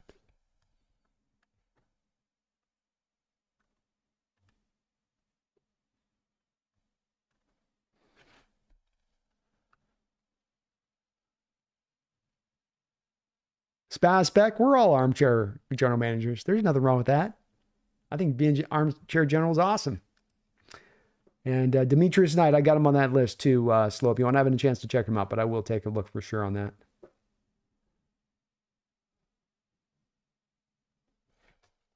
Martin says we have to draft a tight end from this class.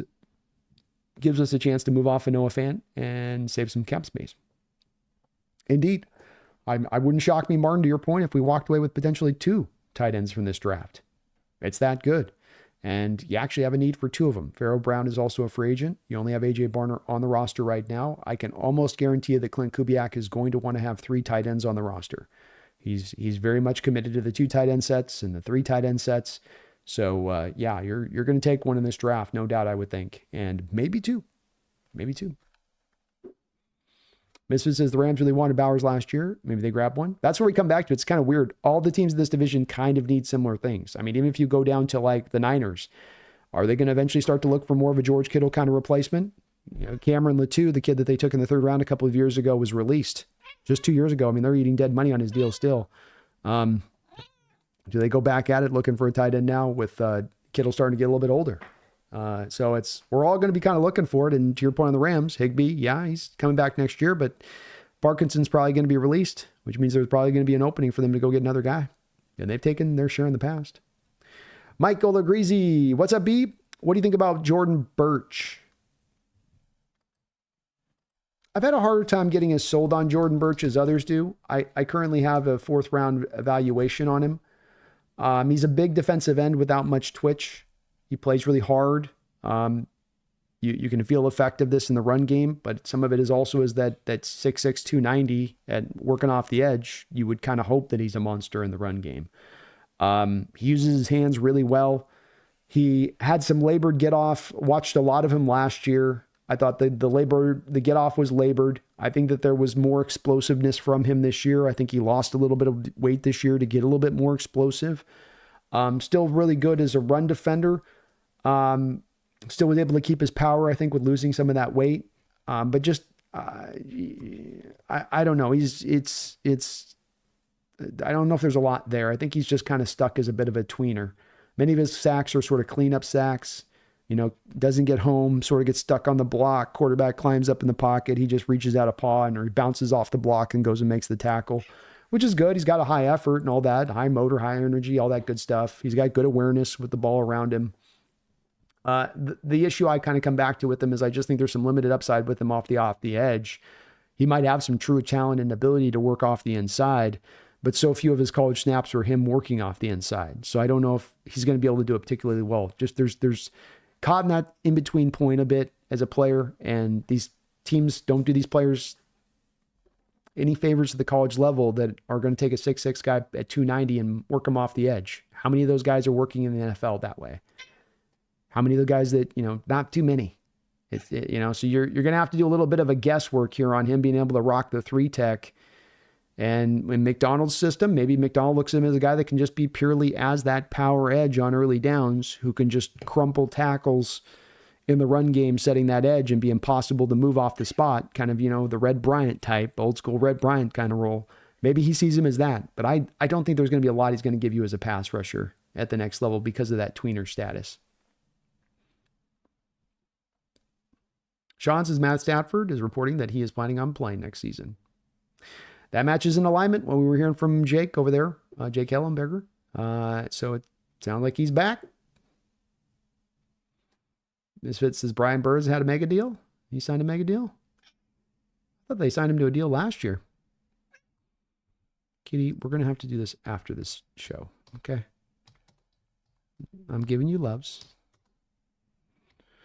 You're getting a love.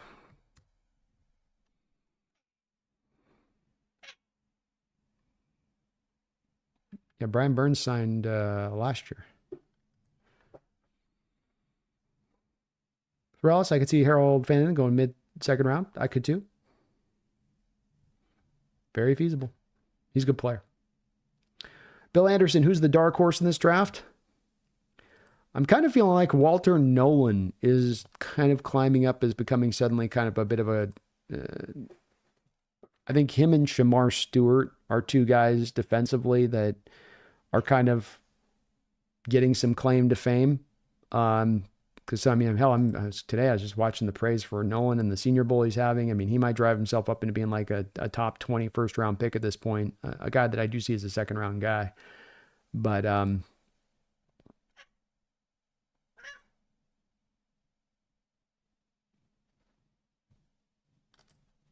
trying to think if there's anybody else that might be a dark horse kind of look here.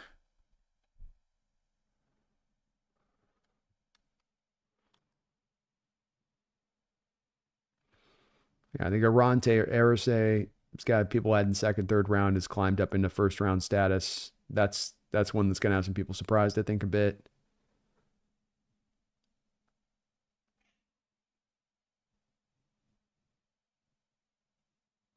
And I think Savion Williams is a guy that might have somebody just so sold on him because he's such a unique player to pull him into kind of like late first round. I wouldn't take him there, but he could be a guy that could rise up like that. Slovey one, I think Savion Williams is a bit bigger than Jaden Higgins. I haven't looked much into Savion. I like Jaden because of his hands. Two different players completely on two different ends of the scale as far as what they bring to the table. Slovey one, one's a number 2 wide receiver route runner. The other guy's a 6'5" gadget guy. It's a real easy way to put this on this.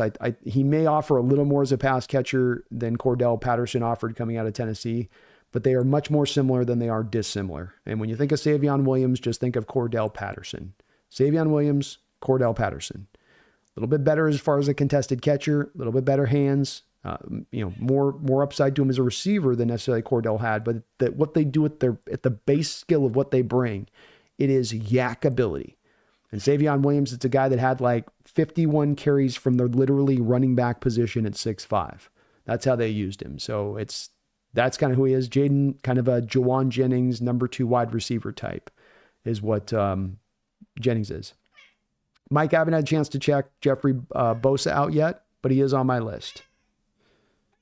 Mekhi Morris, Jahad Campbell's definitely the best inside linebacker. Oh, glad you agree with me on that. He's fun to watch. He reminds me of the kid out of Texas A&M in a lot of respects. Phoebe says, reports say Matthew wants to return for 2025, but wants a new deal. Well, that makes sense why he's releasing that information out right now then. I get that. Misfit says, how fast do you think Jalen Knoll will be? Potential Lockett launcher replacement? I have not looked at Knoll. You guys get into these names so much deeper and quicker than I do. It's amazing. I'm ahead of the curve. I'm 130 names in, but every time I go live, I'm aware. I'm like, oh man, no, you still haven't even scratched the surface on all the names you need to be getting to. I haven't gotten to Jalen Knoll yet, but I will. Misfit, I've got him on my list now, and check back with me on the next stream. We'll see if we can. See if I get a eval back for you on that one. Trying to cook through, if I can, I'm trying to dial it up, get to the 4 or 5 a day. Once you get to about the 5th one, your eyes start to go but I'm trying to get through about 4 or 5 prospects a day if I can do it. Bill says, keep an eye on the quarterback from Canada. Which one is that?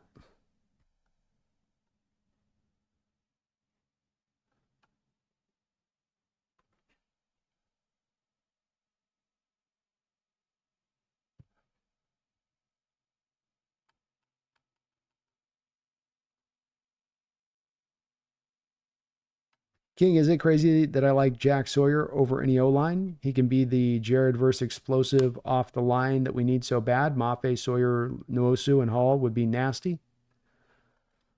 You're going to have, I would certainly see, if you're getting Nwosu, I think it gets a little bit to a point of redundancy when he's the 4th edge deep and Sawyer at that point. Sawyer is another one of those guys that I think is a little bit of just a guy that I don't quite get into the same place other people do as far as how much they like him. He's an active all-around edge. He's capable of standing up or putting his hand in the dirt. He's more of a kind of a counter punch guy. He's kind of looking to set up a lineman with his bag of moves, and he's got many. He could be an excellent power edge for early downs alone. He's bigger and longer than most tackles deal with. He's smart. He's a bundle of energy, making it harder to get any kind of push off of him. He's aware of the run play and where it's going, how it should attack. But I think at best, he's got average quickness, average dip, average bend. He sets up his moves really well. Linemen are real tentative with him with their hands because he attacks those hands so good. But when it comes to an edge guy and you're missing quickness and you're missing bend and you don't really have a lot of dip, and you're looking at that guy that people are talking about as even maybe a 1st round kind of edge, I struggle with that one. I struggle with that one even as far as looking in the 2nd round myself on this, because I got a draft class with explosive edges up and down, and I'm going to take the guy with labored get off who uses his hands and is a big guy. I'm going to go into the 1st or 2nd round. I'm going to pass on a Michael Williams, a James Pierce, a Kyle Kennard, a Jalen Walker, a Nick Skirton, a Mike Green, a Shamar Stewart, a Donovan Ezerique, so that I can go with Jack Sawyer. Because all those guys have those aforementioned skills, at least some of them of what I'm talking about. They may either have 1st step quickness and bend. They may have 1st step quickness and dip. They may have the 1st step quickness and hand, and the hand fighting skills of a Sawyer. But Sawyer's never going to get any quicker. He's never going to get any faster. Those guys can get better with their hands. They can become more like technicians. So I'm a little slow to warm up on Sawyer. I'm not against him, but I see him as more where some people are putting him up in that high, late 1st to almost a 2nd. I don't see that to me. I go more, He's a Ryan Kerrigan to me. That's a third round guy to me, as far as my comp goes. But edge I'm currently perfectly okay if they want to attack edge king, because that's certainly where the value could be the best placed. Is highest value guy you got on the board is an edge at that spot because of all those names I mentioned. Would be there versus a different position.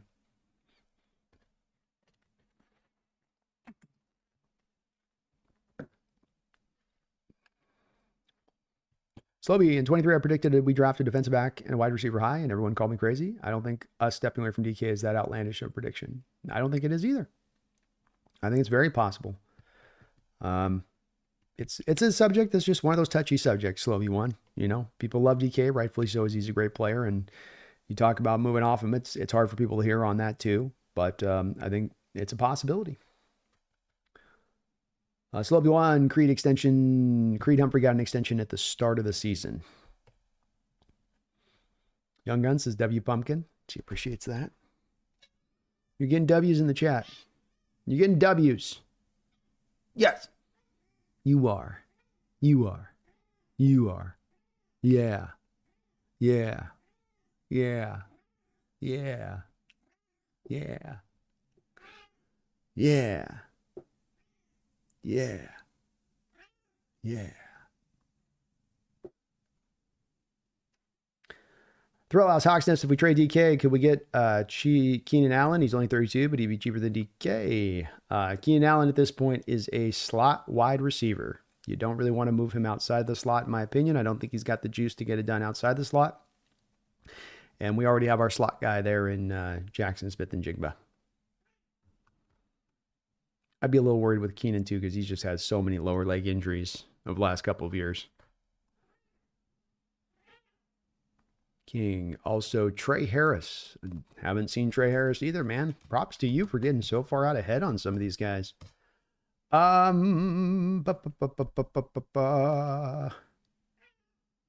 Arojo is moving up to tight end. I'm not as big on Arojo watching his tape last night. I mean, just guys go watch. I don't have to tell you guys, just watch just watch the highlights on it, but watch the highlights of Arojo. And then obviously watch the game film on top of it, but watch the highlights and take note of the fact that how much of his touches are being heavily manufactured by the offense. He's not running a route or doing that. And he's showing some ability to do that at the Senior Bowl, but it does give me a little bit of hesitancy. I kind of look at Arojo too as a guy that I think he's more wide receiver than he is tight end.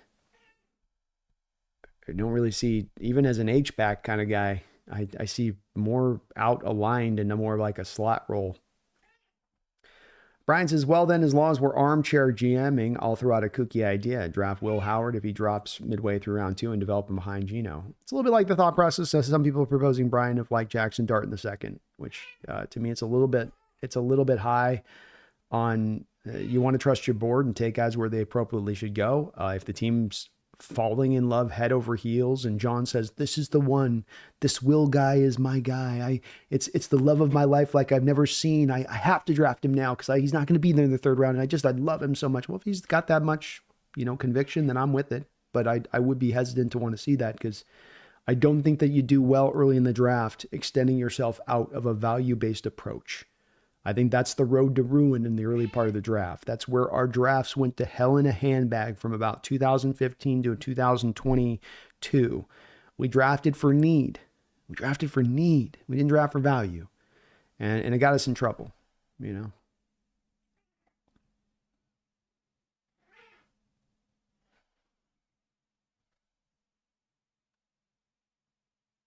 Martin says, have to drop. It's after midnight in Ireland. Work on all that. Have a good one, everybody. Go Hawks. Go Hawks, Martin. Have a great day at work tomorrow. Have I watched Jalen Royals yet from Utah State? I saw someone comp him to Jermaine Kearse. I really like his game. He's good. Jalen Royals. I currently have Royals set at a late third round grade. It's currently where I'm at with him. My comp for him is... No, I don't think that there's anything close to... There's nothing close to Jermaine Kearse's game in Jalen Royals. That's a ridiculous comp, quite honestly. Because my comp is Malachi Corley, Mick. So Malachi Corley last year came out, didn't do a lot with the Jets, but got stacked behind the depth chart on the wide receiver room, coming in there, and they didn't really have a good plan of how to use him. But it's more Jaden Reed, Malachi Corley type wide receiver. He's a yak guy with running backs burst. Maybe a little bit understandable why too. You can't make the Jermaine Kearse comp with a guy like that. He ran a very limited route tree, basically comprised of hitches, comebacks, over routes, and bubble screens. He did show on these routes some plus route running ability, plus hands for a prospect. Nothing next level, but sure-handed, willing to catch out away from his body, and very quick to reel it in. He's got plus change of direction, good contact balance. I think he's going to be missing some long speed when it comes to time to testing, so probably like a 4.55-ish kind of guy, I think. I think his arm length will also be very interesting, as I think his catch radius is just average, and same with contested catch. So more kind of a yak guy in there, I think. Good enough route runner, can get the job done. He'd be an interesting guy to maybe take a look at into kind of that third round frame, but I do worry a little bit about him maybe being more kind of into a slot at the next level, and back again to that redundancy thing that we talk about with wide receivers, where you've already got Jackson here. So we don't want to be targeting in on guys that are going to be mainly doing most of their handiwork out of the slot. We don't want to get doubling down on that, because somebody's going to have to sit on the bench. You don't want to, or you're going to force a guy out to the outside rather than where they properly should be aligned. Hold on, let me take a look at something real quick here. Got my notes down here where I wanted them to on certain things, and I don't on the other things. Yeah, so even at college, he was 22% of the time in at the slot. So probably more of where he'll be at the next level, I think, by and large. A little bit on the outside, but it's like a little dab on the outside. That's right. Savion Williams has run literally wildcat from the TCU offense. That's so unusual. That's that Cordell Patterson thing, like how Cordell Patterson started out as a wide receiver, became a running back. You can see it within the echoes of this guy's game, but shows you what a freak show he is at 6'5", lined up as a running back and running the ball well. Him and Tyler Warren are kind of the freak shows in that. And him and Tyler Warren playing the tight end. And these guys literally took many snaps as a direct snap running back, sometimes from goal line where the defense knew what was coming. Kings Alice says Ryan Kerrigan was a GOAT, Brandon. That's a comp I'll take. It's fair enough. Hey, you had a good career. I wouldn't deny that. I just, Ryan was a second round pick too, to your point, I think. Let me see. Let's double check that. I think he was a second round pick though. Oh no, he was a first overall pick. So I'm a Kerrigan hater here a little bit. He was taken middle of the first round. AI, any chance Cooper Kupp is a cap casualty for the Rams? Washington kids, he was a Seahawk fan. Yeah, he's going to have to restructure if he's going to stay at AI. They're not going to keep him in his current cap hit. So does he accept a cap hit or not? You know how this goes. Player is asked to take a discount on the deal he's currently signed. He gets butthurt. He says, just release me. You release him. Then what does that player tend to do, AI? He goes and signs with a division rival to prove that he's got something left in the tank. How dare you not have faith and trust in me? That kind of thing, right? This is sort of what Richard Sherman did to us with the Niners, didn't he? To a degree.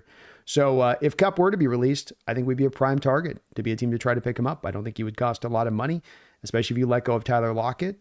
Certainly a feasible place. He did really look kind of at the end of his career here, though, at the end of the year. I'll say that, AI.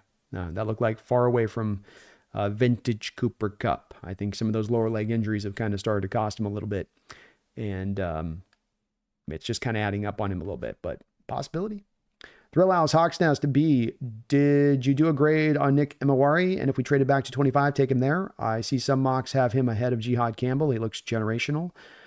I got to go back and watch a little bit more of Nick Emawari. I got to admit on that. I do have him, as you can see here on the big board, listed up over here as a second round safety.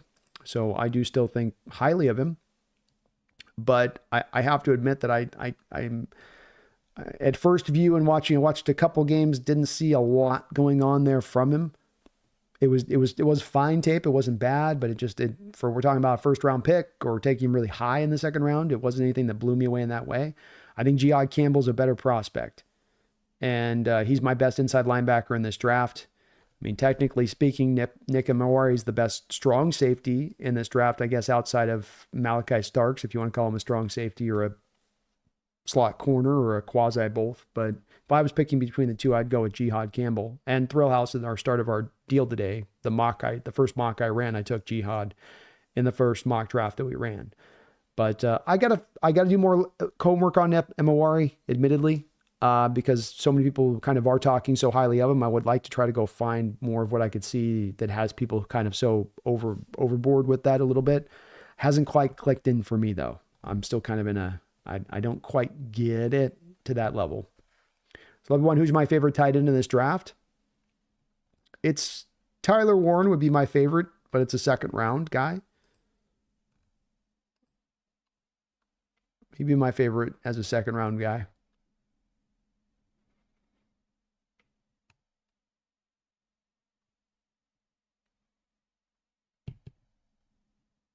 All of the top 5 tight ends are all guys I like a lot, though. If you're looking at all these guys, Warren, Loveland, Fannin, Mason Taylor, Gunnar Helm, all those 5 guys are going to be good tight ends in this league.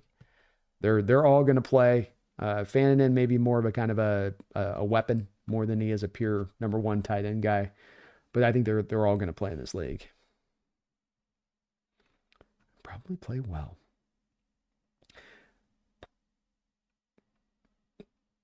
Ryan Ball, Pat McAfee this morning said that the NFL has a list of coaches that can and cannot be hired as a head coach, and went on about why the Chiefs offensive coordinator hasn't been snatched up already, and it was even suspicious to him. That's pretty crazy. I don't know why the NFL would have an ability to say who and who cannot be hired on as a head coach. That's a bit strange, and I've never heard anything about that before. So that's a bit weird.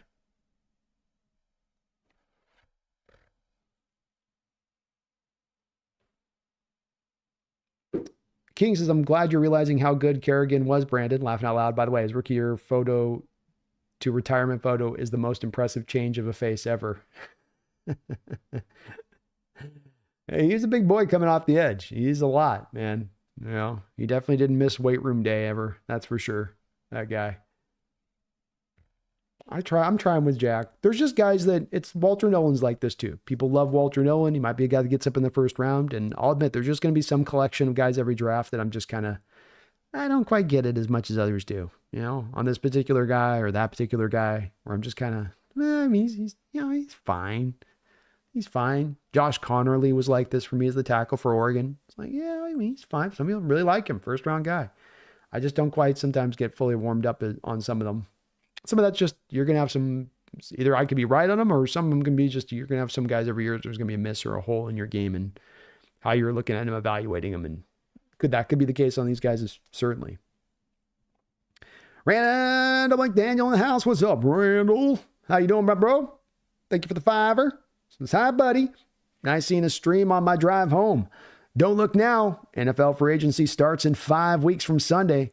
What'd I miss on your mock draft?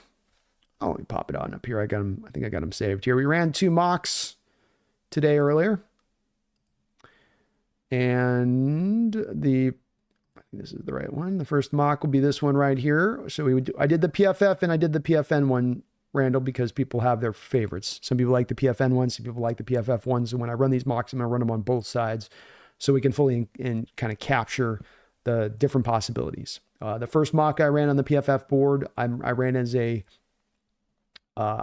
a trade back scenario. The PFN one, Randall, I ran as a pure, just drafted all the way through. So on my trade back scenario, I moved back from 25 or from 18 to 25. I got a late second round pick back from the Texans. I gave them back a 4th round pick in return, also to butter them up to get the deal done. I think that's relatively realistic. And some people are going to maybe try to hold my 4th. You know, if you really had to kick in like an extra 5th, then okay, or something, or a future 4th or something, I'd still do it. So then they took Jihad Campbell, the best inside linebacker, in my opinion, in this draft. Ariante Ursi, a guy that I think is going to transition very well into guard at the next level there. Jack Besh, TCU. This would be your Z replacement for Tyler Lockett. Great as a contested catcher, one of the best in football, college football last year. Excellent yak ability. I think there's a lot of Cooper Kupp echoes to Jack Besh's game. Donovan Jackson, guard. They got him listed tackle here. He's going to be a guard at the next level. So we've got both Aruse and Jackson as my potential 2 guards of the future there if we don't get things stabilized in there with the Haynes, with the Bradford, with the Lamea. Come back with Jack Majors, 4th round tackle. I'm able to get in the 5th round by my value board there, Randall. Hunter Wooler, 4th round safety. I'm able to get in the 6th round out of Wisconsin. Ty Robinson, kind of a Jaron Reed replacement, as I do think Jaron's probably going to move on this offseason. Jabbar Muhammad, outside cornerback. Like him a lot. You'll know him well from UW days. Had a solid season out there for Oregon this year. I think that's a guy who potentially gets in the mix as a starter. I think he certainly is better than Nehemiah Pritchett, quite frankly. And then 7th round, able to get a nose tackle on the defensive line, Nazir Stackhouse. If he was to fall to 5th, 6th, 7th round and we were able to get him anywhere in that territory, I would be overjoyed, Randall, if that was possible. Then I went over and we did the PFN one, which is this one right here. So pure draft, no trading back. Kelvin Banks, 18th overall. There's your left guard for the future. Kyle Kennard, I think he's the Neil Hunter kind of player at number 50 overall out of South Carolina. Will Howard, then I went for the quarterback of the future there in the 3rd round on the other draft with this. Then we've got Mello Dotson. Love this kid, cornerback out of Kansas. Him and Kobe Bryant have made a hell of a tandem out there. You're going to get your share of throws thrown your way when you've got a good corner on the other side of it. You're going to be tested. I like looking at corners like this in the past, at guys that have been in spots that, for instance, Kobe Bryant had this going on where he had Sauce Gardner on the other side. Means he was going to get tested quite a bit on that other side. And then if he's held up, then you knew he was legitimate. And a little bit of what you could say with a guy like Mello Dotson. Seth McLaughlin had a bad injury, but looked like the best center coming out of this draft before the injury. You're going to kind of just have him as kind of an insurance policy there for that center position moving in the future. Jackson Haas, best blocking tight end prospects in this draft, in my opinion, out of Georgia Tech at 187. Go back and get another cornerback with good value. Both Dotson and Parrish I've got 4th round grades on, so I think that's great value. Riley Mills, a little bit like the Nebraska guy that I took in the last mock I showed you there. Just a guy that's 3 tech, can maybe do a little bit of 1 tech stuff, might be able to give you some power edge stuff on early downs, like his versatility, like how hard he plays. And then we got an inside linebacker with the last pick of the draft on that one, Randall, with Jamon Dumas Johnson.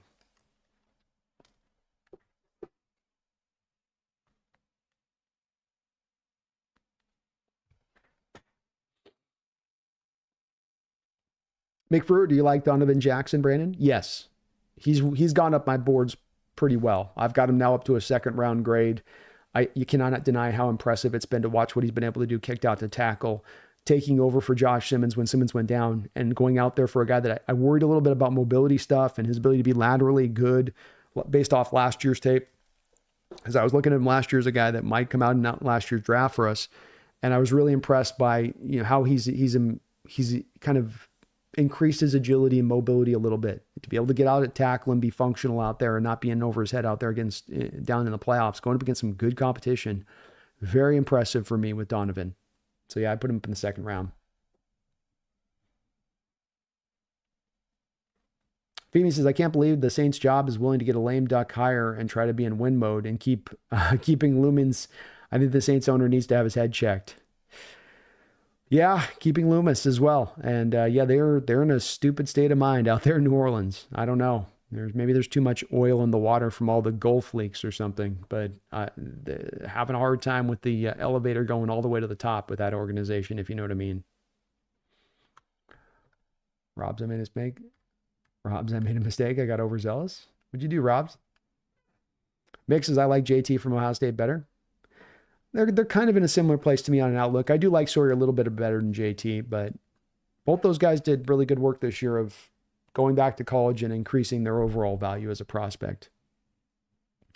Greg Pfeiffer, Roque B, who's your favorite quarterback that the Seahawks could realistically draft? Thanks for all your great content. Well, thank you, Greg. Very kind of you to say.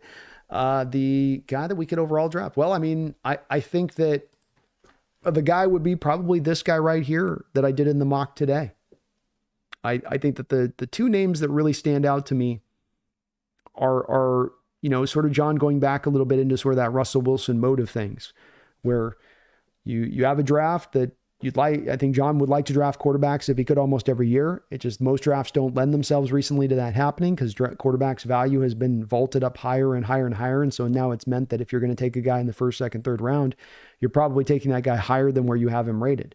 If the team wanted to take Spencer Rattler last year in the third round, they might have had him more rated to the fifth round of where he really went. I don't really want to go up there that far. I know he went to the fifth round eventually, but I'm just trying to give kind of comp to that. So Will Howard, guy that just won a national title there with Ohio State. He's played a lot of college football. There's echoes of Russ there a bit in his game. He's obviously a bigger guy than Russ is. He's 6'3". He's legitimately 235. So he's got some good size to him, good arm, good mobility. He's not going to be twitchy in short steps and quickness, but he's got some long speed to him. And so a guy that I think that could be an interesting guy to go jump on in the third round, in that area of things. Him or Jackson Dart, Greg. Dart, the Ole Miss quarterback, would be the other guy. Either of those two guys in that third round, if they were to last to that point, I think John would be tempted, very tempted. AI says Connerly absolutely shut down Abdul Carter head-to-head. He's got some good tape. He does. He's not a bad player at all. Not by any measure on that. Just it's the where people start to elevate AI on first round. I go, oh, I can't. Where a guy starts to get just a little bit pushed a bit too high. I even got to think that was Tyler Warren. I love Tyler Warren, but I just don't think I can get to the place of wrapping my head around Tyler Warren in the first round. I struggle with that. You can't be in full win mode and hire a goofball. No, you can't. But we've seen it for years with the Saints. They're in the position they're in for a reason, because they don't make intelligent calls and decisions. They make reactive decisions, and they're just sort of just shuffling every year is what you kind of feel like when you watch them. Everything's Just Football. How's it going, everybody? What's up, Everything's Just Football? How you doing, man? Good to see you in the house.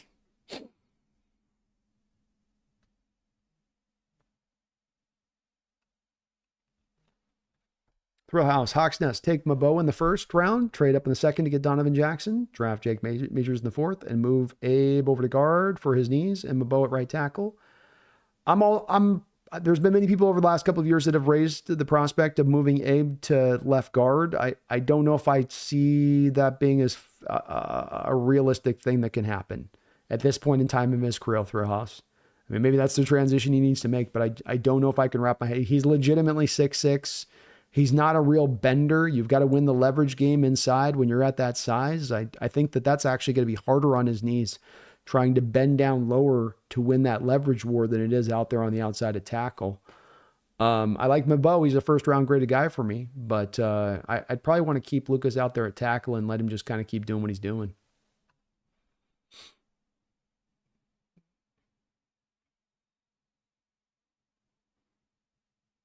Ryan says, oh, sorry.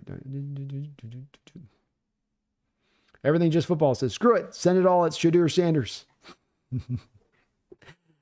don't got a lot of the Shadur Sanders-ites in the chat here. Everything Just Football. It's kind of quiet on that side. God's Gang. Thank you for the $2 donation, God's Gang. Thoughts on Savion Williams? He's fun. He's a fun guy. He's got some freakish abilities. Really unique receiving prospect. I think the comp to Cordell Patterson is very close with him, 6'5", 225.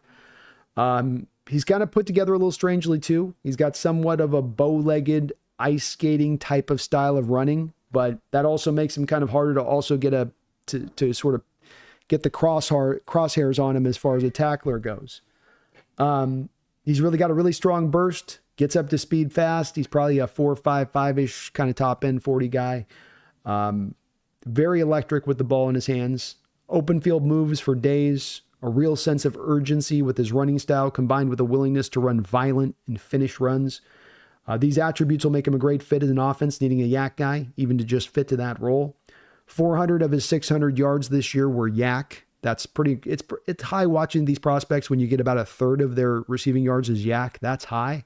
To have 400 of his 600 yards as yak this year is pretty crazy. And as I said, he's got over 51 carries from the running back position. Really good change of direction for a guy his size. It's just really freakish. He is not the most natural hands catcher. He shows flashes of good hands, catching the ball away from his body, but there are other times the combination isn't there. I think he's a hell of a gadget guy, but I don't know if he's much more than that. He is capable of playing all of the wide receiver positions, but I don't think that he's a pure X or a pure Z. I think he does most of his work at the pro level from a slot position, from maybe a running back position, leaking out of the backfield. So I like him a lot, God's gang, I do, but some people I think are a little more convinced of him being able to run run the traditional wide receiver stuff than I am. I find myself a little bit hesitant with that type of stuff. He's fun as hell, though. There's not another receiver in this draft that would be funner than Savion Williams.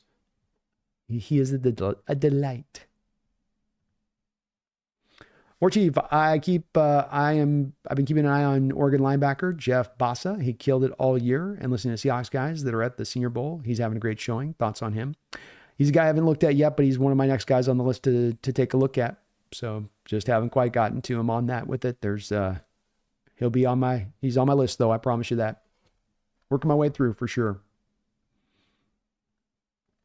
Everything just football. Love the channel B. Lost my old boy Michael count, but been here for years. Remember him being like a freshman in high school watching this. Graduated. Can't believe how far it's come. Oh yeah, what's up, boy? I did call you the other day. It's hard to catch me, man. I'm gonna try to give you a ring again. I'm running around though at all times, so it's sometimes hard for me, and I'm not an early morning guy, so it's like I can catch you in the afternoon or whatnot if I catch you, but I'll try to ring you again if I can, and see if we can touch base. And congrats on getting the channel rolling, man. Everyone in the chat, do get subbed up to Everything Just Football. He's starting up a new channel here. Femi, the 49ers are looking to restructure Fred Warner or extend him if they are going all in on next season. All right. Niners are looking to restructure Fred Warner or extend Jim if they are going all on next season, not win the Super Bowl. That 49er. Okay, Femi, you're going to have to retype that one, brother. Split it up into a couple sections or just retype it up if you can. That's going to be lovely show B.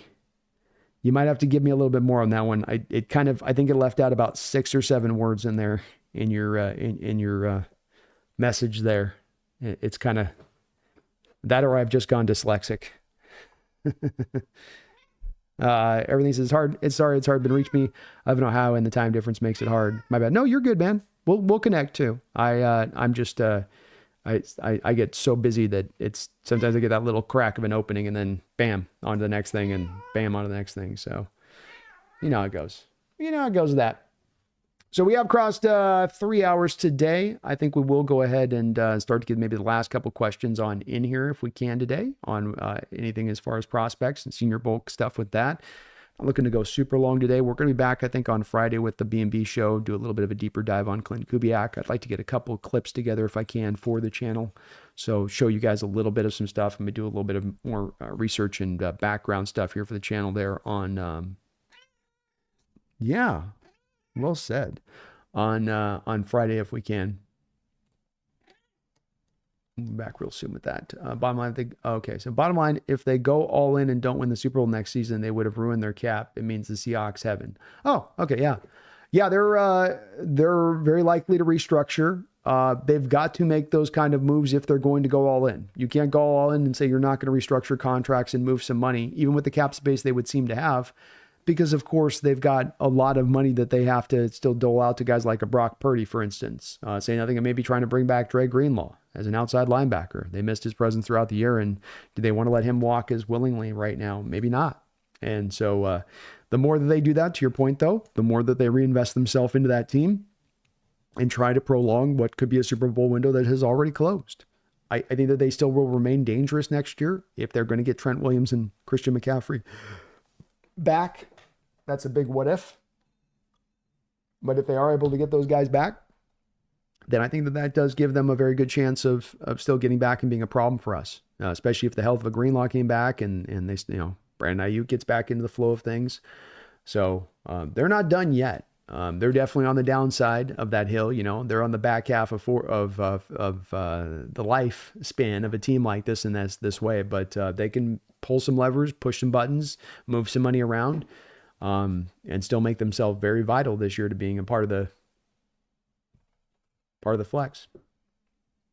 The football says just get Sanders, please. Well, maybe the team will target you. You never know. Mick says, I would like Ibuka if we didn't already have JSN. Yeah, this is a year where if you were looking for a slot, there's a lot of them in this draft that are really interesting, different types of ones. Emeka Buka, Luther Burden. I mean, these are two of your best wide receivers, Mick, in this draft. Emeka's really good. I mean, he's a really good player. I don't deny that at all. But you're right. You come down to that redundancy, and I know people love JSN, and I love him too, and he's great. But I think it has been proven and shown at this point that JSN is a slot wide receiver who can give you a little bit of I can give you a little bit of outside stuff here and there, just a little bit, but that's not a guy you're putting out there consistently as a Z even and expecting him to go out there and win in that way. You want him kicked inside in the slot, let him do what he does great, and let him roll in that way. And Emeka is going to be that same kind of player, same kind of way.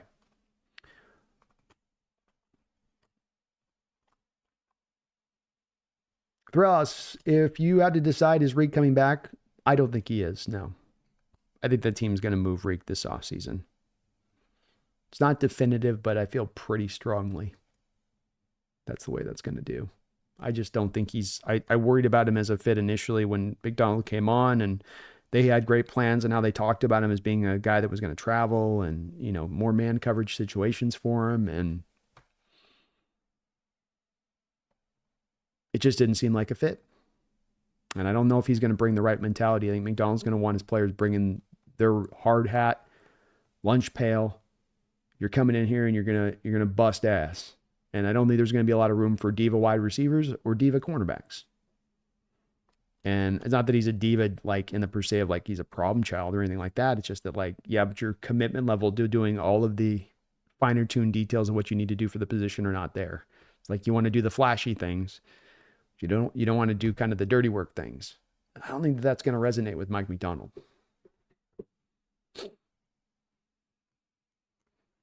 I just don't think it will. Hand Grenade said we'd be in the playoffs if Reek didn't give up that Rams touchdown.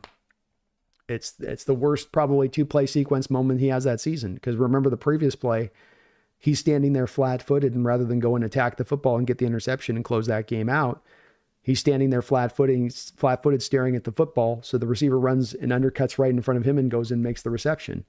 It's like, why aren't you going and attacking that football there? Why do you're just sort of just standing there waiting for it to come to you? And then you're right. Then a couple plays later, you're in cover 0. He's in man coverage. You've got 10 defenders literally to stop the run on the play. 10. And for some reason, he is the 11th defender deciding he's going to try to take a little bit of a peek in the backfield. For some weird reason, even though he's in man coverage, in press coverage, and there's no help on the backside as far as safety help goes. That's that part that comes into this too, is part of it's not just a bit of the lack of tackling with Reek, it's the boneheaded moments where he's not thinking about what he should be thinking. He's not processing on the football at all. And that's hard to get behind a little bit. I don't care how tantalizingly awesome your talent is. It's like, that's still a big, big, big negative.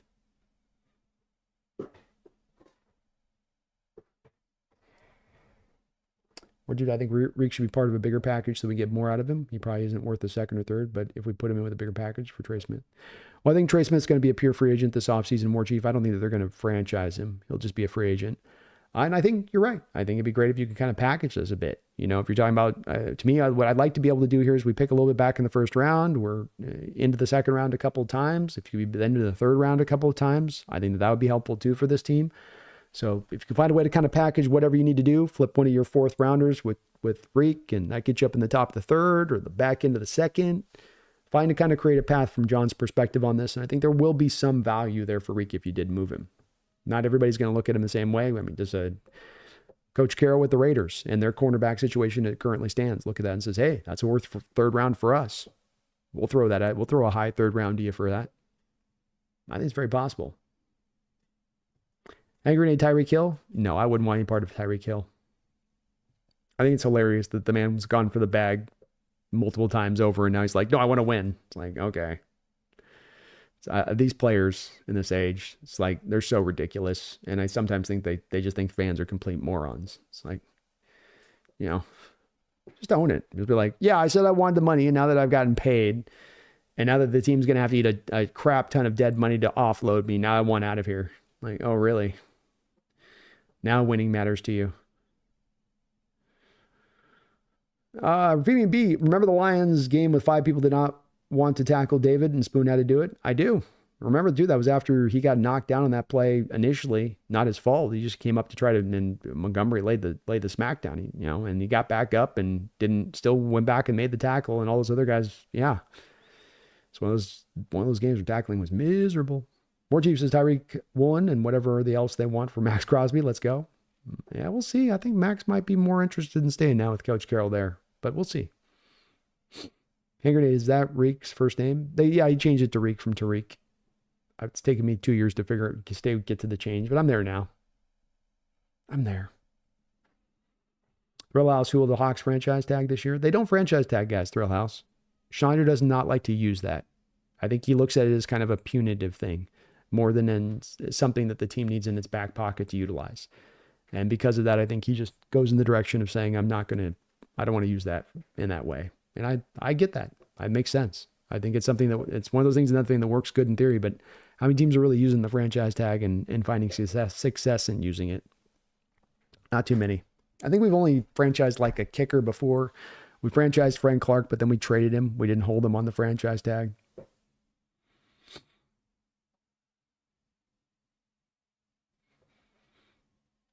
BB says it's probably not true, but there's rumors of Tom Cable returning per some reports. It's not official. Well, maybe. We'll see on that. I would be surprised to see it, but I don't think it's going to come. I don't think it's going to come down. I think Cable's probably done, but look, Pete's going to maybe go to what he knows and the people that he knows. And so it also wouldn't be shocking if that was the way that would roll.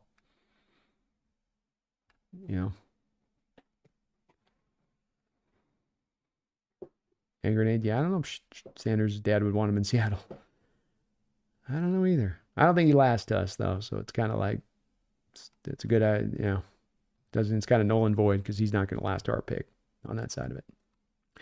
All right, we're going to wrap this up on that note, guys. I thank you guys for watching today. This is a show brought to you by Underdog Fantasy. Underdog Fantasy has been sponsoring the show throughout the course of the last couple of years, and you can use the code today. That's Nest, N-E-S-T. When you use my code, they'll match you 2 for 1, $200 deposit, $100 back, $1,000 deposit, $500 back. They will give you that cook on that way, 2 for 1 in the way that they do it. You can still get into the playoffs here, get some overs and unders on the Super Bowl. If you got a feeling about the way there's going to game play out, hey, if the rig is in, if the fix is in, take advantage of that. Kelsey over this many yards, Mahomes over that many yards, all that and whatnot. You can also pair this up with NBA picks, and baseball is just on the horizon. So use my code today, NEST, and go win yourself some money. Thank you to Underdog Fantasy for sponsoring the show. Nick says, Spytech basically saying Crosby's not getting moved. Yeah, I think that there just doesn't make a lot of sense to me. I mean, the thing with Coach Carroll's defense is this. He's going to begin with defense. So this is the Carroll's priorities on stuff. He begins with defense. He's going to begin with his front four. And he wants dogs up on his front four. So when he's already got a Max Crosby, when he's already got a Christian Wilkins, it's going to be a very hard place to see when he's got the control over the GM kind of in the way that he does there in Oakland or in Las Vegas to say, anything but he stays here no matter what. Aside from Max just pushing wholeheartedly and pressing both feet down saying, get me out of here. And so it just doesn't add up to him being moved at this point with Pete there, I don't think. Yeah. So Race, Brandon, before you go, thoughts on Seth Hennigan? Seth Hennigan's fun. He's fun. 6'3", 215. I call him the Rainbow Man because he's got a great over-the-top baseball delivery. It's part of what made Russ so good at that is that when you have a quarterback that kind of does a little bit like the slingshot, things come from here and it's all kind of rotation, and it's like Rodgers a little bit where it's rotation and mobility coming through like this. The ball's kind of coming from the side like this, right? So it's just ball up here, side, ball up here, side. What you had with Russell, of course, is you'd have the over-the-top delivery. And what that allows you to do is when you come up over the top and you're up here, when you're releasing that ball up, it's going to have much more of that rainbow-like, moon ball kind of plane to it. And so Seth Hennigan's got a lot of that. 4-year starter. Stands real tall in the pocket. That over-the-top delivery helps to make him even taller, helps to not have as many balls knocked down. He can deliver the ball with anticipation, quick trigger. He is missing some prerequisite arm strength to be a starter in the NFL. His mobility would be average for a prospect. He's got some shake, but he's not exactly a top-end athlete for the position. Good processor. I watched more than a few plays where he could go from read 1 to 2 and then back across the field. So that's really rare with prospects where it's, I go 1, I come back over here, I go 2, but then I'm coming back over here and I'm going to hit the third read to here. When you're seeing the head swivel that many times on a given play consistently, that's impressive. That is impressive. Good poise in the pocket. He'll stand and deliver. He'll take the hit. Accuracy can dip at times just kind of randomly, but specifically on deep throws. And he throws well when he's moving to his right. He delivers a really nice ball on that. I do have him into more of that collection of kind of 5th round area.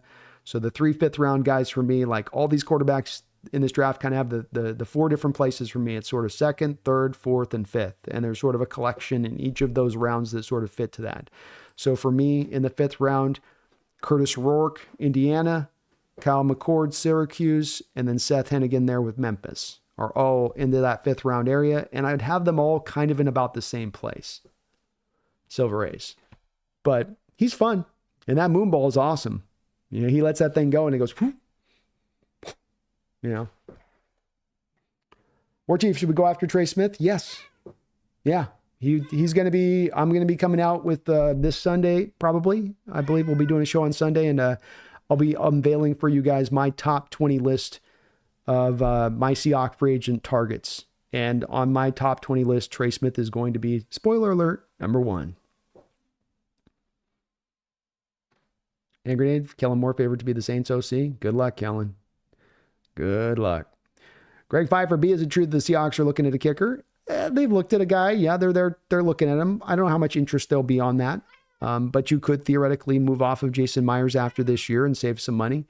So maybe they want to not be paying as much money to the kicker into the future, and they've got an opportunity to go get their kicker now in this draft. It's possible.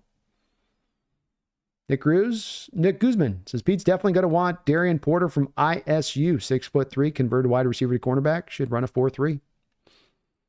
Yeah, he's fun. What do I got him at? I do have him, I think, a little bit lower than some. I got him in the 5th round, so I mean, the hell, that's where essentially Woolen went, right? So kind of a shades of Woolen situation, if that's the case. Some rough edges there, but there's some natural physical talent and ability. Hawkaholic, good show, Brando. Hell yeah, go Hawks. Go Hawks, man. Thrill House says it's all in the hips. It's all in the hips. That's right.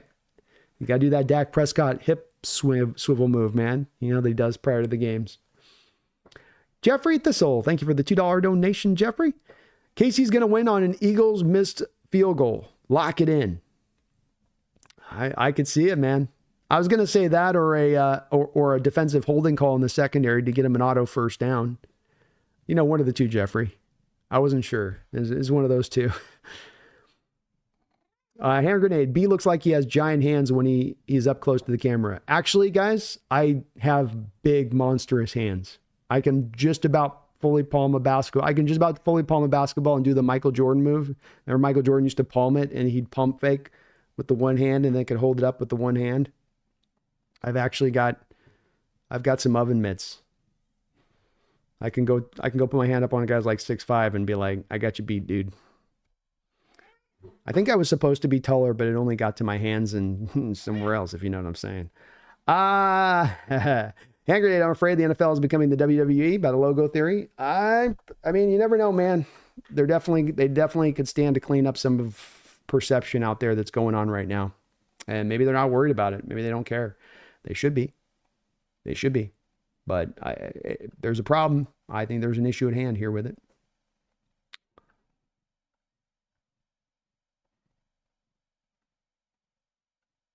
Thrillhouse, imagine if the Raiders got Abdul Carter with Max Crosby. That'd be a sensational combination, Thrillhouse. But Carter's not going to last past the first 2 picks of the draft. And the cost to trade up and go get him would probably be so much. I don't know if we certainly in Seattle never trade up high in the draft. I don't know if that was Carroll's or Schneider or both, but we're already picking 6 there.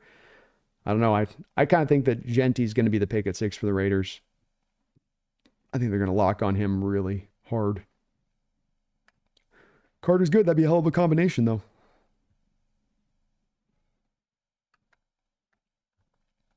Hell of a combination. Silver Ace, you have the best responses, Brandon. Thank you, Silver Ace. I appreciate that, man. He's a fun guy to take a look at. Seth, interesting cat. And, you want John, if he wants to take a guy in third, fourth, fifth, and these guys, if you pick them in the right spot, to me, then completely understandable why he's taking them there. They all have some interesting talents. Even a guy that I'm not big on in Ewers. You'll take Ewers in the fourth round. It's not the worst of gambles out there to roll the dice on.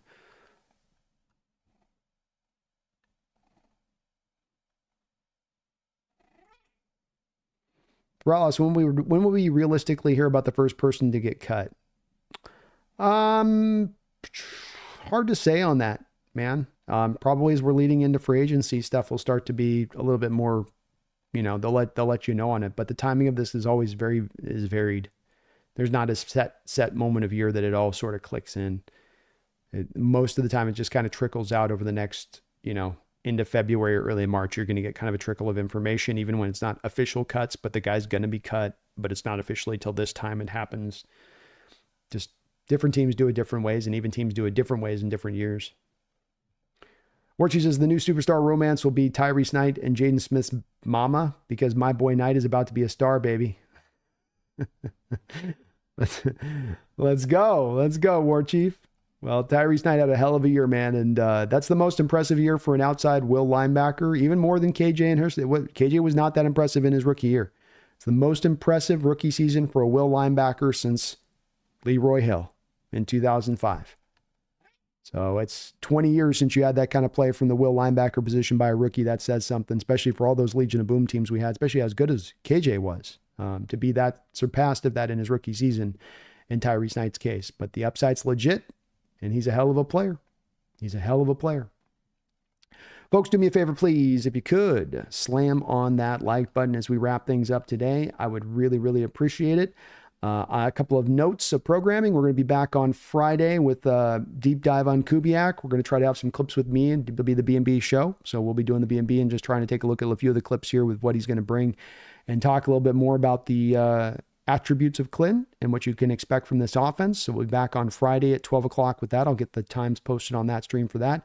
If you guys aren't already, please do get subbed up to a couple of other different locations here that are currently going to be ongoing throughout this off season, and very important. I'm going to be really, really beefing up the clips channel this off season, and I've got an idea to film a video or a clip channel or something to get it up quick. Sometimes there's some worry about doing it on the main channel here because people will unsubscribe if they get a video they don't like. Over the clips channel, I don't have to care. If I want to talk about something, just post it. I'll post it up there and go. But I'm planning on really loading up that clips channel in a major way this offseason, especially doing prospect videos and breakdowns of prospects individually here in the next month or so as we're leading into the draft. So do get subbed up to the Hawks Nest Clips channel. That's the name of it, the Hawks Nest Clips. And then I'm going to be over on, we'll be back over on Twitch tonight. We're going to be doing more Twitch streaming this offseason as well. So if you aren't subbed to my Twitch channel, the Seahawks Nest on Twitch as well, I will be over there on that side doing a lot of streaming on that too as well. So just some programming notes for you guys on that side. We'll, of course, be running throughout this offseason, but we'll just kind of be load balancing off a little bit as well. Kick up on my streaming games on Friday. I will. Every Friday, we will always be streaming over on the Twitch side. So if you guys do want to join me, every Friday about 8 o'clock or so, we go live for about 4 or 5 hours over there. Sometimes I'm knee deep in gaming. It's harder to respond over there on the Q&A side, but I'm keeping an eye on the chat, and there's some lively discussion in there, and you can watch me out there gaming and whatnot. So, Brandon, you're getting asked about the TCU receiver so much because Hawk Blogger said he's a replacement for DK because he can make contested catches. Is 6'5", 225. Shaking my head. He's a gimmick wide receiver. Doesn't even play X wide receiver. I was wondering where the DK talk was coming. Like X as an X as, and I mean it's like he is 6'5", but it's the Cordell one is just so easy for me on this one. And it's, I think the same things that were there problematic wise for Cordell are kind of going to be there for Savion. I think that he's good enough to do some gadgety stuff, but yeah, you line this guy on press coverage and he's not going to have releases to deal with press coverage. He's going to struggle off press. I'm not sure if I like the route running or his approach as a route runner necessarily purely, okay, so that makes a little more sense on that, where he's mentioning that. And look, I mean, he can run a little bit of X maybe, and he can run a little bit of Z maybe, but you want that guy living as a slot is pretty much where he's going to be. That's 80% of his snaps in this league, I think, are going to be in the slot. It would shock me. It would very much shock me if Savion Williams ended up becoming an outside wide receiver that was functional out there in this league.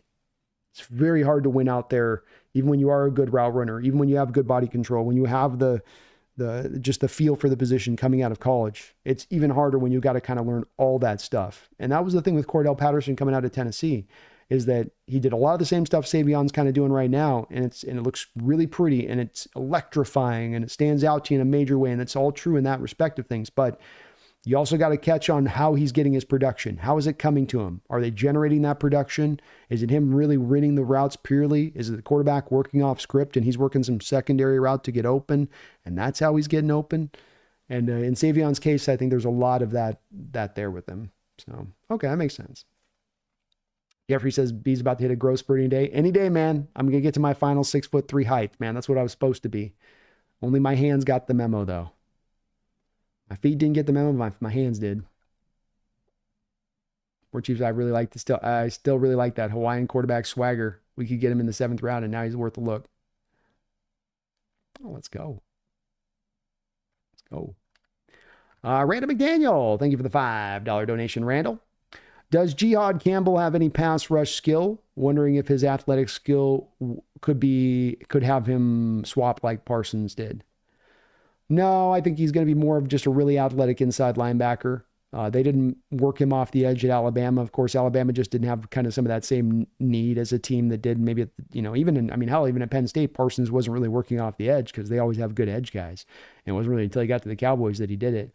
But I don't think that's Campbell's game. He's just more of a really good size inside linebacker, really, really twitchy, good length, solid tackler in space. But no, definitely different styles of players, I would say. Maybe similar, maybe Randall as far as dimensions. But no, he's more pure inside linebacker, I think. He's an inside linebacker, or you could use him, you can Will or Mike. I think Campbell can do either of those two. He's a little like Tyrese Knight like that. Have a good one, Sean. Appreciate you, man. Go Hawks. And thank you, Randall, for the $5. It's a good question. Randall with another $2 donation says, remove draft position. Do you like Howard over Ewers? Yes. Yeah, I do. Howard's got a feel for how to it's a feel thing. Some things I can kind of tangibly point to. I can point to Howard and say, look, this guy's got way better mobility than Ewers does. I can tell you that I think the arm strength is basically about the same. I think that there's more touch and feel consistently as a thrower from Howard than Ewers. Ewers occasionally shows it to you, but it's not always there, throw after throw. I think there's much better decision-making from Howard than there is from Ewers. I think he's a better processor back there from the position. So Howard to me is a 3rd-round guy. Ewers is a 4th-round guy, Randall, to me. And even in taking him in the 4th round in Ewers' case, it's kind of like begrudgingly so, where it's like, look, there's no risk to this, so whatever. But I still come back to there's things that I'm watching last night. He made some throw where I was just like, oh God, Quinn.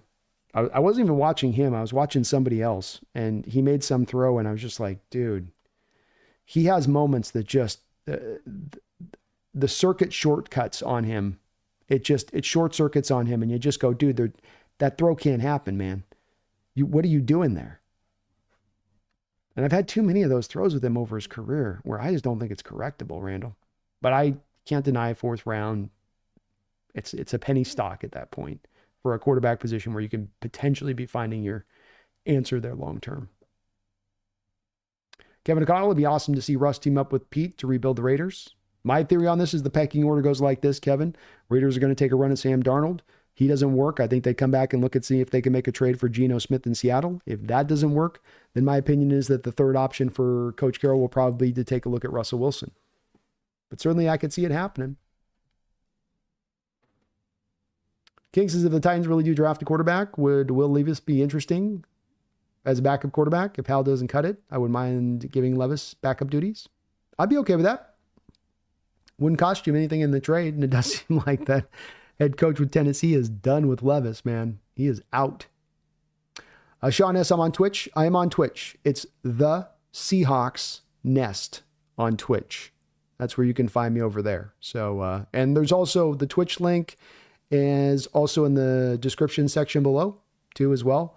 So if you want just the direct link to the Twitch channel, you can find that there as well on that side. King says, I feel like there's an 80% chance he'll stay with the Steelers. I think there's a good chance of that, King. Yeah.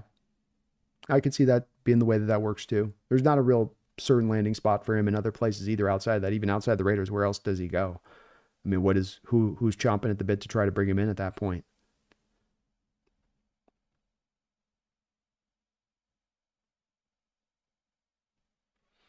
Silver Ace Brandon, what do we do with our third safety? I don't know why, but my heart wants Jamal Adams back.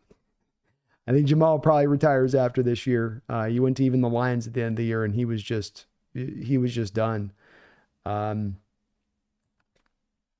think there's a good chance you could draft a safety in this draft, Silver Ace. There's certainly a lot of guys into the second, third round range of things that could make some sense that would work as sort of split safety guys. Nick Imawari, Malachi Starks in the first, Xavier Watts, Kevin Winston, Hunton Waller. I'm kind of just starting to get into the safety crew in this draft, but it seems to be a fairly strong crew of safeties, Silver. But I would definitely not be surprised to see them draft one this year, and even draft one high, because the value of the board just drives them to do so. But unfortunately, Jamal's body just broke down on him. It sucks, but it did. Just couldn't hold up. But Imawari, Starks, if you want to go first round, if they love the value at 18 for them there, I mean, there's a possibility that they could do that. But Andrew Makuba, he's interesting out of Texas. Real nose for the ball. Randall, thanks for the $2 donation. He says, how do you like outside linebacker, the Marshall, Mike Green? Mike Green? I think you're talking about? Mike Green's fun, man. He's a lot of fun as a player. Guy that's probably making some noise here after a really good Senior Bowl, is maybe drifting his way up into the first round. 6'4", 250, handful of effort, first step quickness, and dip off the edge. Green also brings a stack of potent NFL-ready pass rush moves, using his hands as well as any edge rusher in this class. He's got the double-handed swipe, the ghost move, a nasty spin, Euro step, stutter swim move from the inside out, cross-face counters, and just quick counters that he can call upon at any time. Quite able to really chain pass rushing moves together. His energy is absolutely through the roof as an edge guy. I mean, he's shot out of a cannon every snap. He's coming full force all the way. An insane 17 sacks this past year, and then the good year the previous year before that. I mean, level of competition is obviously the big question with a guy coming out of Marshall like this, Randall. But I'm not surprised to see him cooking it up in Senior Bowl. And a guy that once he cooks it up in the Senior Bowl, it's a little bit like Gray Zabel of Dakota. When a guy like this, coming from a small school, cooks it up in this way at the Senior Bowl, it's going to have as big effect on that particular prospect as far as raising their status up, because those were the big questions you had at that guy. On tape, it looks there. He's getting all this stuff done. He's got some of the pre-markers you look for the position on what he brings from a physical skill set.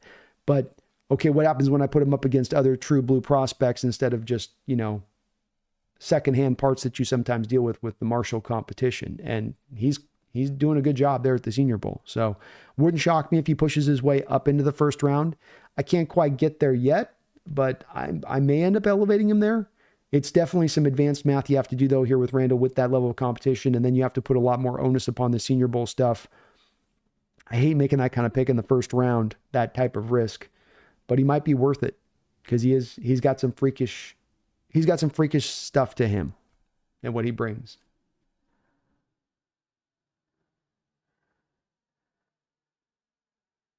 Thrill House, Hawks Nest, can we get a Doval before you go? What do you mean, Duval? Oh, Duval. You're talking about the new coach? Boy, oh my God, what a goofball. Yeah, the new coach for the Jacksonville Jaguars is quite a character. I mean, Duval. Duval. Greg, Brandon, I'll never get the obsession over jump ball wide receivers. To me, it would be like trying to build an NBA team with players best at catching alley-oops because you like watching alley-oop highlights. Well, to your point, Greg, one of the things that you learn over the years in doing these evaluations and things that this is stuff that you get directly referenced in scouts talking about this, former coaches talking about this, and that is that contested catchability, which is essentially what a jump ball receiver is doing at the college level, is the skill that's going to go away the least in football. It's a little bit like being super strong in the trenches at college. Everybody's going to be strong at the pros. What you need is you need twitch and athletic ability, and that's where you can be a separator. And so contested catchability jump balls, Greg, let's take a guy right now that, had the same kind of thing going for him, right? N'Keal Harry. N'Keal Harry comes out of Arizona State. And if I'm not mistaken, taken higher than so many other guys in that draft that turned out to be so much better. And he was the number one jump ball contested catcher coming out in that draft that year. And everybody got all caught up in that. But not a good route runner, not the best of hands, not the most explosive guy, doesn't create a lot of separation. And he gets to the NFL level and the jump ball stuff gets nullified. And he doesn't have those other skills, to your point, Greg, that he can fall upon or lean back upon in order to be productive as a wide receiver. And now at the last I heard, he was a tight end for us last year, N'Keal Harry. So you got to be careful with the contested catch jump ball stuff on wide receiver college prospects. It's okay as a good skill to have, and some of it can translate, and a guy can maybe be so good at it that it can be next level. Drake London was a huge contested catch guy in college, and that skill is translated. He's been able to make it also work at the NFL level without having to necessarily get a ton of separation. So, there are guys, but then you also have guys, Greg, like Keon Coleman, who was a big contested catch guy last year coming out. Now, they even tried to throw him a fade ball in the conference championship there with the Bills that he was not able to reel in. And so that's a little bit of a be careful on that one with the kind of that the skill set you're kind of lean on, hoping that can carry him through, especially if you're hoping that's going to carry him through to be able to operate as a Z or an X if they're not creating the separation, route running, and all that. Silver Ace, I could see Mike Mack taking a safety in the first, low key. He loved Kyle Hamilton in the first. I doubt he wants to move Spoon to a safety position. He might, Silver Ace. Remember with Kyle Hamilton, a lot of what Kyle Hamilton does is play from within the slot. And there is some safety snaps in there, but there's a lot of what Kyle Hamilton does is operate in that area of things. So for instance,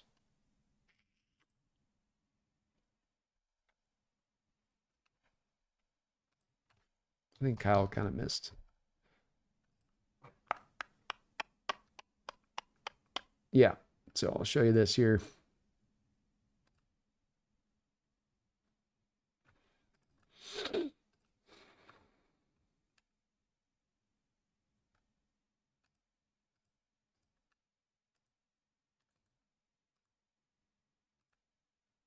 So here's Kyle Hamilton's PFF scores, but I want you to look at the PFF score, actually. I want you just to look at the snap counts by position. So you can see that he's used all over the place. He does have free safety snaps out there, but you can see he's got 292 slot cornerback snaps, 407 in the box, were kind of like a de facto slot, kind of linebacker-ish type. So you're essentially got the thing with this is with looking at the safety and taking the safety high is that what's the plan for Witherspoon? Because Witherspoon does not look as comfortable operating from the outside as an outside corner as he does operating from the slot. And so then that becomes a bit of who's moving where and how you moving them and where you kind of placing them a little bit. But safety's in play. I'm not saying it's not. It's definitely a possibility of something they could take a look at. But when we talk about looking for that Justin Hamilton replacement, you got to consider that there's, a third of his snaps are operated basically out of the slot, and you've got your guy in the slot already there.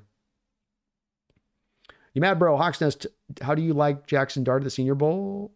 And where do you think he'll land in the draft? Do you think the Hawks will have a chance? Thanks again for all you do, bro. You're the best. Thank you, mad, bro. Appreciate that. Very kind of you to say.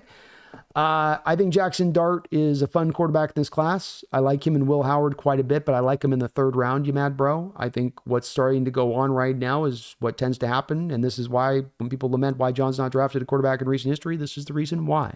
Is because what happens is the quarterbacks just keep rising up through this pre-draft evaluation process. Yet at the end of the season, the quarterback is really measured to be here. In the case of a Jackson Dart or Will Campbell, hey, these are third-round guys. Jalen Milroe, third-round guy.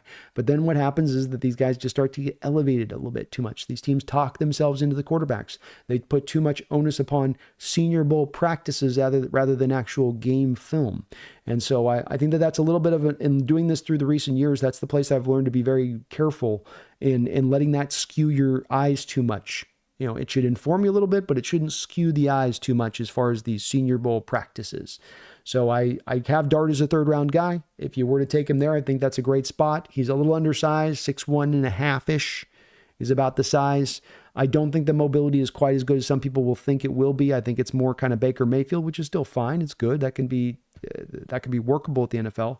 And the arm is a little bit slightly above average, but I wouldn't go on to say it's fully good.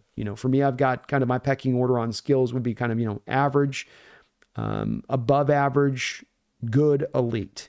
He'd be kind of above average arm strength wise. So he's got some good stuff. He's tough as hell. He's tough as hell. He'll take a lick and he'll get right back up. But third round would be where I'd be at. And I'd love to, I think that'd be great value to grab him there. I do think Matt Bro goes at least in the second round, and somebody might even go to Crazy Town and take him up in the first round.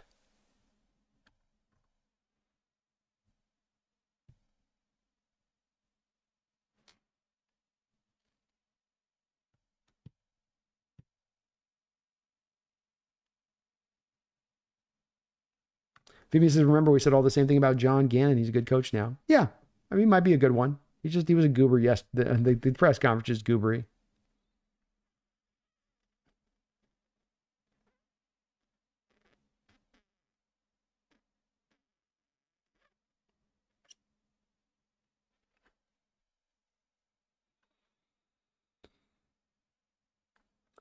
Misfit, I haven't taken a look at Miles Frazier as of yet. Sorry, man. I'll take a look at him, but I haven't had a chance to look at him there. Some of these prospects, if you guys are asking me about kind of day 3-ish guys, it's probably a little early on that. I'm still in the top end of the first 2 days of the draft. So if you're asking me on these guys, I will get to them. It's just going to be the process of kind of late in the hour on some of those ones that get down in the depths. Randall, thank you for the $5 donation. Appreciate all of the donations and support. Randall, you kicking ass as always, brother. Says teams able to make cuts, extensions, and contract moves prior to the start of the free agency. I believe free agency coincides with first start of league year. Can we get our numbers right before? I'm getting late in the stream, Randall, where I'm always a little bit like kind of eyes starting to go cross. Teams able to make cuts, extensions, and contract moves prior to start of the free. It kind of depends, Randall. It's a complicated question, man. I'll be honest with you where I land on this. I don't really get too much into the explicable side of that, of like the timing of all this, because it's kind of irrelevant to me. We're not signing anybody till the start of free agency anyway. So wherever they decide to make the cuts at, or however they're made, I don't really tend to keep my ear too much to the ground of that. As I said on the prior point to this a second ago, Randall, these things happen when teams at different times and different points of year. Contract structures have different levers at different times, where teams want to get ahead of this lever in this contract, but this lever over in this contract. Quite frankly, we can kind of end up spinning ourselves in circles on this kind of thing. The best way is to go is just let it all play out, and by March 21st, we'll know who's cut and who isn't. You know what I mean? Can we get our money right before then? Yeah, you can get all of your money right. All of the cuts that I've gone over 20 times. I'm not going to go over again here right now, obviously, Randall, but I've gone through all of those cuts prior that you can make. So you can make all of those. It doesn't really matter of when they're made, of whether or not it's February 15th or whether it's March 20th, 1 hour before the start of free agency. It's all irrelevant. That's why I think, and you're not alone here, Randall. We've got others that are kind of caught up on, well, wait, when's the exact timing of when this guy's let's wait? But it doesn't matter. You're waiting to the new league year on all of this stuff anyway. The only main one that we've got to worry about is, I think, on a Geno Smith deal. There's a certain lever that's coming in on that upcoming soon, but every individual player's got their own individual deal on this. And that's why I don't want to get in the depths of it. Is it's like, Randall, would you like me to spend my time going into the depths of the exact moments of when free agency clicks into when the levers of these kind of contracts for these players on the rookie, or go scout 3 or 4 more players on the college level? You know what I mean? Go scout some guys that we're going to look at as far as free agent targets. So that's one of those things where I get questions about this stuff where I think there's some people would like me to get into some of that expertise onto that and that line of it. But I got to say that it doesn't interest me a whole lot. And I'd much rather put the time and effort into the stuff that's like, let's look at the prospects, look at free agents. It'll happen when it happens. You know what I mean? It occurs when it occurs. It doesn't really matter as much to me. So I just don't look at that stuff too deeply. Randall with another $5 donation. Thank you for the $5 donation. Randall says, hear me out. Draft Milrose and use him like Niners did Cap. Roll him out slow. A couple of packages to get him on the field to start. Build the defense and the O-line. Make it easy. I'm going to get some more water here. Bear with me one sec, folks. And I'm going to go ahead and just say, so I've got a hand grenade. You're right there at the end. We are going to put a wrap up on this, guys. I know we will go late on this stuff. Just kind of want to let you guys know on the onus on this. What I'm trying to kind of do to keep myself fresh for these streams is that we don't push these into 5, 6, 7, 8 hours all the time. I'll do some of those that are certainly specific to where we can go that late. I'd like to try, if we can, though, at times on some of these to just try to get kind of in and out a little bit. If we can, just kind of for me, so I'm not so just kind of blasted out. Because I do the 7, 8 hour streams the next 2 or 3 days. My brain's kind of like, and then I can't be as productive in putting stuff together channel or doing the scouting stuff. So just let you guys know right here. We've got hand grenade in with Hurts broke the Super Bowl curse. I'm going to wrap up on that when we come back here off the water. I will answer Randall's question, but I do want to kind of put down the end at that point. So I'll be back in a sec.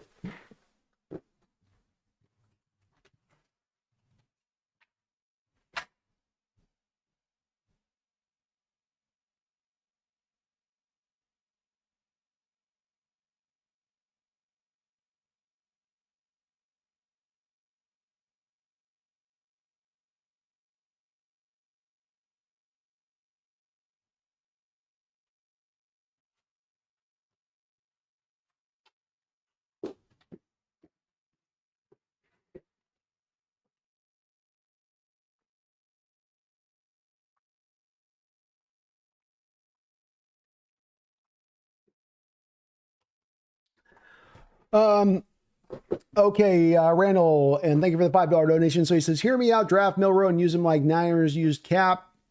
Roll him out slow, a couple packages to get on the field to start, build the D and the O line, make it easy. Milrow's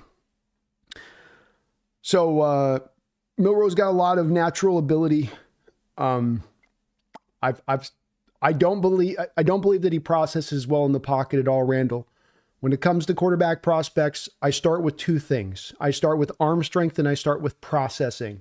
If you are missing processing as a quarterback at the college level, I do not believe in my heart of hearts that you're going to get processing at the pro level. You can get accuracy better. You can get your mechanics better. There are certain things you can improve, but unfortunately, you just can't. What does not come along is processing.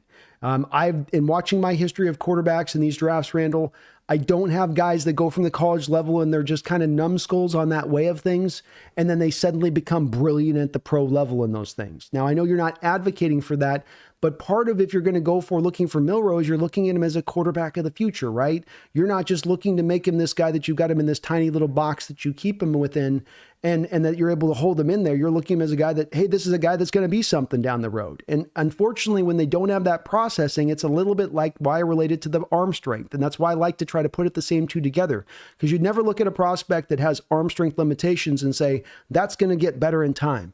That's going to improve. And I think the same thing has got to be looked at as far as when it comes to processing on the football field. And processing is not just about going through 1, 2, 3 reads. It's also about decision making and not making the wrong throw at the wrong time and that type of thing. And in Hurts, he just doesn't have that in his bag.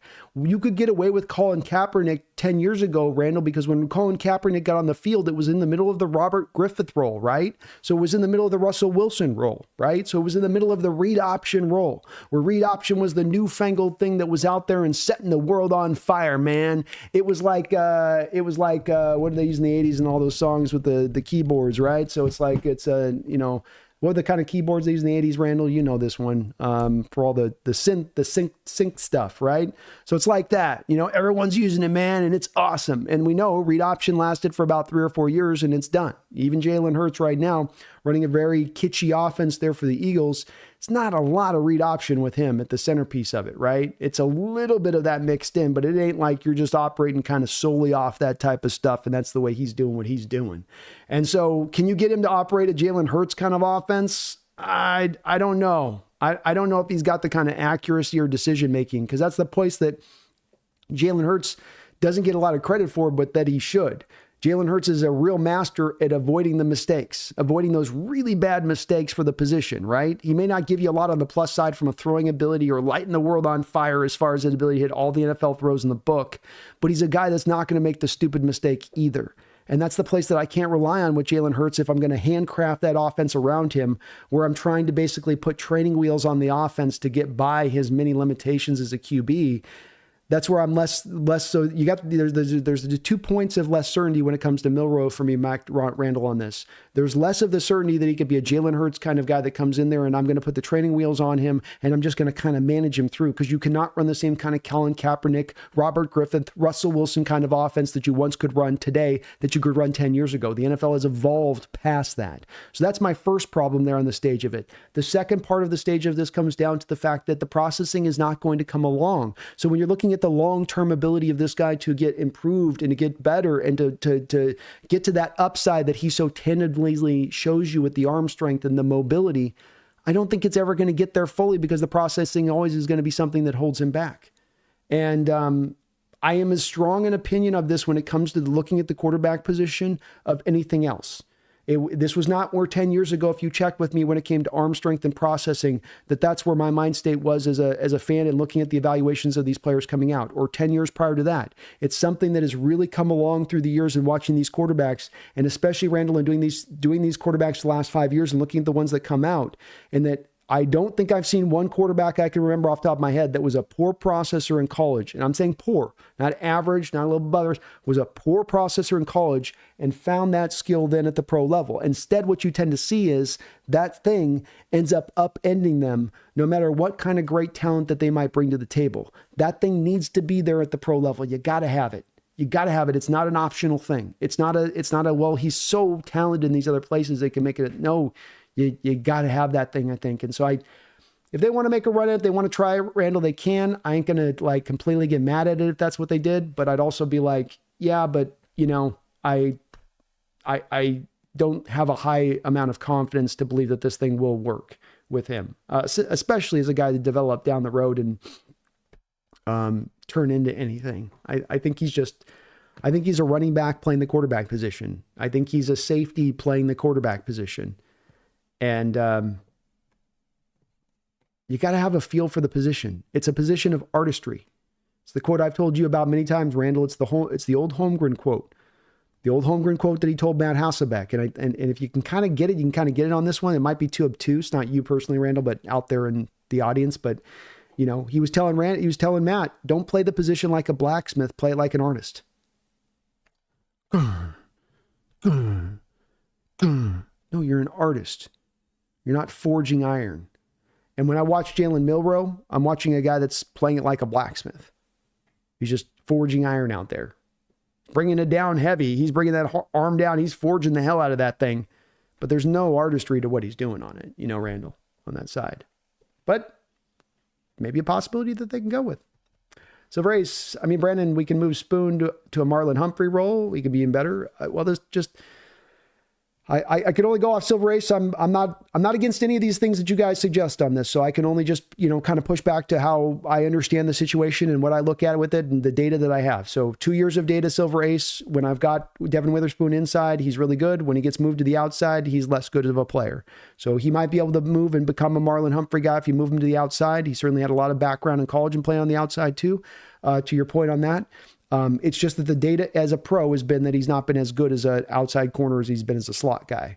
So you could very well end up doing something where you're taking a guy who's really been good for you here in the slot. Now you make him less effective out of the slot to go get this other guy. I mean, and maybe they do it. I'm just saying that's you can understand, I think, in how I explain that a little bit as to why maybe there'd be some trepidation from the team of doing it, because they look at the situation and they go, well, he's been worse out there. He's not been better. So we're putting him in a position to fail versus being in a position to succeed, or if not failed, not to get the most out of this guy that we took with the 5th overall pick. If that was the way that the team looked at it. All right. We got through the end of it here. Oh, Ricky's coming in. More questions here. Can the Seahawks get the same good O-line play as the Commanders got from the strong O-line? You can, just got to get investment.